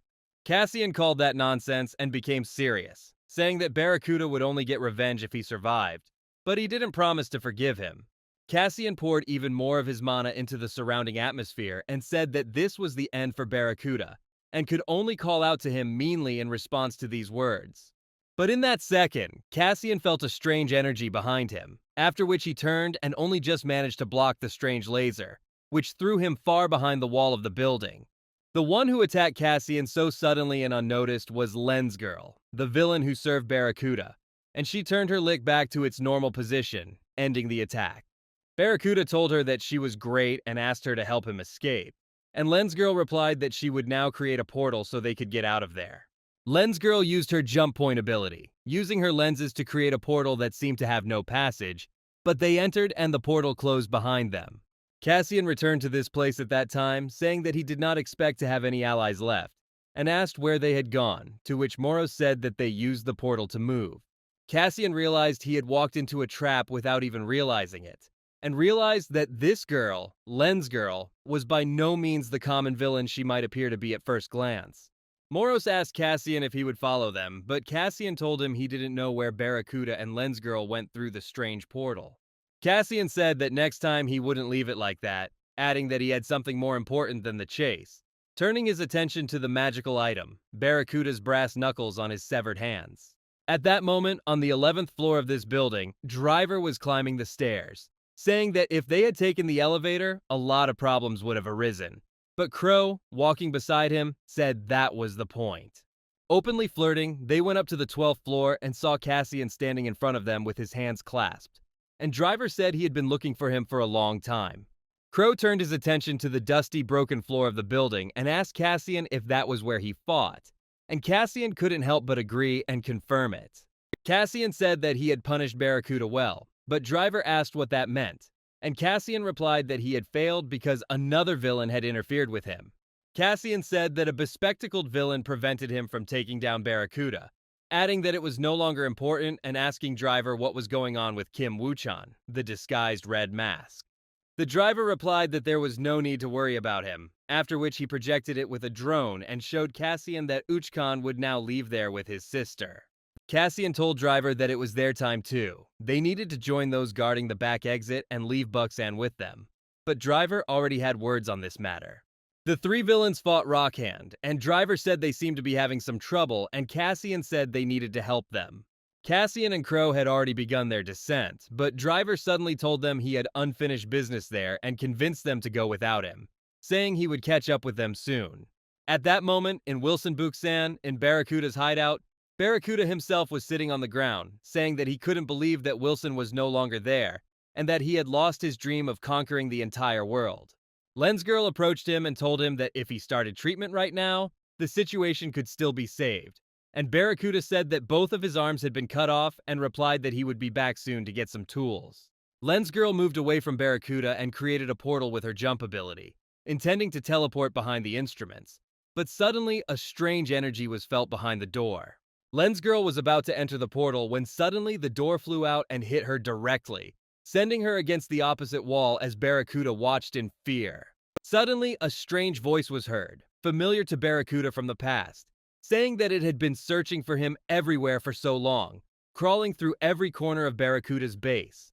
Barracuda realized that it was Driver who found him, and said that he clearly asked him in the past not to tire him out with his cruelty, and asked him why he ignored those words. Saying he was very disappointed with Barracuda's actions, Driver used restraint deactivation and his status changed. Now he was S+ rank, emitting incredible power. His weapon, a huge screwdriver, began to glow with strange magic circles, corresponding to its owner's strength, and Driver, smiling, asked how Barracuda would choose to take responsibility. At that time, while Driver was facing Barracuda, on the retreat path, Rockhand was defeating a group of Gadam villains led by Black Hand, who could do nothing to oppose him. However, in that second, as Rockhand landed another blow on the villain, Cassian flew towards his head, hitting him with his knee, and he lost consciousness from this attack, leaving the beaten villains in shock. Crow stood over him, watching as Rockhand lay unconscious, and Cassian addressed Gadam's villains, saying he ordered them to sit quietly and keep their heads down. Cassian said that apparently all of Vilzona Gadam's traitors had gathered here, and said that he was not merciful enough to spare arrogant traitors.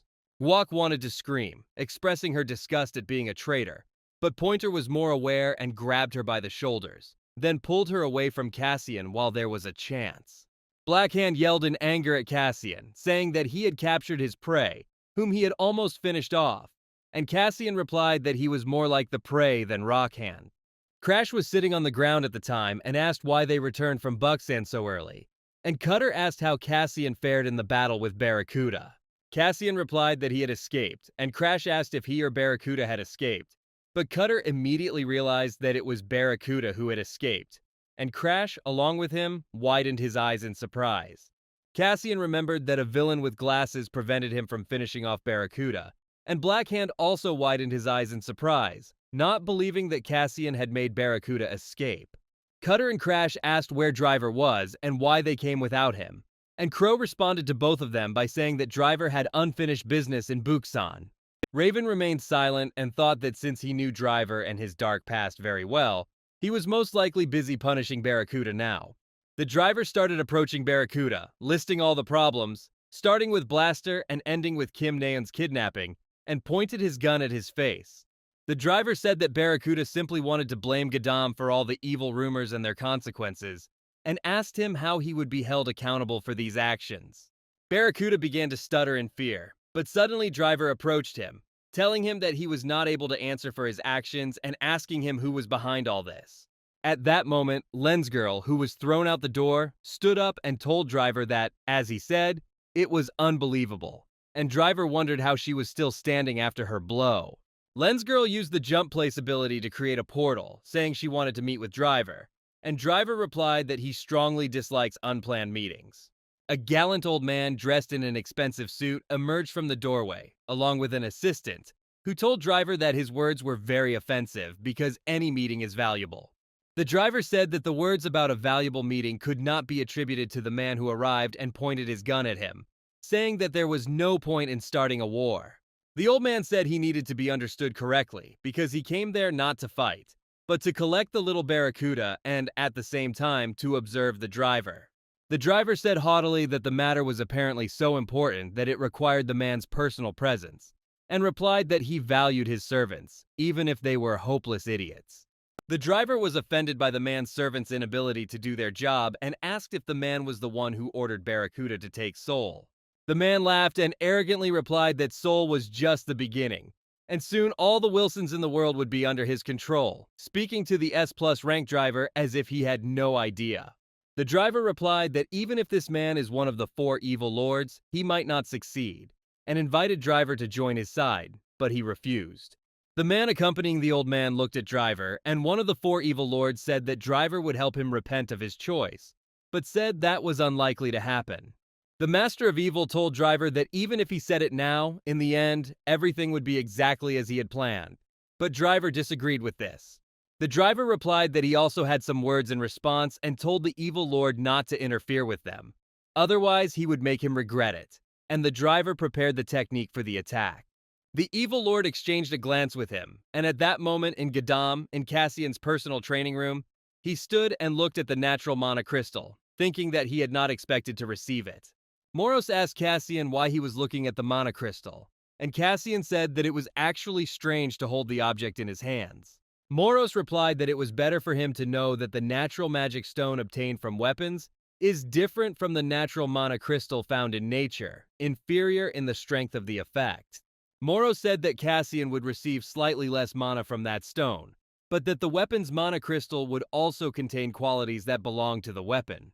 Cassian understood what would happen if he swallowed this mana crystal, and Moros finished the deal for him, saying that Cassian would receive qualities like the Barracuda's fangs. Cassian said he regretted that the crystal was inferior in power to many mana stones, but Moros added that this was compared to natural mana stones.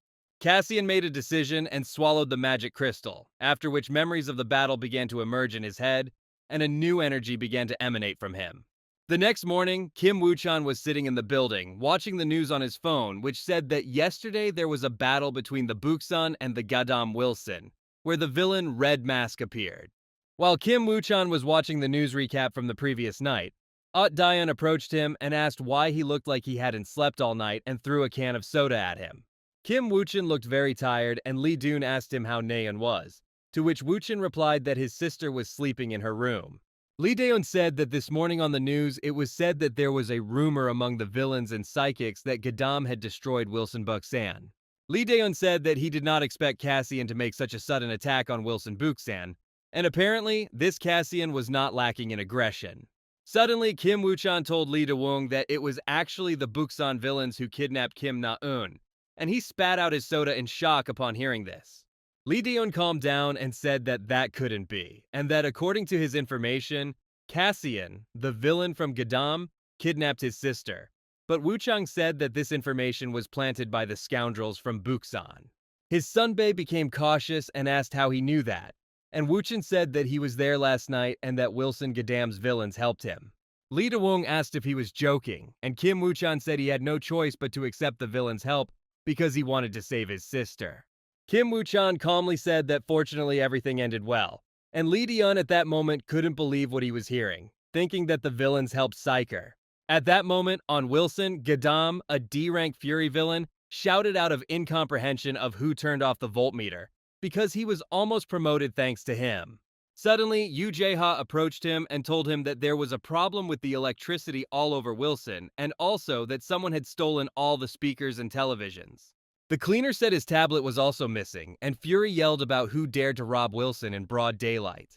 Red-Eye, who arrived in response to the outcry, said this was the driver's doing, as he lifted the restrictions yesterday during the fight, and the disappearances are a side effect. Red-Eye said that Driver always walks around with a smile on his face and no one knows it, but this guy is scary when he gets crazy. Fury asked again, and Sweeper explained that the Driver had unleashed its true power, and Red-Eye said that this time everything went well. Red-Eye said this had happened before, and then brought in a bunch of appliances from outside Wilson and built something useless. Yoo Jae-ha asked Red-Eye what kind of useless thing it was, and he hesitantly replied that it was a spaceship to fly to Mars on autopilot. Yoo Jae-ha realized that this was something really scary, and Cassian was watching it all from the roof of the building when Moros said that there was too much noise today. Cassian leaned against the fence and told Moros it was time to talk openly, and expressed his incomprehension, but Cassian added that he wanted to know the truth about Jeff's death. Moros realized that the time had come and said that he had previously told Cassian that Jeff's death was linked to the Sword of Destruction, an ancient artifact. Moros said the only clue to finding the Sword of Destruction was a platinum record that a man was spinning in his hand while sitting in a chair at the Neo factory in Seongnam City, Gyeonggi Province. This man was the S+ rank Money King, attacking class and physical attribute, and he said he wanted to find the Sword of Destruction, a great power that would give him the entire world. Moros said that the Sword of Destruction would be difficult to find, because the platinum record is in the hands of the Lords of Evil, the strongest villains in this world, and the King of Money is one of them.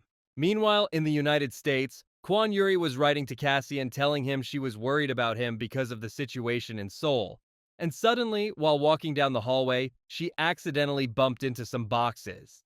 Kwon Yuri apologized for her carelessness, but the man in front of her said that he was the one to blame for this, because he couldn't see anyone from behind the boxes, and Yuri realized that it was the director.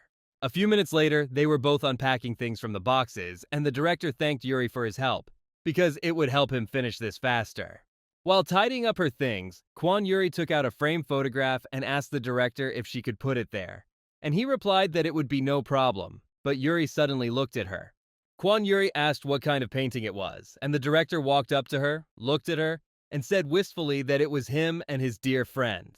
Recalling past events, Barracuda was called a tyrant and despot because he wanted to capture all of Seoul, being the boss of only one Wilson, Buksan. However, after an ignominious defeat in a power struggle between his Wilzona and Gadam's Wilzona, he was no longer seen at home. Shortly after Barracuda's disappearance, Juok took his place, following Pointer among his confidants, while becoming the boss of Vilzona Buksan. The next beautiful morning, Cassian was practicing with the ball in his training room, thinking about how easy it was for villains to increase their mana and skill levels with mana crystals. He thought that, despite his abilities, it was rare to see a villain who trained hard to develop his skills and abilities. Because of this, their combat effectiveness is usually low, and Cassian in that second summoned Shadow Swords, which cut the ball in half. Moro said that a targeting attribute had been added to the Shadow Swords, and Cassian added that an armor attribute had also been added thanks to the Barracuda's fangs. Speaking of villains, there are exceptions who are obsessed with developing their powers, and the most prominent of them are often called monsters. These crazy villains have an unchanging goal. They only need strength and power. They are different from ordinary villains from birth. Therefore, they are difficult to contact, and these villains are called the Four Lords of Evil, the strongest of all the villains in the entire world. Cassian circled the word Platinum Record on his board, saying it was the key to finding the Sword of Destruction, and he thought the top four now had it. Moros responded evasively that this might well be the case, and Cassian thought about his answer, realizing that Moros was hiding something from him. Moros revealed Cassian's status and said that the effect of the natural stone was not bad, because not only did his mana points increase to 1,120, but also his skill levels. Cassian thought that the regeneration and shadow blades had also increased in level, but said that this was not enough to fight the overlords. Cassian said this because a large amount of mana points does not guarantee victory in a battle in the same way that combat skills do. Cassian figured that if he was going to fight the evil lords, he needed to at least gain mana points equivalent to an S-rank villain. Moro said that rushing means making people laugh, because in a matter like increasing mana points, rushing won't help and can hurt the outcome. Cassian objected, saying that if he didn't hurry, it might be too late, for there was no need to hesitate when the Lords of Evil seemed to be in the palm of his hand. Cassian said he couldn't miss the opportunity, and suddenly Driver interrupted him, entering the training room and saying he had guests. Buxan's black ghost entered the room and knelt, and Cassian asked what had happened to him, but Driver said he had to explain everything himself. The Black Phantom suddenly said that Cassian is the greatest villain of all time, and he and the darkness seem to be one. All the shadows and darkness are in his hands and powers. The Black Phantom became serious and said that Cassian was the very embodiment of darkness and was worthy of his devotion, so he asked Cassian to accept him. Cassian said he was glad the Black Ghost had come to surrender and asked if he would accept it, but Cassian suddenly rejected him in a stern voice. Cassian asked Driver about the test for the Elusive Man, and he said he could look at his documents, and Cassian saw that he didn't have to take the entrance exam. After a while, Driver said they had a problem.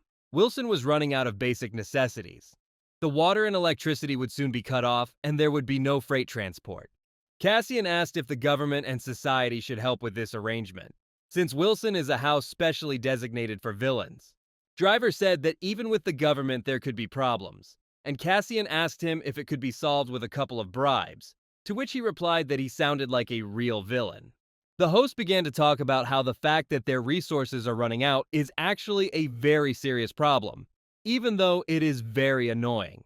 The Driver said that ways can be found to fix the problem. For example, its source can be eliminated, and everything will improve instantly. The host said that among the Lords of Evil, there is a villain called the Money King, and he was most likely the one who had something to do with the problem. The Driver said that disconnecting Gadam from water and electricity is just the beginning. They will soon take more serious measures, and the Money King can erase Vilzona from him in half a day. Cassian asked why the Money King was interested in them in the first place, and Driver bluntly replied that it was because he rejected his offer. The Driver told Cassian that the Money King's goal is to unite all the Wilsons in Seoul under his control, and it's not about power or money. Cassian wondered what the Evil Lord was looking for in Gadam, and Driver suddenly said he understood what he was looking for, turned around, and pointed his finger at Cassian. The Driver didn't point at Cassian, but through him, saying that there was a story passed down by word of mouth from the villains of Gadam. This story is about a legend where there was a villain who was stronger than everyone in his time, and this villain was called the Immortal, because no one could defeat him. Legend says that the black armor worn by the Immortal is located somewhere in Vilzon of the Gadam district, protecting itself. At that time in Seoul, in Wilson Namgang District, at the chief's mountain residence, a meeting was being held. And the messenger told the chief sitting opposite that his mountain residence was magnificent. The ambassador said the tea was beautiful, like the building itself in the mountains of Wilzona Namgang. But the chief of this Wilzona, sitting opposite, said he clearly didn't come here to drink tea.